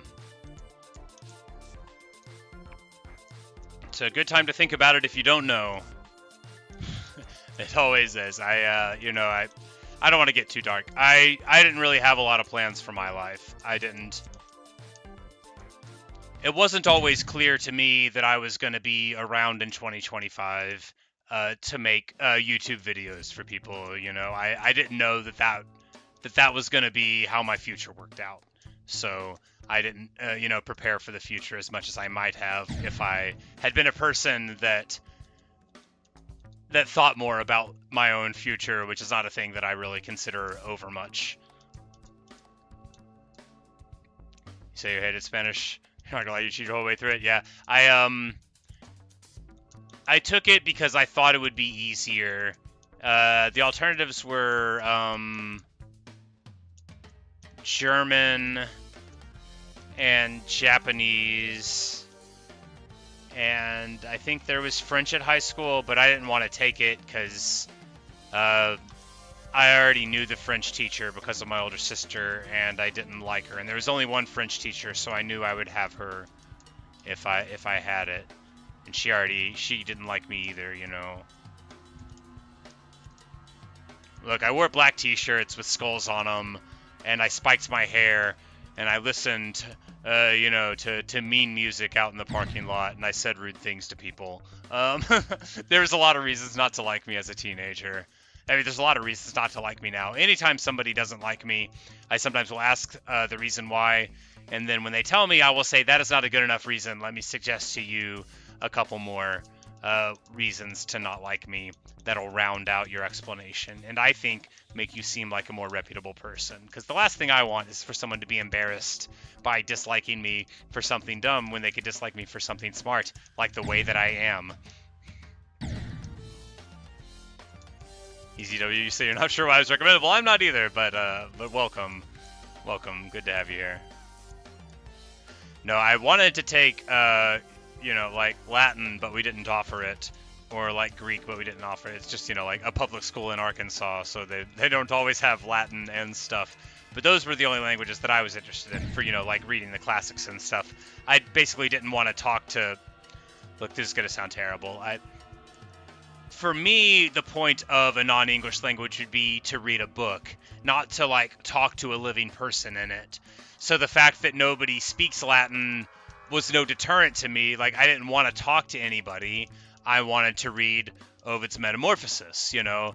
I wanted to read the Aeneid of Virgil. I wanted to read Catullus. I wanted to read, you know, the Amoris of Ovid. I didn't want to read...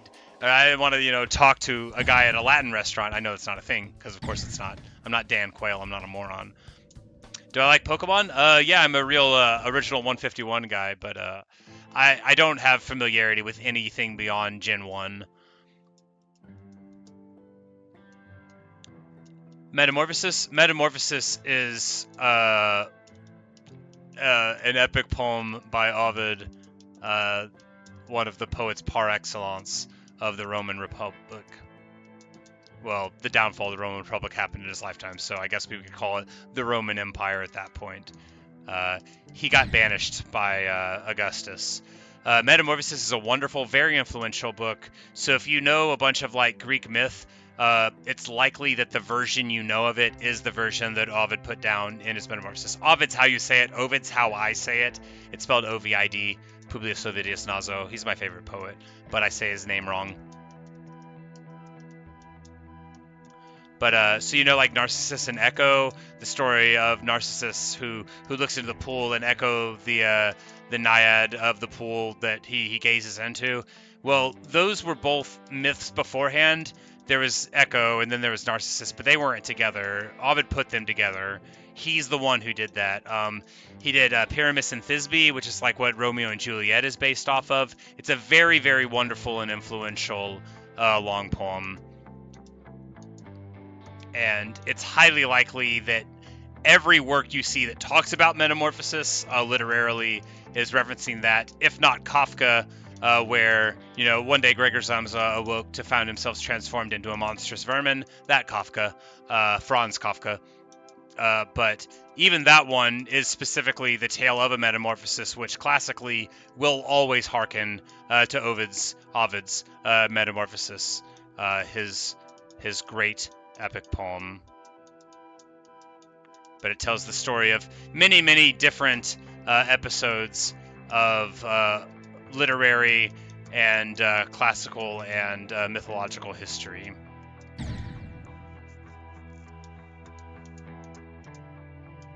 Have I used practice mode? Yes. Yeah. This is like attempt like 64 or 6500. So we've been on this level for quite some time. I'm just bad, so we can't complete it.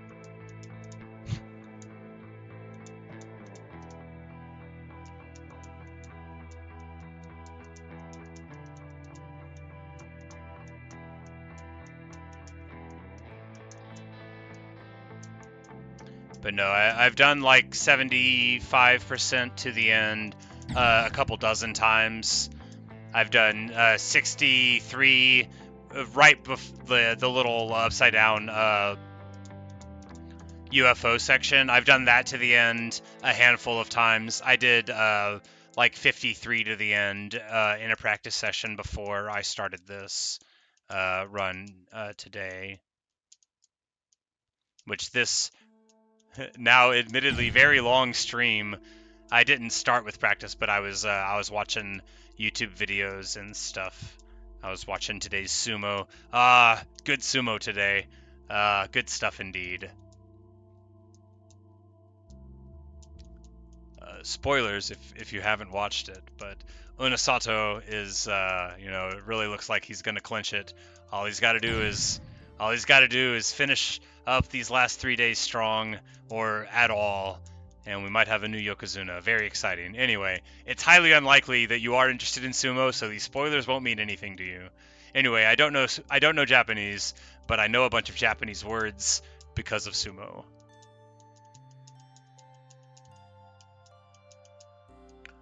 So if I was in Japan and someone was like robbed and then like their assailant did like a sick judo throw, I could probably describe it very well. I would be like, oh, you see, they did a beltless underarm throw, and they attempted to evade it, but then there was a change of the grip. But I would flawlessly use all the Japanese words due to all the thousands of sumo matches that I've watched.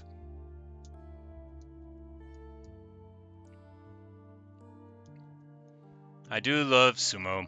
Unfortunately, it's already day 12, so only 3 more days of this tournament, but the great thing about being a sumo fan is that you only have to wait like 45 days from the end of a tournament, and then it's the beginning of a new one again.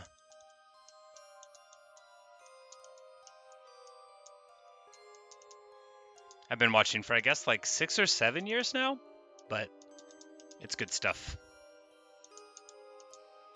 Anyway, if you like combat sports, you might consider watching sumo. A lot of people don't ever give it a shot. They just think of it, in some sort of dismissive terms. But it's, it's folk wrestling and very interesting stuff, I think.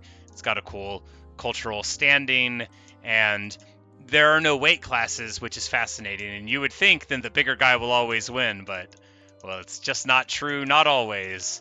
And anyway, I've been talking about sumo for a while now. I just love sumo. My favorite Rikishi, that means wrestler, sorry. My favorite wrestler got to the very top of the front page of Reddit yesterday, which might be the first time any sumo content has gotten there. So that was very exciting for me as a huge fan of Ura. I mean, everybody loves Ura, right? Like,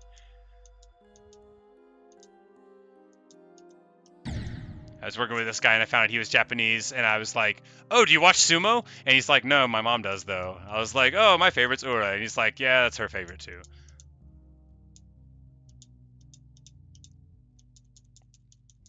Yep. Those, the diamond transition and that wave part just sometimes bites me a little bit. I know how to do it, but in a similar way, I don't know how to do it at all.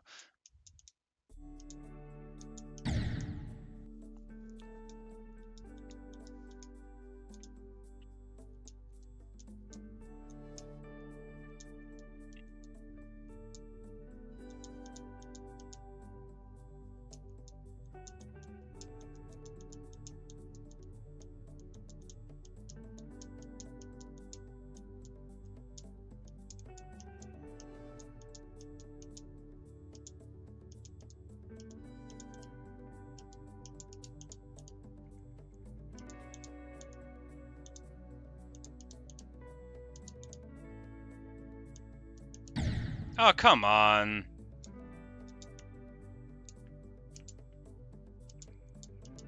Have I read the Sumo Couldn't Gain Weight? No, I have not.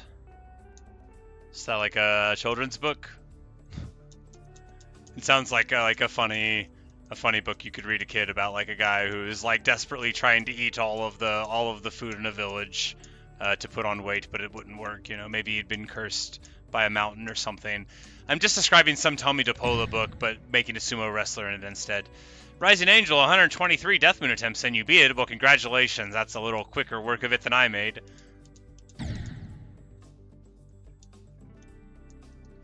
No, so there's a manga, I think, and an anime called, I think it's called Inamaru Sumo. I've never seen even an episode, but my brother was at one of his friends trains MMA and likes a bunch of anime and stuff. I don't have that much of an anime background or anything. And they were watching the sumo anime, and then they were like, hey, let's watch real sumo, and then they both liked it, and then my brother came home and he was watching some, and I was like looking at his phone over his shoulder. I'm like, oh, this is pretty cool. And then before long, you know, now I'm waking up and watching sumo, and you know, standing up in my room and clapping my hands and saying no, no, and yes, wonderful, you know, as the case may call for, just like everybody in the crowd.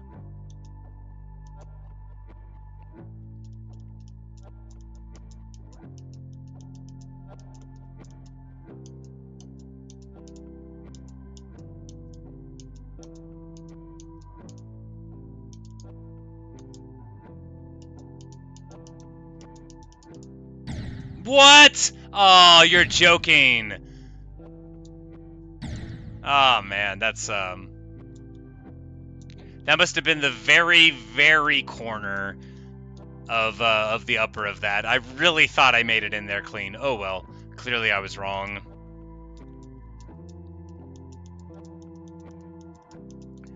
When I died at 85, it was nerves. If I had somehow been able to, like, keep it cool cucumber...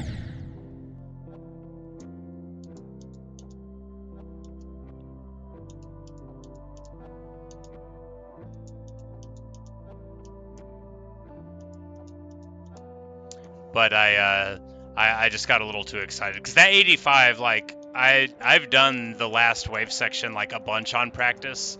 And I feel fine about it. And I don't actually think it's that tricky to get through. I think the intermediary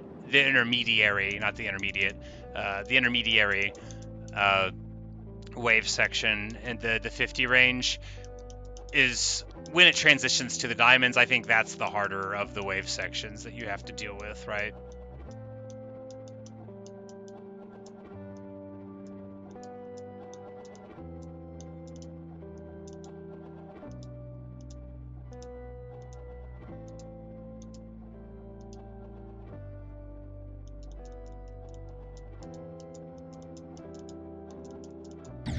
Oh, bad.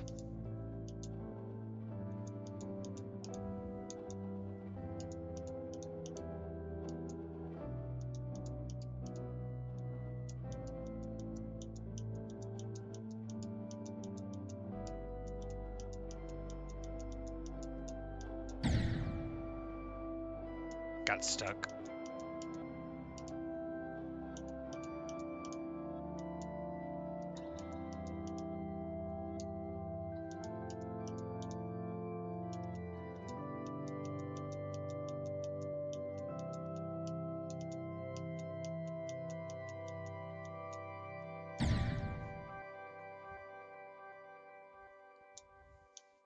Sometimes it just, so I don't have like much of a sense of smell. My nose has been broken a few times. I had allergies and stuff. I've got like a deviated septum, but sometimes it just starts smelling so bad in my room. And as sure as you're born, every time I turn around and there's the dog looking at me like I'm capable of it. Anyway, he's a good dog. He just stinks sometimes. Just a whole lot. You can tell I'm talking about him. I can't see him, but I know he knows.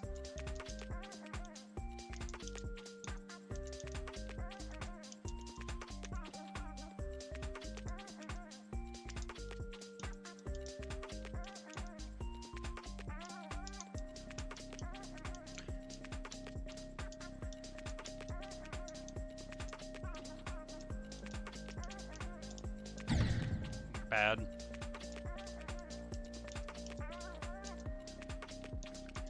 Yeah, Bouncy. I've definitely noticed the inverted slope thing on the, where like right at the apex of the triangular inclines that they protrude out. I have died to them many a time. But I don't complain about them anymore. I'm just like, oh, I did the thing that I knew would happen. Oh, really? That's bad.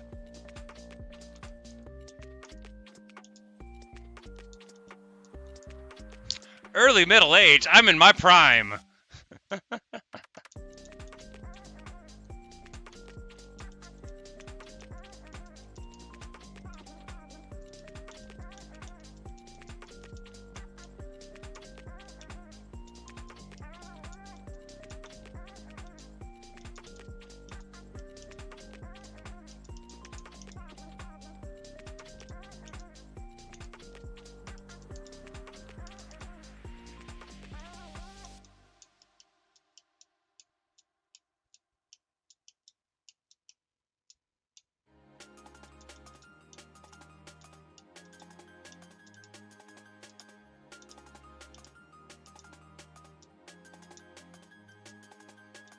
Oh no, why did I jump there? Ugh. No, Shiver, I'm 38. No, I'm definitely in the early Middle Ages, you know. If I was the years AD, I would be in the 12 or the 1300s already, right? I'm no 700s here. We're no rise of the Eastern Roman Empire going on here. It's full on Byzantium up in here.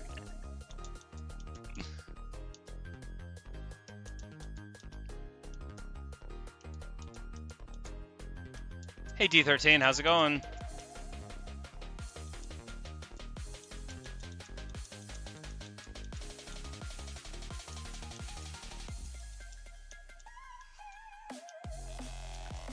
I want to beat this so badly, but you know. Perhaps I should have considered that I'm not good. Nah, the frustrating thing, right, is that I quite strongly feel now that I've got, you know, like that any run where I don't die could win. That sounds dumb and reductive. What? Okay, I guess we're just gonna die there now. I haven't died there in a minute. I did not go from Jumper to Death Moon in a month. Jumper would have been like November or December, right? I don't remember the date on Jumper, but it would not have been a month ago. I have not checked out the weekly demon. I tend to only play one level at a time. Hello, Just Soap. I have not beaten all the main levels. I've not beat Electrodynamics or Hexagon Force. They were too hard, so I started playing demons instead. And I didn't beat Dash. I think it's Dash, not Finger Dash. Whichever one it is where you're in the spider and there's lava that rises and stuff. And then there's like, you're on the walls and then you're on like walking around like the rectangular outline of the room. And that made me mad, so I quit. But, and then I haven't beat any of the, you know, club step unlockable stuff either. Yeah, that one's Dash, yeah. I beat Finger Dash then, but not Dash.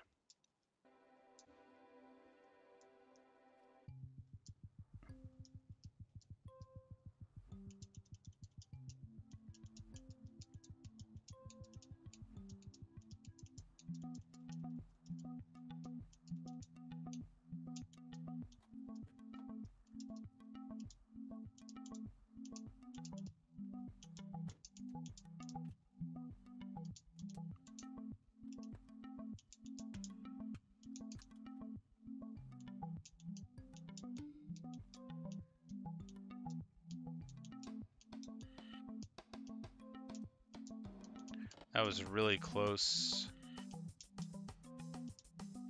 It's really close to that incline on the mini wave. I should stop thinking about it since we didn't die, and now we are here in this section where we absolutely could.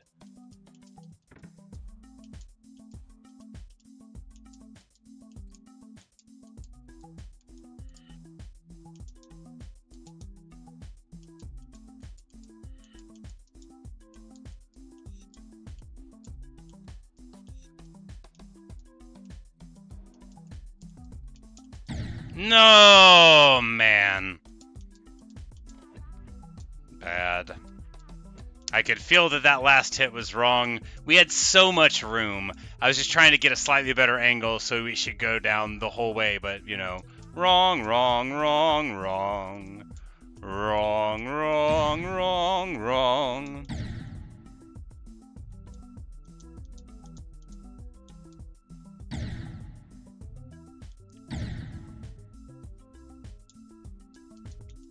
Got the dual part done. Oh yeah, you know, it only took like 500 or 600 attempts in practice, but I mean, I still fail there sometimes, but I don't even have to really think about it. I assume that we always get through the dual part. I'm more worried about like crashing into one of these dumb pillars or one of these dumb cogwheels. The dual to me is basically just a cinch.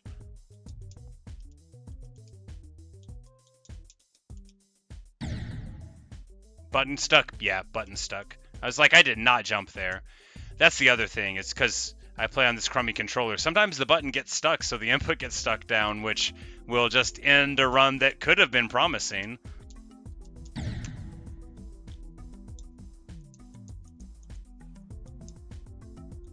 You say you remember the day you beat Death Moon? Well, I hope one day I can remember that day for myself, of the day I beat Death Moon. It's not looking like it's going to be today.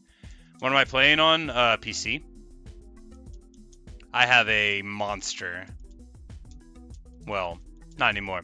It's not the biggest, it's not the most monstrous PC. It's real strong though. It's a 14 series i9 and a 4080 Super and 64 gigs of RAM. Like, you know, it can win an arm wrestling competition with a computer, all right?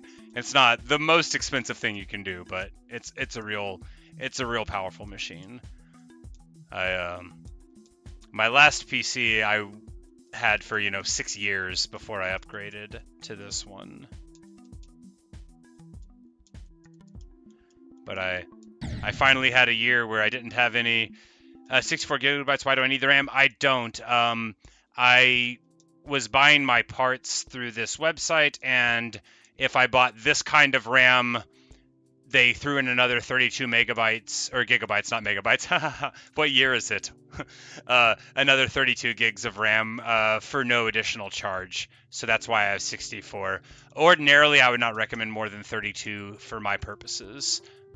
Like, I would not have sprung for the 64 myself if I had had to pay for it, but it was all part of it, of the price.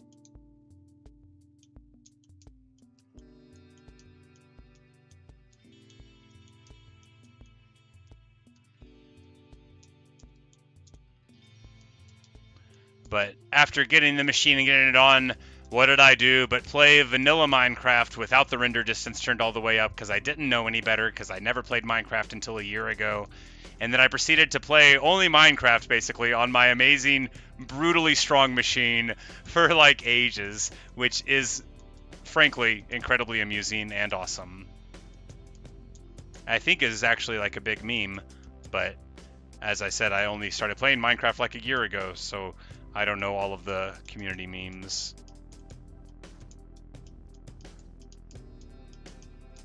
There we go. Alright, tighten up.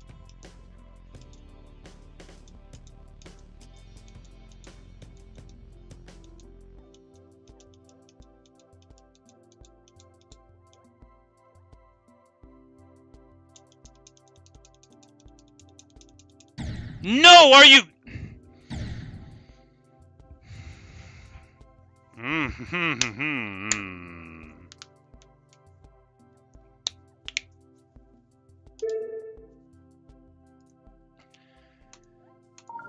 $6,517.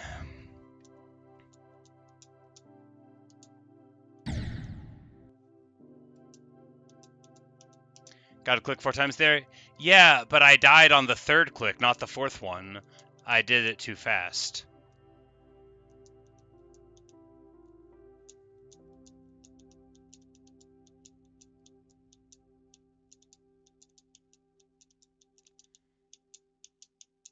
Because I died to the cogwheel underneath me, which meant that I input the thing too many times. because that's an upside down UFO section, so the input pushes you down.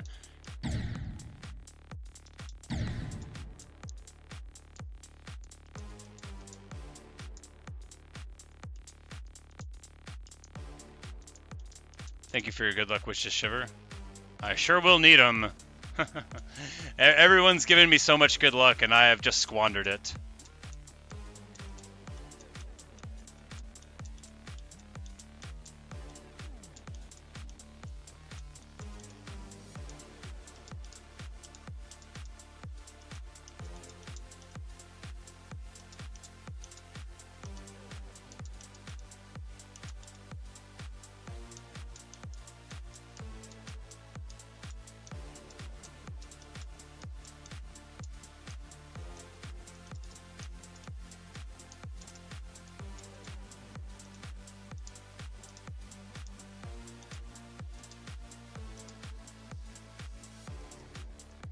You say you missed this level? Well, it's always here if you want to pick it up.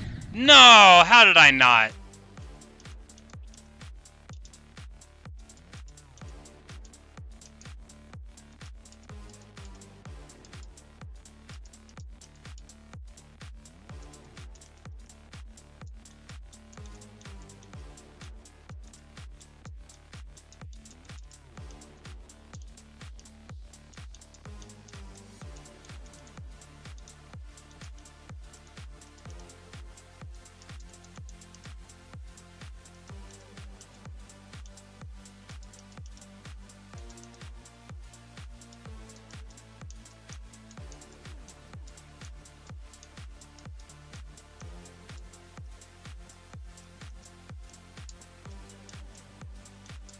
No! I saw the line drawn bad.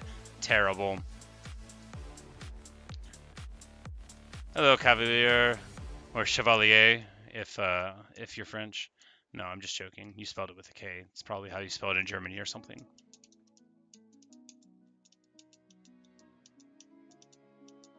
No, I should know what Cavalier in German is. It should have come up in some Prussian military discussion. That might sound like a weird joke. Look, you talk a lot about the Prussian army if you're involved in academic or semi-academic discussions of military strategy and tactics, which it may not surprise you to learn that I do travel in those circles because I am fascinated by stuff. And if you want to go somewhere to talk about, you know, like what went on at whatever battle, that's where you gotta go. You know, you gotta read up on your Frederick the Great. You gotta know what went on, you know, in the 1800s, or you're never going to be able to talk about Napoleon's effects on things. You're not French. No, I figured not. I know that's not how to spell it.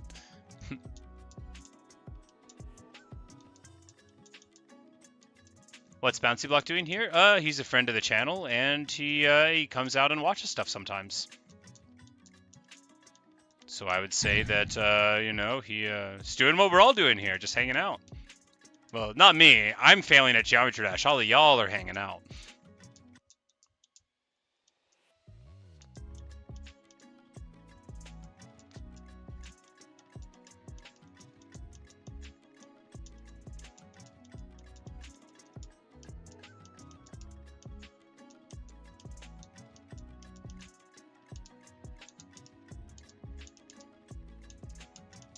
No, oh man, terrible.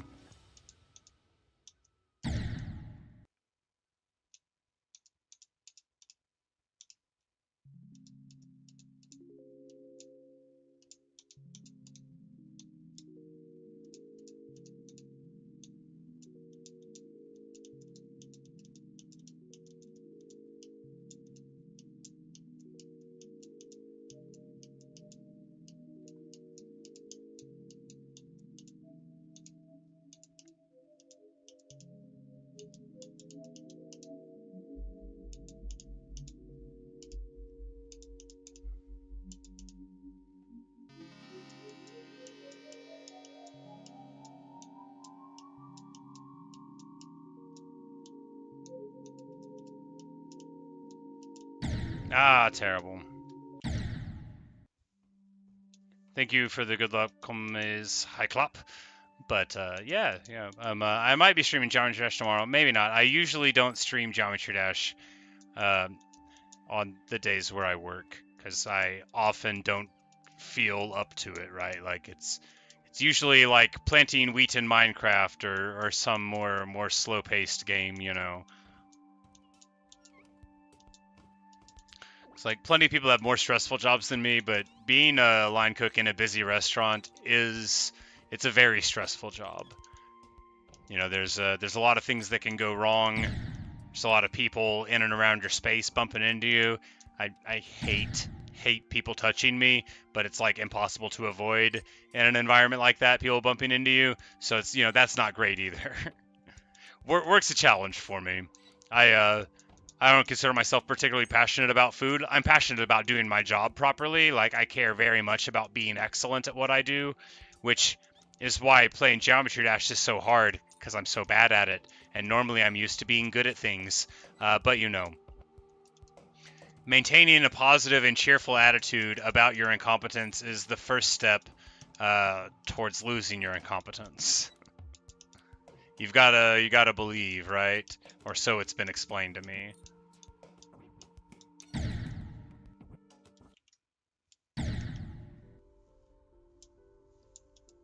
In Minecraft? Oh yeah, you'll have to check out my videos. I have an incredibly large wheat field.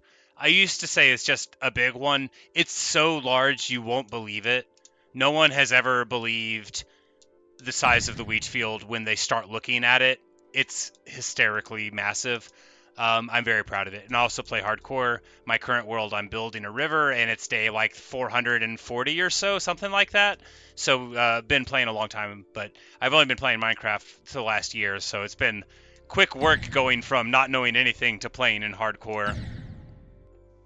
And yeah, I'm having a ton of fun, though, in that.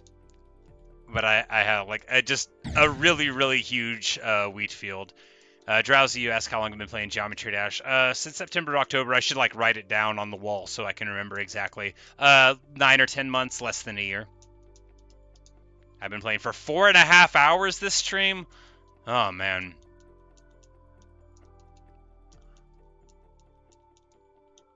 Well, y'all, I'm not done yet, but I'm about to have to take a short break. In a little 3-minute, I've got to get some laundry going. Or else I will not have enough clean bandanas and clean socks to get me through the work week. So if you work in Arkansas in a kitchen, you're going to want a lot of socks, right? So I change socks every, you know, like 2.5 or 3 hours through the whole workday. So I'll wear like 4 pairs of socks for a workday. And let me tell you, it's excellent. I know people that don't change their socks one time and they are fools. They all could afford more socks. And they choose to not have them.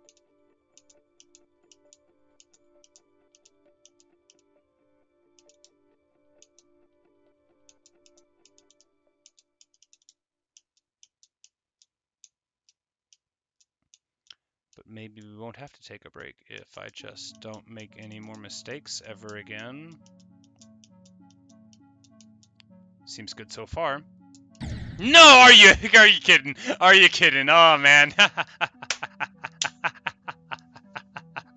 Oh man. Anyway,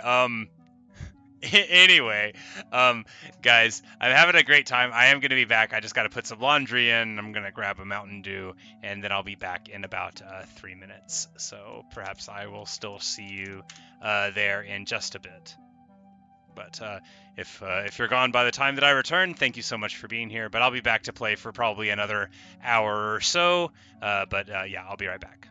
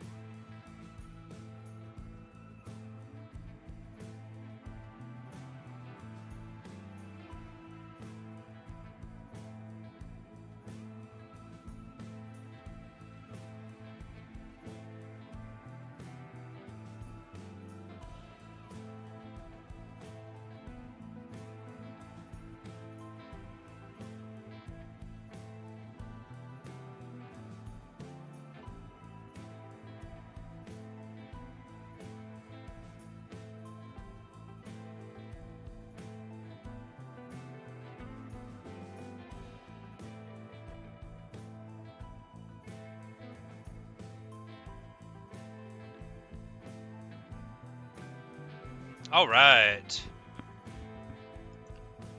Alright, guys, we are back.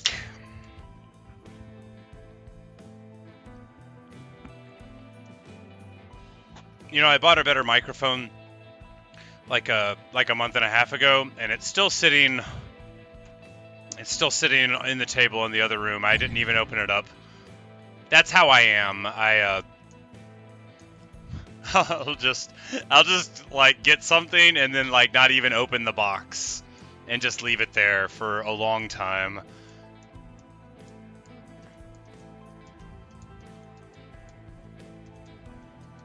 But alright, right back to the grind.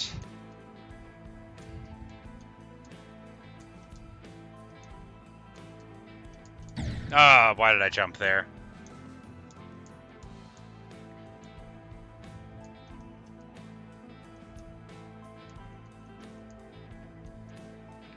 You dare me to open in the next 15 minutes? You know, probably not gonna happen. I'd have to get up again, and I just got out of my chair, and then I just got into it again.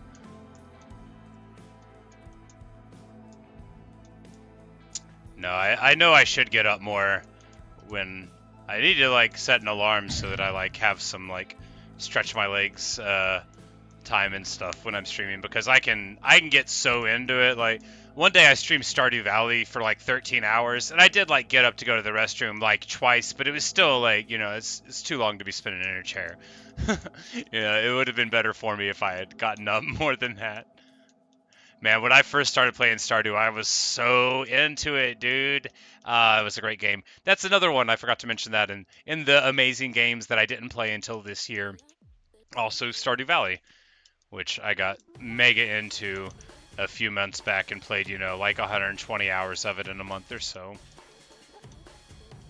That was happening right in the middle of Geometry Dash when I discovered Geometry Dash. Oh, crashed. Terrible.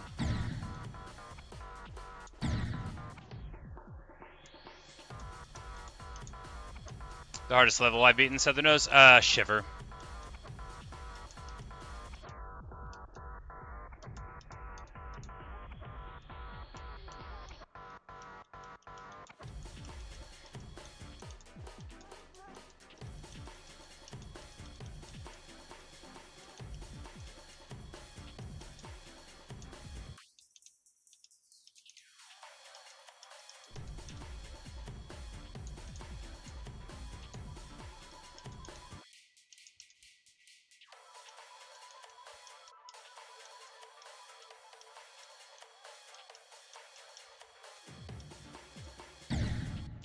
Blah.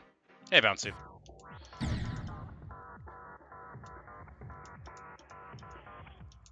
Yeah, well, you know, I tried a few other easy demons, and I rejected them for one reason or another, and then I quit playing the game for a bit, and then a channel viewer was in probably a Minecraft stream, I forget though, and they were like, hey, you should play Geometry Dash, which people periodically, you know, will be in a stream and ask me to play something else, which I'll never do in that stream, but, you know, like, I always welcome, you know, recommendations and stuff, but you'll never see me stop playing one game and start playing another one because somebody thinks it would be a good idea. That's not me.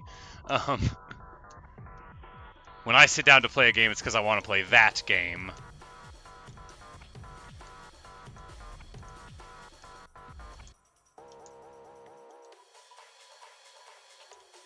What do I think will be after Death Moon? There's this level, a level called I Spy with My Little Eye that I've never played, but a ton of people recommended. Well, at least take a look at that. There was a couple that I thought were too hard that maybe I'll be slightly better at now. There was Demon Mixed, and I don't even remember why I stopped playing it. There was one where I stopped because of the little escape pod mode, and I got frustrated because I just didn't understand it.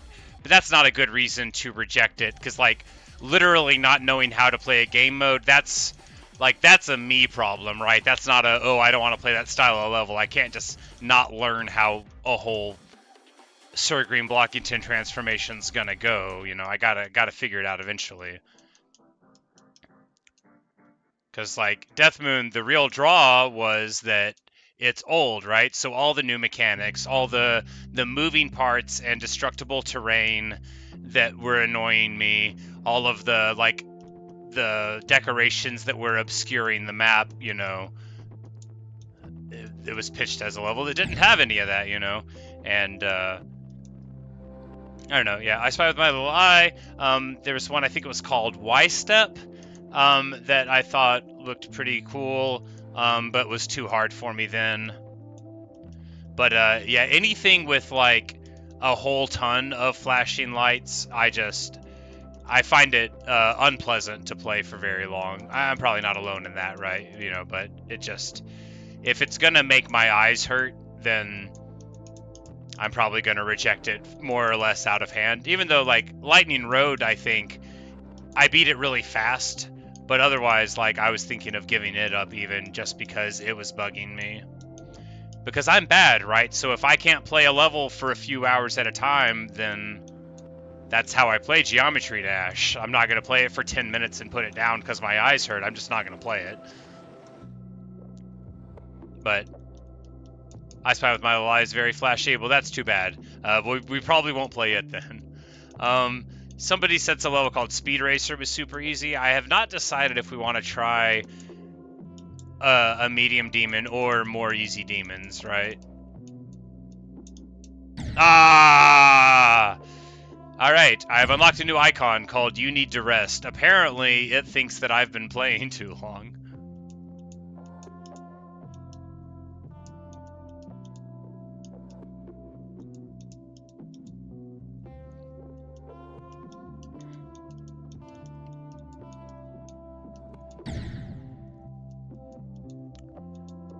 Y steps to memory level. Okay, maybe that's why I didn't want to play it. But yeah, because I remember I did some on practice mode, and I was just like, man, this is like a bunch of things that you're not supposed to do. A few more easy demons before mediums. Yeah, that's probably what I'll do. Because I guess I should look for something that does the things that I'm bad at, but I get discouraged, like, real easily, right? Sure, you've seen me play this level if you've been here every single moment for, you know, 6,500 fails, but what I mean by discouraged is, like, if I can't see a path to doing it, then I don't believe in it at all. Like, the thing about this map is, with the exception of just a couple levels or sections where I, like, literally couldn't, like, see what was going on initially, I never thought, I can't beat this. Whereas lots of the harder demons, like, I see a section, I'm like, I'll never be able to do this at speed, you know?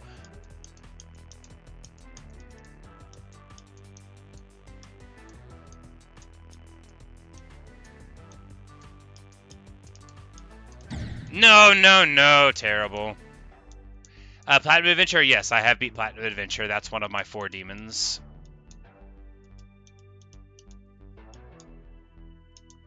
My record in Death Moon is 85%. The best in this stream, I think we got to 74, 75. 2 or maybe 3 times? I don't recall. And a couple 69, 70 failures. And a whole handful of failures right at 63, 64. Usually on the last of them. That one's the trickier of the mini UFOs.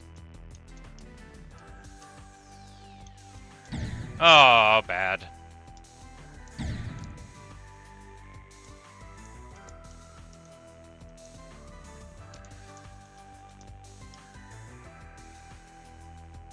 Yeah, like, I have a good memory, right? I would characterize it that way. But it also functions only in very specific ways and in very, you know, like, specific parameters. And the one thing that it's not good at doing is what you need to do to be a memory level in Geometry Dash. Like,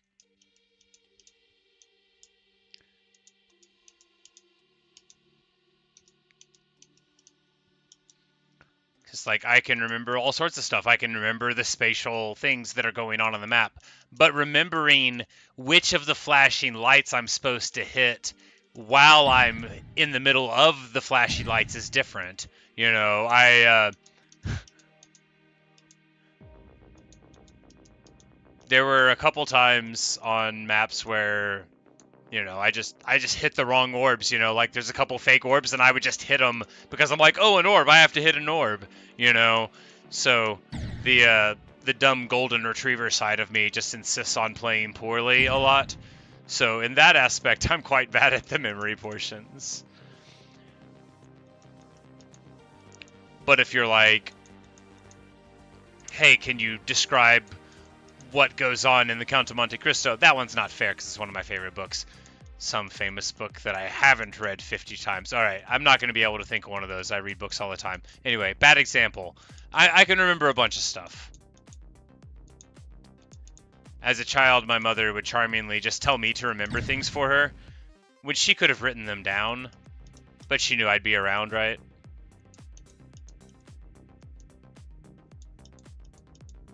But, you know, the other side of that coin is that if I don't care about stuff, I don't remember it, like, at all. So while, like, I could have told you, you know, what page of the history book this one picture was on back whenever that was the class I was in, because I just looked at the book whenever I was supposed to be listening, I couldn't tell you, you know, my friend's birthday, for example, because I don't care about that stuff. And no one can make me.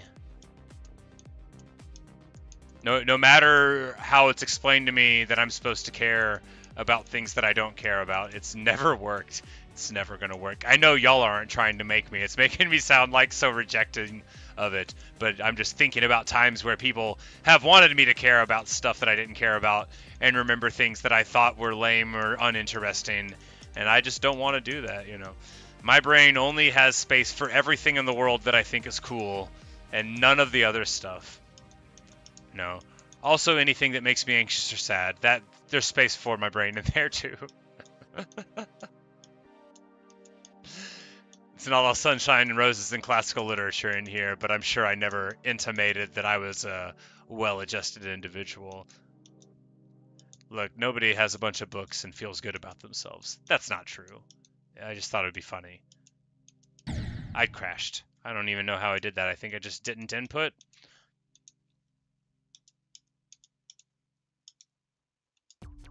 Hey, Extinct. Like, man, I gotta look up here. I don't want to be ignoring people. I am so not used to this many people in chat, so it's like I look over and I'm like, oh wow, it's been a lot of messages. Do title web ethical? No, but thank you. I've been trolled before. And Extinct, yeah, it's going. 6,565 total attempts, 76,000 total jumps. It's sure going. It sure is. Yep, but anyway, and we are going with it.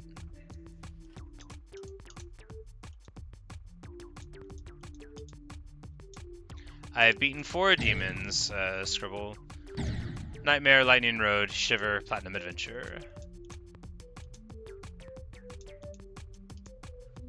Do I plan on doing level request streams? Oh, I don't know. Like, so I'm really bad, right? And if a level, like, frustrates or annoys me, I just want to turn it off. But, like, what if somebody made the level, right? What if it was somebody that was nice? Well, then I would feel, like, embarrassed about saying directly to them, this hurts my eyes and I don't like you for making it, you know? Would I theoretically be nicer about it? Oh, probably not. It's not really, like, when I don't like something, I'm, like, so bad about going off. Even when I'm trying to be, like, polite about it, I'm still very rude, or so it's been explained to me. But more than that, like, because if somebody, you know, wanted to see something and then I go in and I'm like, after 2 minutes, I'm like, oh, I don't want to do it. I feel like I would just, like, tunnel vision on something. I'd be like, oh, this is a cool level. Okay, no more requests. Now I just do this.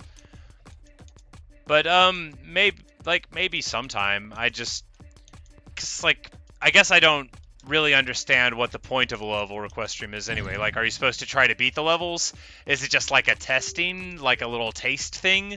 Are you supposed to put on like fast practice checkpoints to just try to get through it and then like rate it like you watched a movie? Like, I don't know.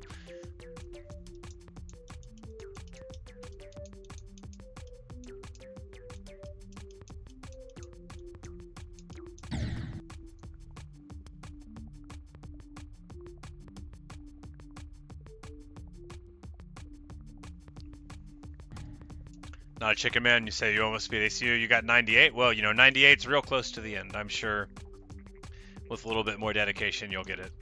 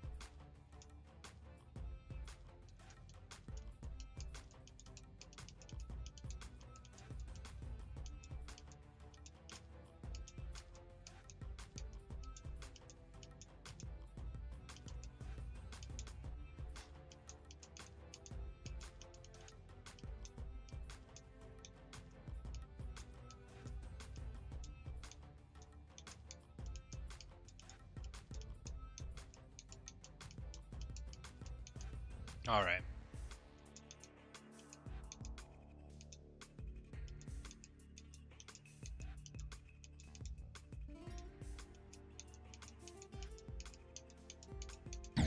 No, man. Ah, bad, bad, bad.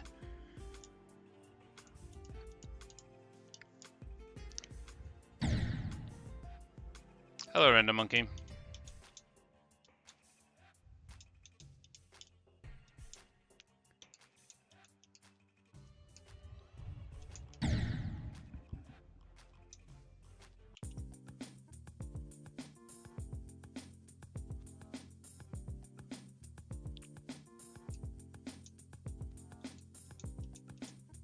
Sorry for hurting your ears, random monkey.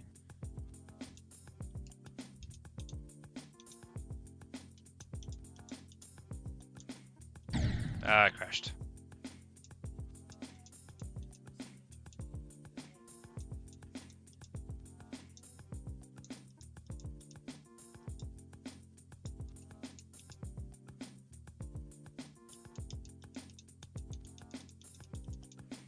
It would be nice. It would be real nice. You know, it was my stream yesterday. I got the 85% 15 minutes into it. And I have not done so good as that in, you know, like 6 hours. But hey, if I live for 10,000 more years, I will probably be able to beat Death Moon by then. It doesn't have to be today. Life is very long.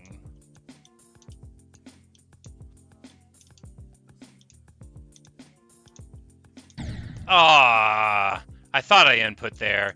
Maybe I didn't hit it hard enough. I thought for sure I hit it. We'd have to go back to the documentation to see if we could detect the faint sound of my thumb striking or not striking the A button.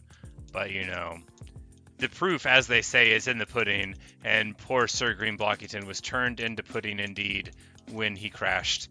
Sad day.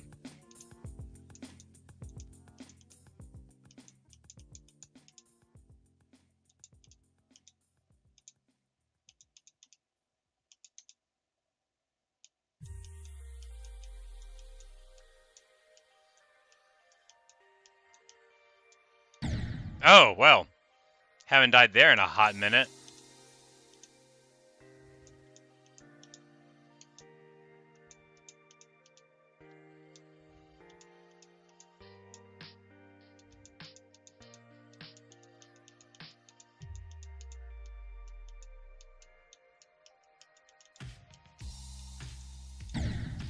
Yeah, if I don't beat it, you know, in this stream, then I will definitely. Whoa, weird.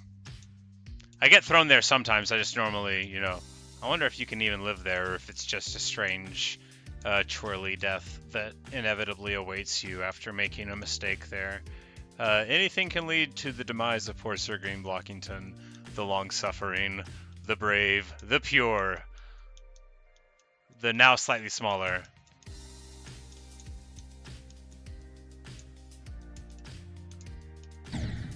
But yeah, I'll definitely practice the end again before the next session if we don't get it here. But honestly, look, like if I get to practicing the end, that'll just like I just won't. I'll just turn it off. I'll do it like 2 times and say I don't want to do this anymore. Look, I don't know everything about myself, but I can tell you that much right now. That's exactly what'll happen. I might even do the thing where I like loudly put my headphones down on the desk and look at them like I'm disgusted that they're even existing. Sometimes I'll do that when I'm like real annoyed, like a real salty boy. Oh, I haven't died there in ages. The button was not stuck. I just jumped. Man, that's bad. I never even think about how I'll feel if I die in the duel section. It doesn't happen. Have I considered changing my icon? Nope. No, that's a lie. I have considered it. I rejected the idea. I've considered the idea several times because people asked me to consider it several times. But I changed the icon one time. I believe the mouth is set slightly lower by default, and this is a slightly higher set. It allowed you to do it before you began, because I remember going into the character creator before I played at all, and because I wanted to make the icon black because it's my favorite color, but I was not allowed to do that, so I just said, all right, this is who I am now.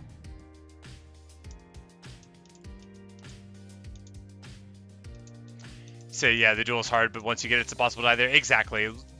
I did, you know, hundreds and hundreds of practice runs there, but now, like, I mean, I know y'all just saw me die there, but that was just a mistake, right? That wasn't me not doing. Not a mistake, an error it would be called in baseball, you know. It'd be like, oh, I didn't know I wasn't supposed to drop the fly ball. Like the duel, because again the inputs are slow, right? You've got plenty of time to do them. You just got to do the right ones. Like there, I was supposed to not hit anything, and then I hit a thing, which, okay, button stuck? No, it had to have been and then come unstuck anyway, because I did not hold it that long. Unimportant. I'm not arguing with whether or not I just lost, because I did.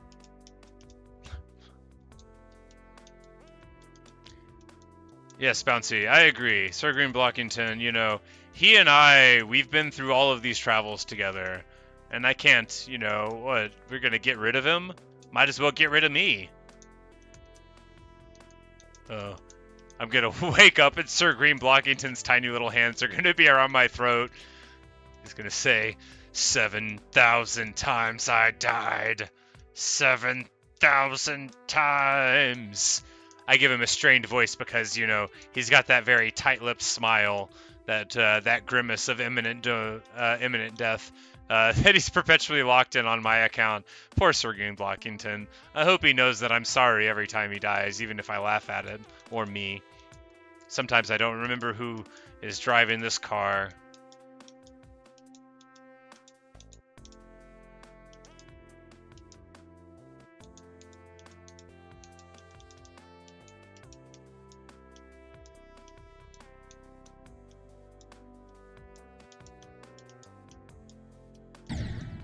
Are you joking? Pretty bad. Look, hitting that diamond's not. It's not a terrible, like, look, you know, it results in a death. I should have seen that the angle was too sharp to it. I had plenty of space, and I just needed to identify it more. That was a big time frame where it could have been recovered. That's why it's annoying. Because the 52% diamond where you have to go lower, that one's a lot tighter. There's a lot more room to be in the middle of an inevitable mistake there.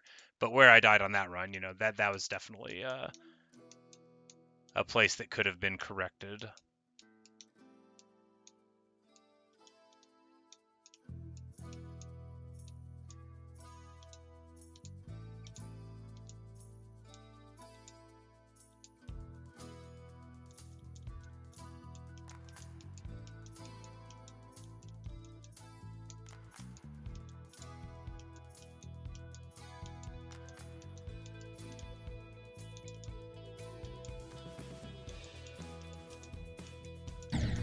Oh man, I never die there.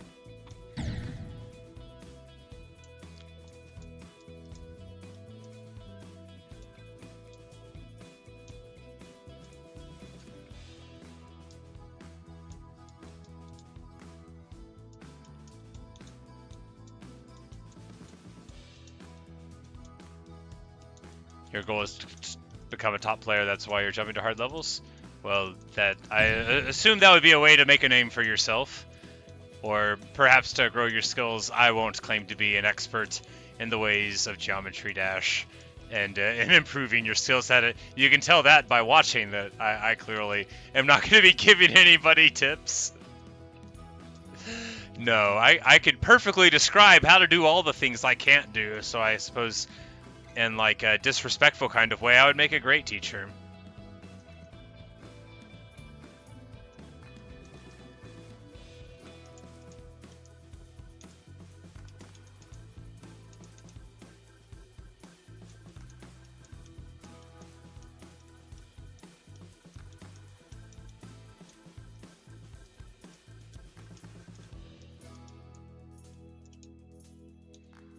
Weird angles there, but identified early enough and recovered. Feels good.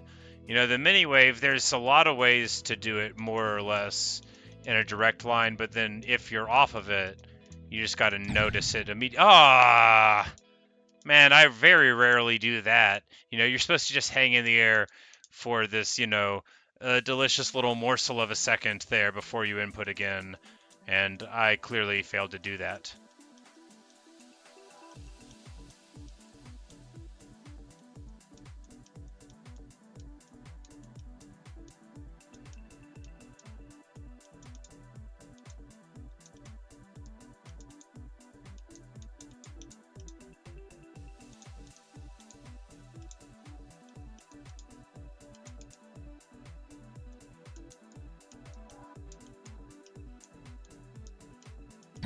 Ah.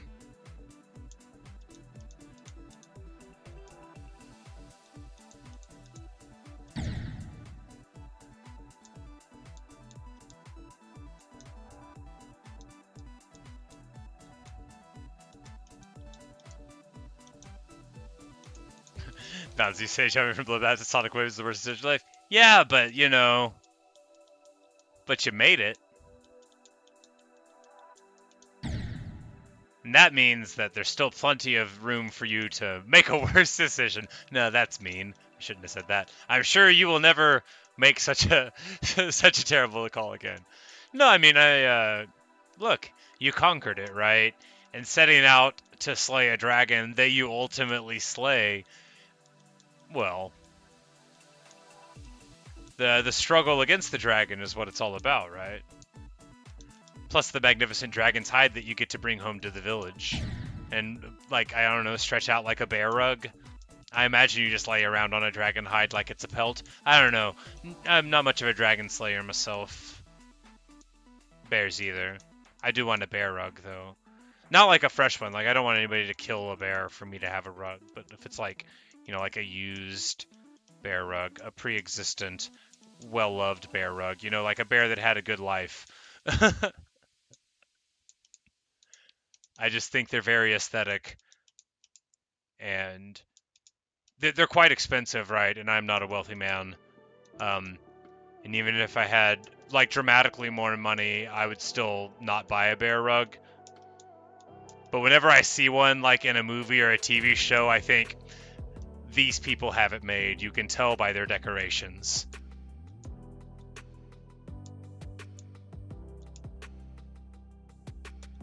Any progress? No, Kiki. No progress at all. Only progress in the, What?! dropping like a stone through there. It happens sometimes. I don't know how. I think it's a very specific like hold of the input when you hit the portal, but I'm not sure. But sometimes you just drop.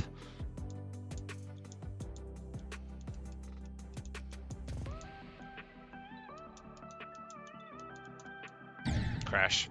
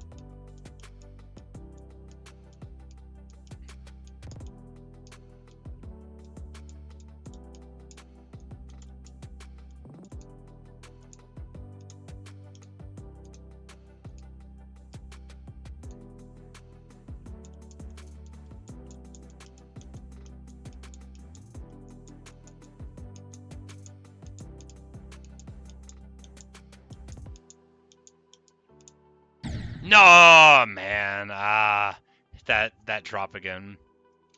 Bye, Bouncy. Thanks for stopping in. Good to see you again, and thank you for the good luck wishes. Kiki say again subs very fast today. I don't actually know how many it is now, but people have been saying there's been a lot, and yeah, there's sure been way more people in this stream than there normally are, huh?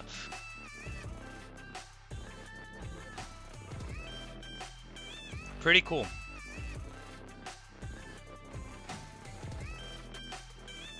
Oh wow, yeah, 100 subs in this. That's. Somebody said 300. I knew they were joking, but 100. Wow, yeah. Yeah. That's crazy. That's nuts. Well, cool, very cool.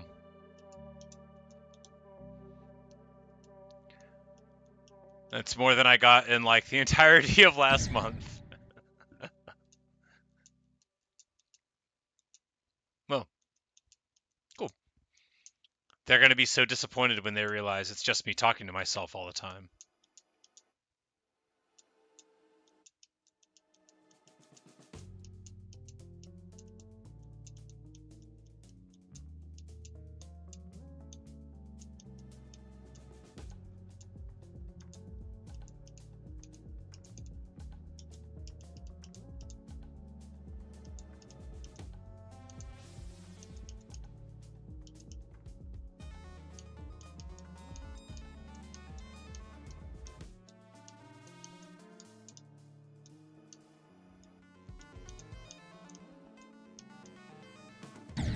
Oh, pretty bad.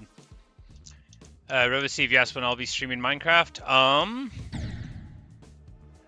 Probably not today. It's already 11:45. Yeah. Tomorrow, almost certainly. I'm in the middle of a big project building this river in my hardcore world, which is going wonderfully, and I'm having the most fun. So it's like it's sort of captivating a lot of my my planning. So I'll definitely be doing lots of that.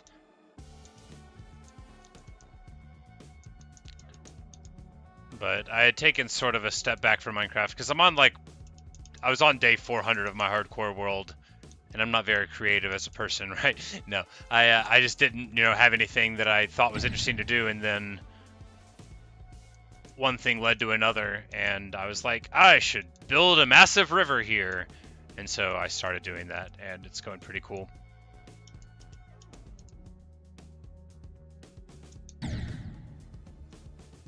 But possibly tomorrow morning. I have work, but I often, if I wake up and have my coffee and everything works out, I'll often, stream something for an hour or an hour and a half around, like 9 a.m. Central Standard, right around in there. But barring that, I'll be, I'll be at work all day. I'll get home, eating stuff probably around, late. But I normally stream basically every night, but not always for a super long time. Not always Minecraft, just depends. But normally I'm streaming at least once a day, just normally. Took a few days off because a tree fell and hit the power line and snapped the telephone pole, so I didn't have power for a few days last week.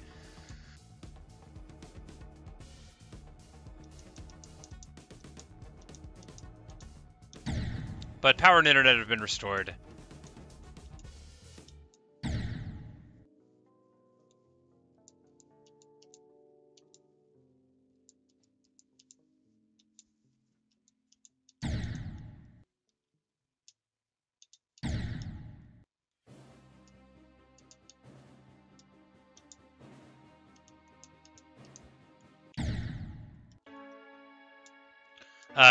It's 11:48. Central Standard is global mean -8. So yeah, it's about to be midnight. And in general, I'm always like winding down the streams at around midnight. On the days before, like another one of my days off, sometimes I'll stream, like 12:30 or 1, and even like 12:15 or 12:30 will happen, sometimes. But I'm always trying to wind down around midnight. I live with my brother, and the walls of the house, he lives upstairs, I live downstairs, but the floor of the house, I guess I should say, is thin enough to where, because y'all know me, I get quite excited, especially if I start talking about something that I think is cool or bad, and I talk kind of loud, so by by agreement, I wind down before that hour. I live in Arkansas.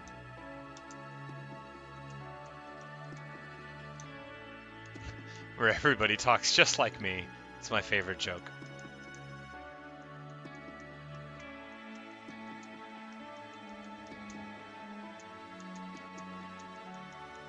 Say if I was a real geometry, I should beat the levels left-handed. Well, plenty of people say that me playing on a controller is basically like playing with a handicap. Of like using the hand that you're not dominant with, or being one-footed or whatever. So maybe I already am.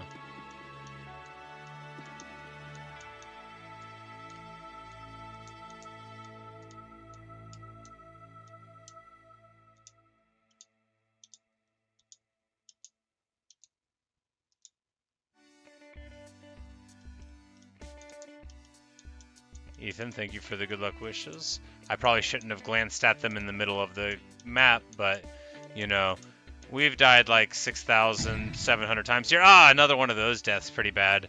So, there's plenty of places where you can just look away for a little while, right?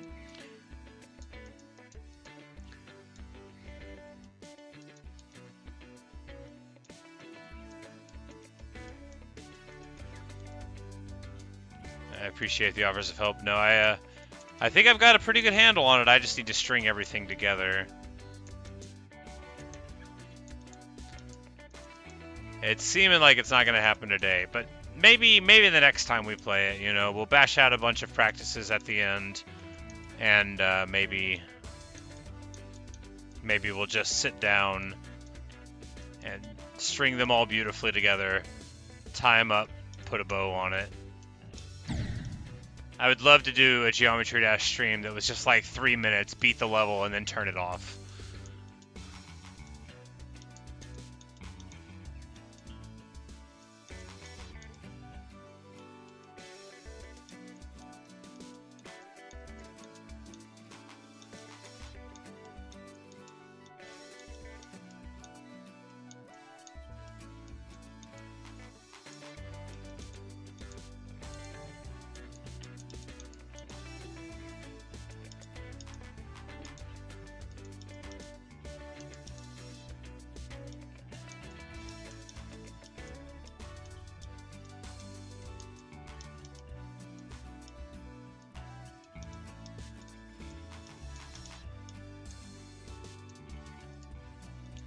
correction there. I felt like we were on an unsafe line before it. I think I was correct to believe that, but you know, it worked out fine all the same, so ultimately not what? No, dropping like a stone again, man. So annoying. I swear I tried to do an input.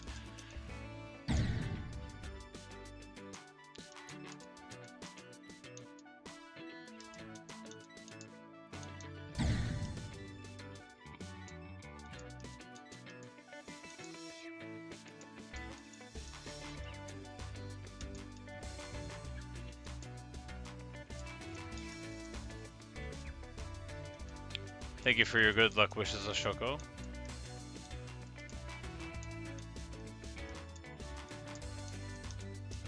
Oh no, terrible.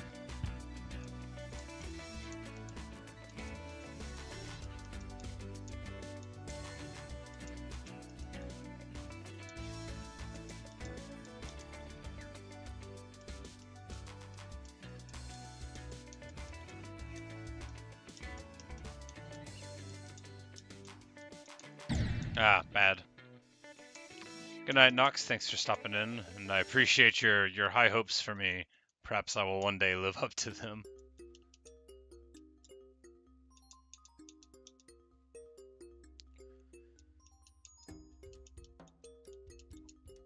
Excuse me.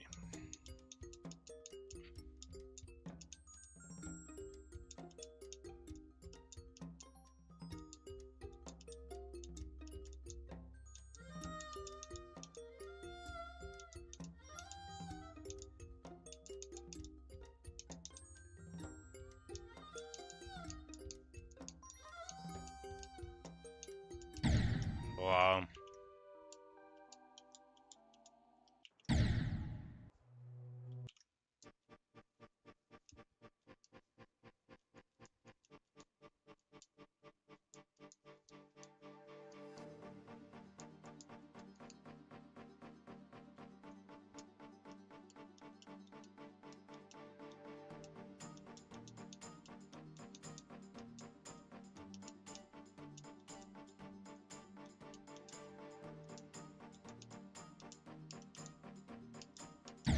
Ah, well, tumbled weird.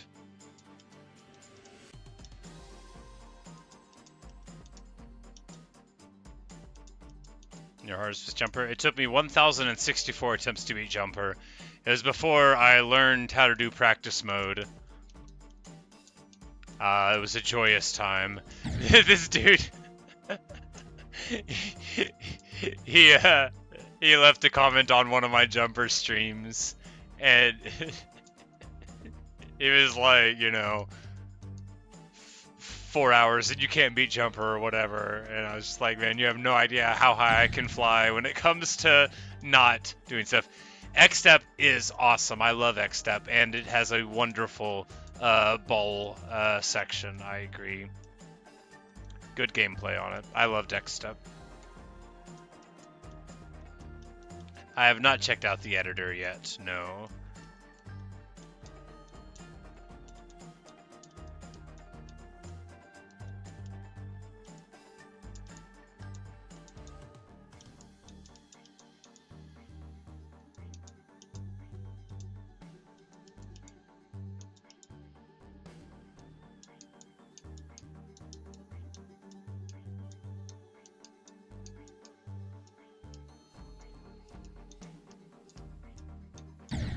Blah. Ball's your favorite game mode? It's my favorite game mode too, I think. I really like the spider. I don't know if that's what it's called. And I also like Frog Robot Dinosaur Jumpy guy.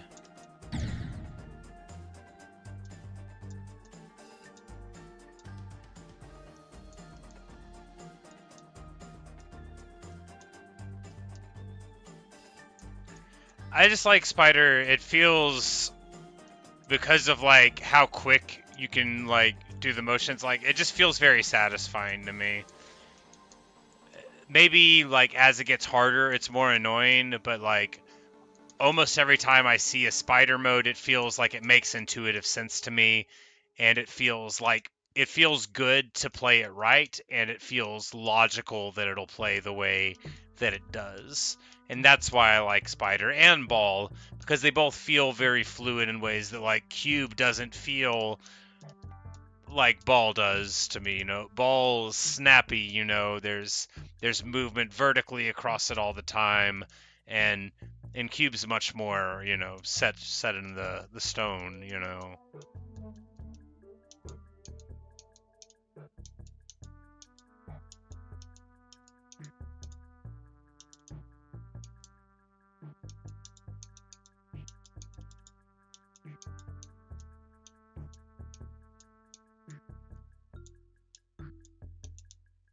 Oh, no, you're joking.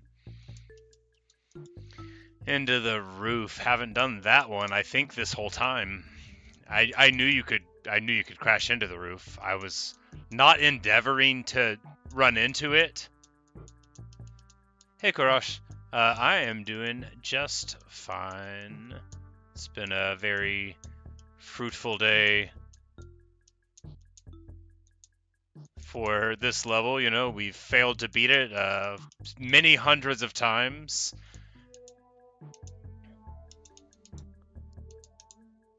But maybe it'll be this one, right? It could happen. Oh, well, no. My favorite Geometry Dash YouTuber, I don't, the only person I've ever watched is Bouncy Block, friend of the channel, who was around earlier. I believe he's gone now, but so his are like the only videos I've ever really watched. Cause like before I played, I didn't know anything about the game.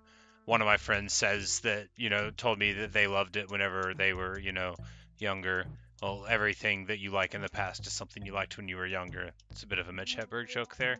But yeah, so I'm not familiar with anybody in the world. I know who EVW is because people compare me to him fairly frequently. But with that exception, I don't. I know that the fellow Doggy is a reputable guy, and he's trying to verify a level called Grief. This is just stuff I pick up, from chatter and stuff. But I haven't watched like his attempts to verify Grief or anything like that. I watch real-time strategy competitive play with commentary. That's like my preferred YouTube stuff. So I'm always watching like Total War Warhammer 3, and there's this guy Turin that I'm always watching there. He doesn't know who I am. I'm just a fan. And then I watch Warcraft 3 also, which, ancient game for an ancient person. Pretty bad to die there. Pretty bad to die there.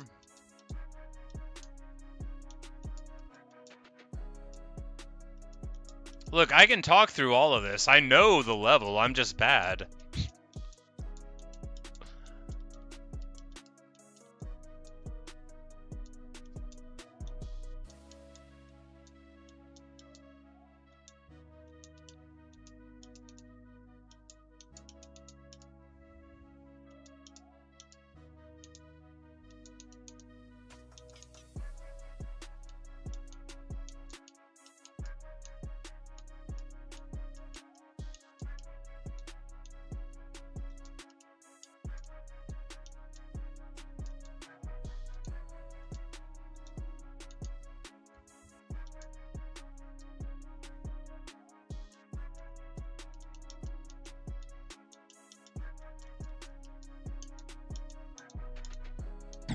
Oh, man, I had it. I had it. All I had to do was drop for another, like, 15 frames. Poor performance indeed.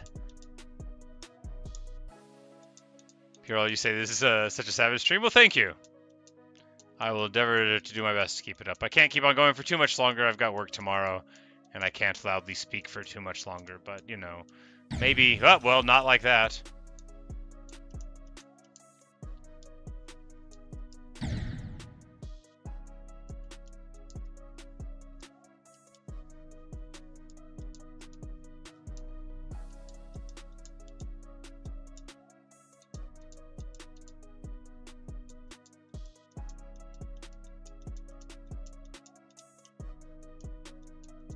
Thought we clipped our head there, got away with it anyway.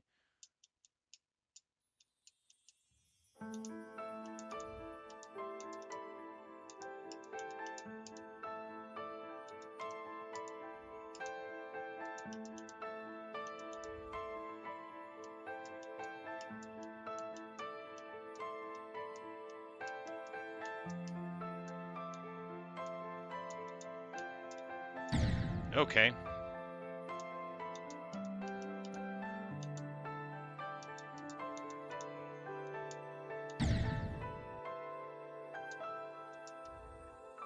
Say it's a familiar name?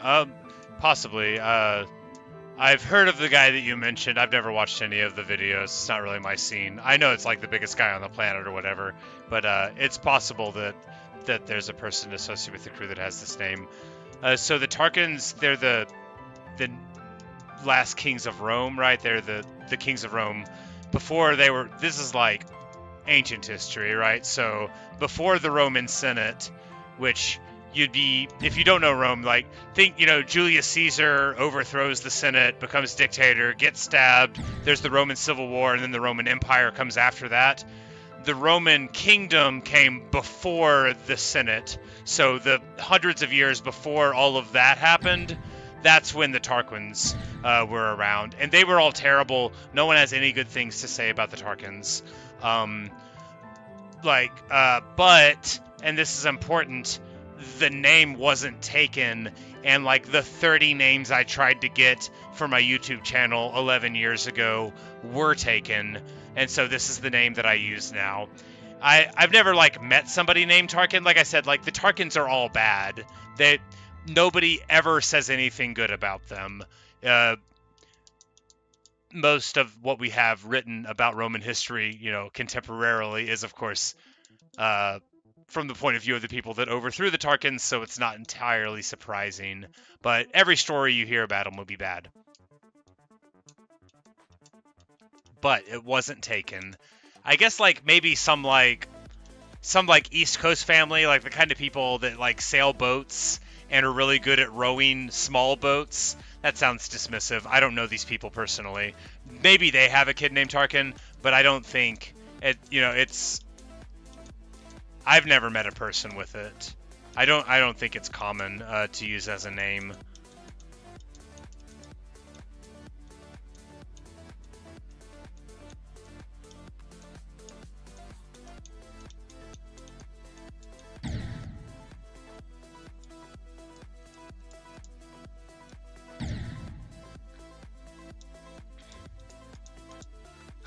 Retired history teacher? No, I'm a line cook.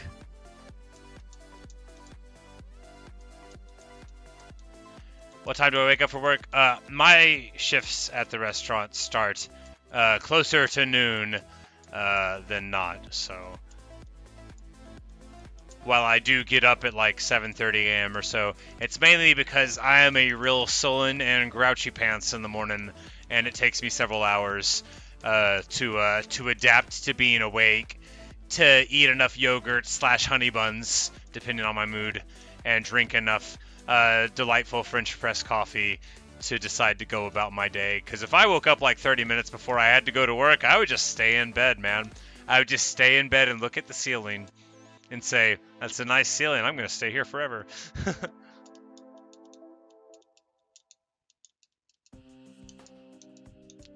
But yeah, no, it won't go on too much longer. Ah, well, died there. Well, I have my YouTube channel is 11 years old, but it's like I made a bunch of videos when I started. I was, I was working online at this weird little job. Anyway, it's not important. They probably do it all with computers now. But so I was playing, and all I did was videos of Mountain Blade Warband for hundreds and hundreds and hundreds of videos, and then I took like a super long break, like several years, and then I just did like not a ton of other videos, mainly Mountain Blade Warband again, and then took another long hiatus. So like there's only been a couple of years of activity at all, and most of it was playing obscure games and I've never edited a single video. The formatting of my YouTube production is not calculated to draw an audience, shall we say. That's a fun way of saying it. It's super low effort, right? So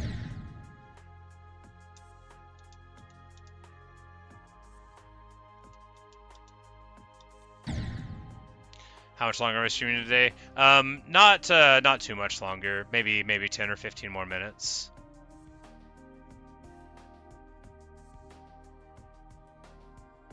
Cuphead, that game is brutal too. I do also stream Celeste, so, well, I have streamed a bunch of Celeste, all of my Celeste play. So, you know, if you want to see me suffer through that, I just did the Summit B-side just yesterday. Actually, Geometry Dash is the game that gave me the strength to go back to Celeste, because I had been frustrated. I'm like, I'm not good enough. I can't do it. Blah, blah, blah. You know, that kind of thing. A real speechifying moment. And then I just lost like a bunch in like level 2 of Geometry Dash, you know, and I was like, you know, maybe I can go back to the mountain in Celeste after all of these failures.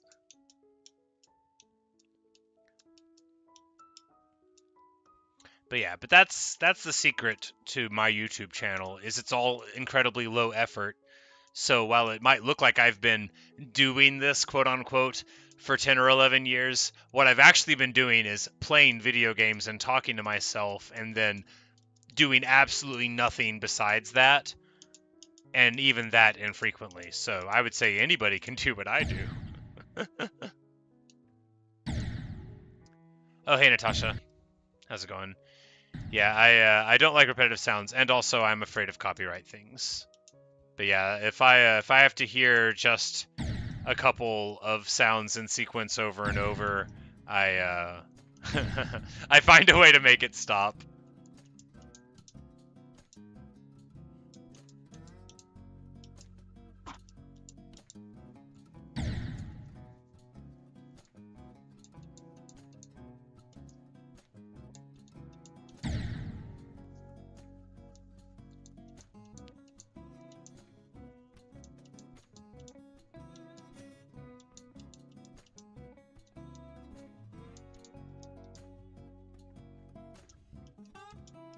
No, I don't even know what the song to this is. I suppose I could learn it.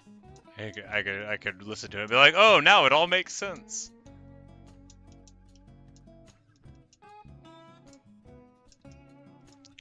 No, it's been suggested to me before that a lot of the songs in this game are easier with music, but, you know, the formatting of my desires as they relate to reality forces me to not listen to them, even if it would be useful.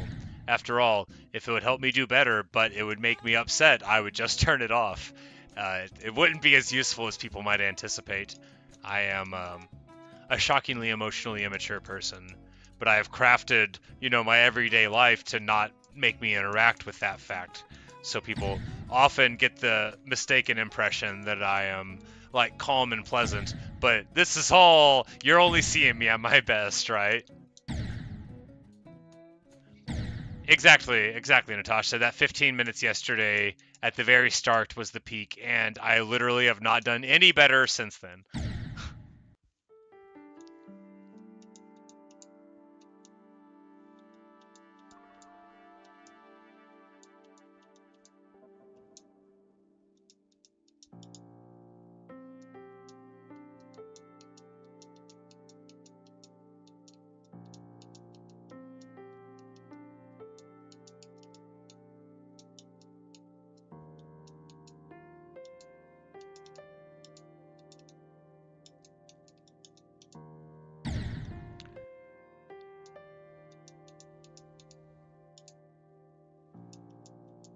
I had meant to, like, do more river of Minecraft. We'll just have to do that tomorrow morning. I mean, I at least got a couple hours of river done earlier today. It was very satisfying. It was a good amount of river, but, you know. I did lose all the villagers. I don't know where they're at. Maybe they'll reappear. Not all of them, just all the ones down low. Whoops. That's a 3 jump section, which I know. I was looking away from the screen already. River. Oh, I'm building a medium-sized river. I don't actually know how large it is. It's pretty deep. Anyway, I'm building a river in my hardcore Minecraft world. It's the first river I've built. I've sort of like expanded one before a bit with like just, you know, a bit.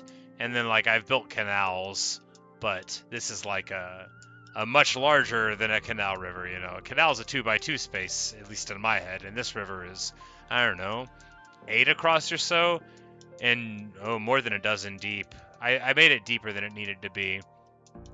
You know, once you start digging a river, you kind of just keep on going. If you're me. I'm very excessive in Minecraft. I'm an average amount of excessive in Minecraft. I'm very excessive occasionally. If you see my wheat field, you'll know what I mean. I recommend it. You'll just be like, oh, what an entirely normal and reasonable guy. I bet everything he does and sees is in proportion. How long have I been playing Geometry Dash? Like 9 or 10 months, since September, October-ish. Nope, bad jump.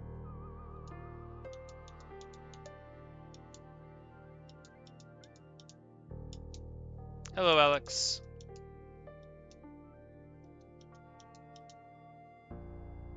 Rising Angel, you say you might making redstone contraptions. I have made a couple rudimentary ones. I've never like looked up anything really for Minecraft, right? So I know there's like, I know somebody made a chess computer, right? Like I've seen a YouTube video where a dude made a working chess computer in Minecraft, which just blows my freaking mind, right? That's not the subject of the rest of the thought, but like, what a madman, right? So I saw a calculator, that one made the news. I remember I read about it in a newspaper, not like a physical one, but you know, an internet website for a newspaper. But I tried to do something with the comparator one day, and it annoyed me, and I put it up, and I never looked back at it again. Have almost 30 viewers. Oh yeah, no, this stream has been like crazy, wildly successful. Dramatically more viewers than I normally get throughout basically the whole thing.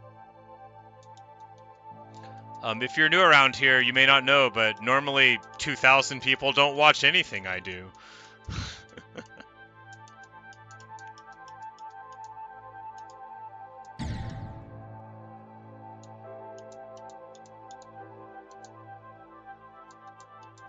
Minecraft in Minecraft. Was that like a little computer thing? I think I did see that one as well. Where it was like a little console sort of thing where you internally played it, sort of like programming a computer in Doom to play Doom.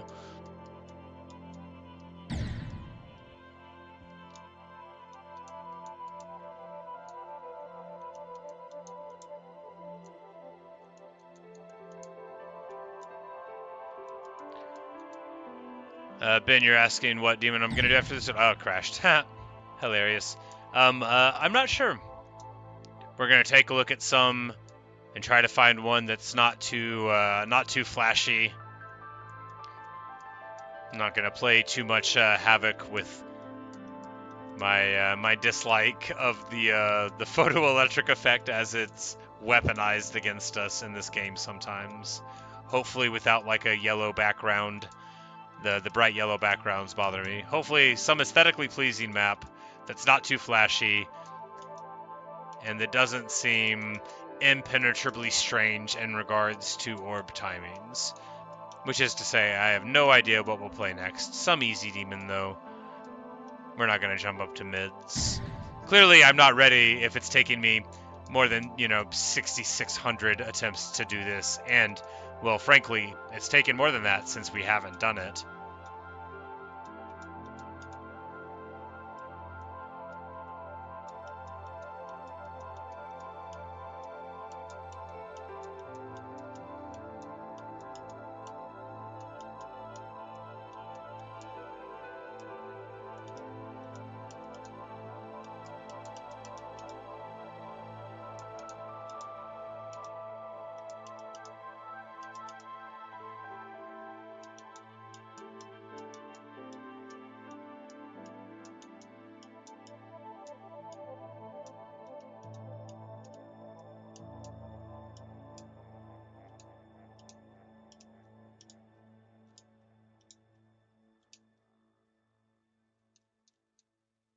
I said I didn't know what the demon was going to be after Death Moon.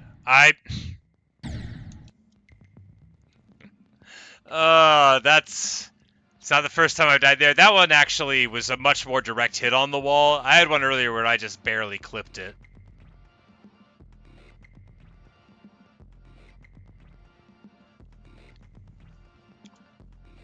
You say you didn't know Dad's played Geometry Dash? Well, I'm not a father, actually.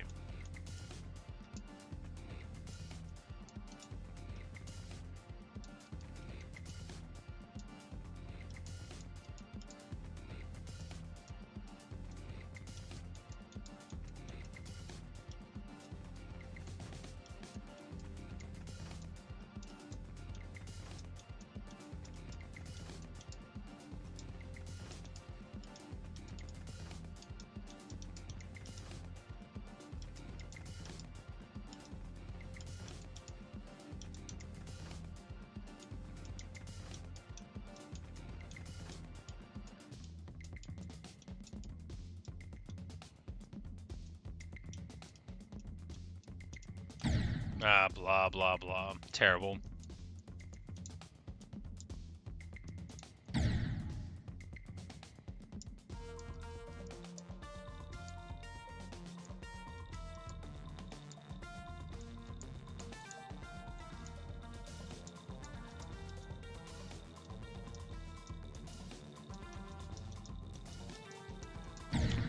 Yes, exactly, Natasha remembers.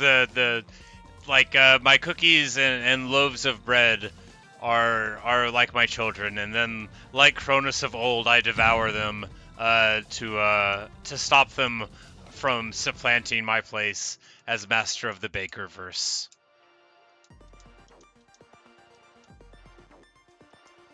As seen in the documentary Roguelike, Hades. No, Cronus doesn't show up there.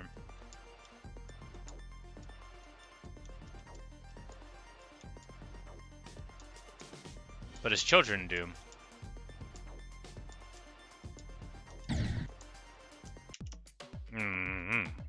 Man, I should have stopped to delete that. That was dislike. Okay. I'm fine. I'm fine. I'm fine. Man, I gotta get rid of that song though. Unpleasant.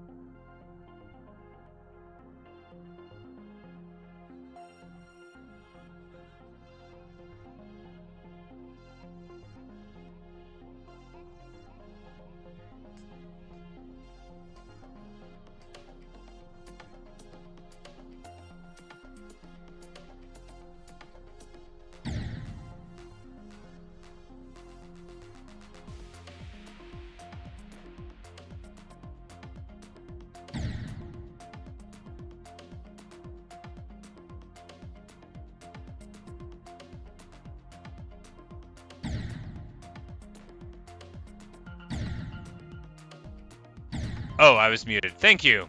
Yeah, well, I was complaining.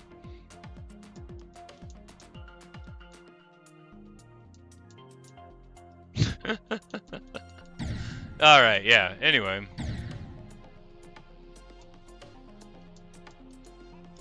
Hey, Carter.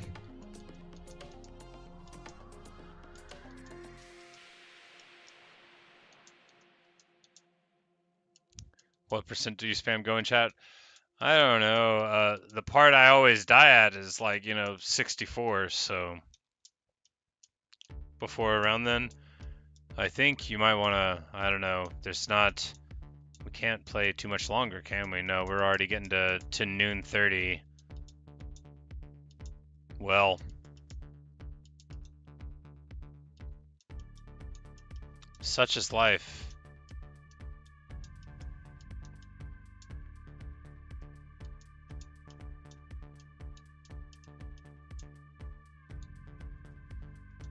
All right, last run. Let's see if we can make it count.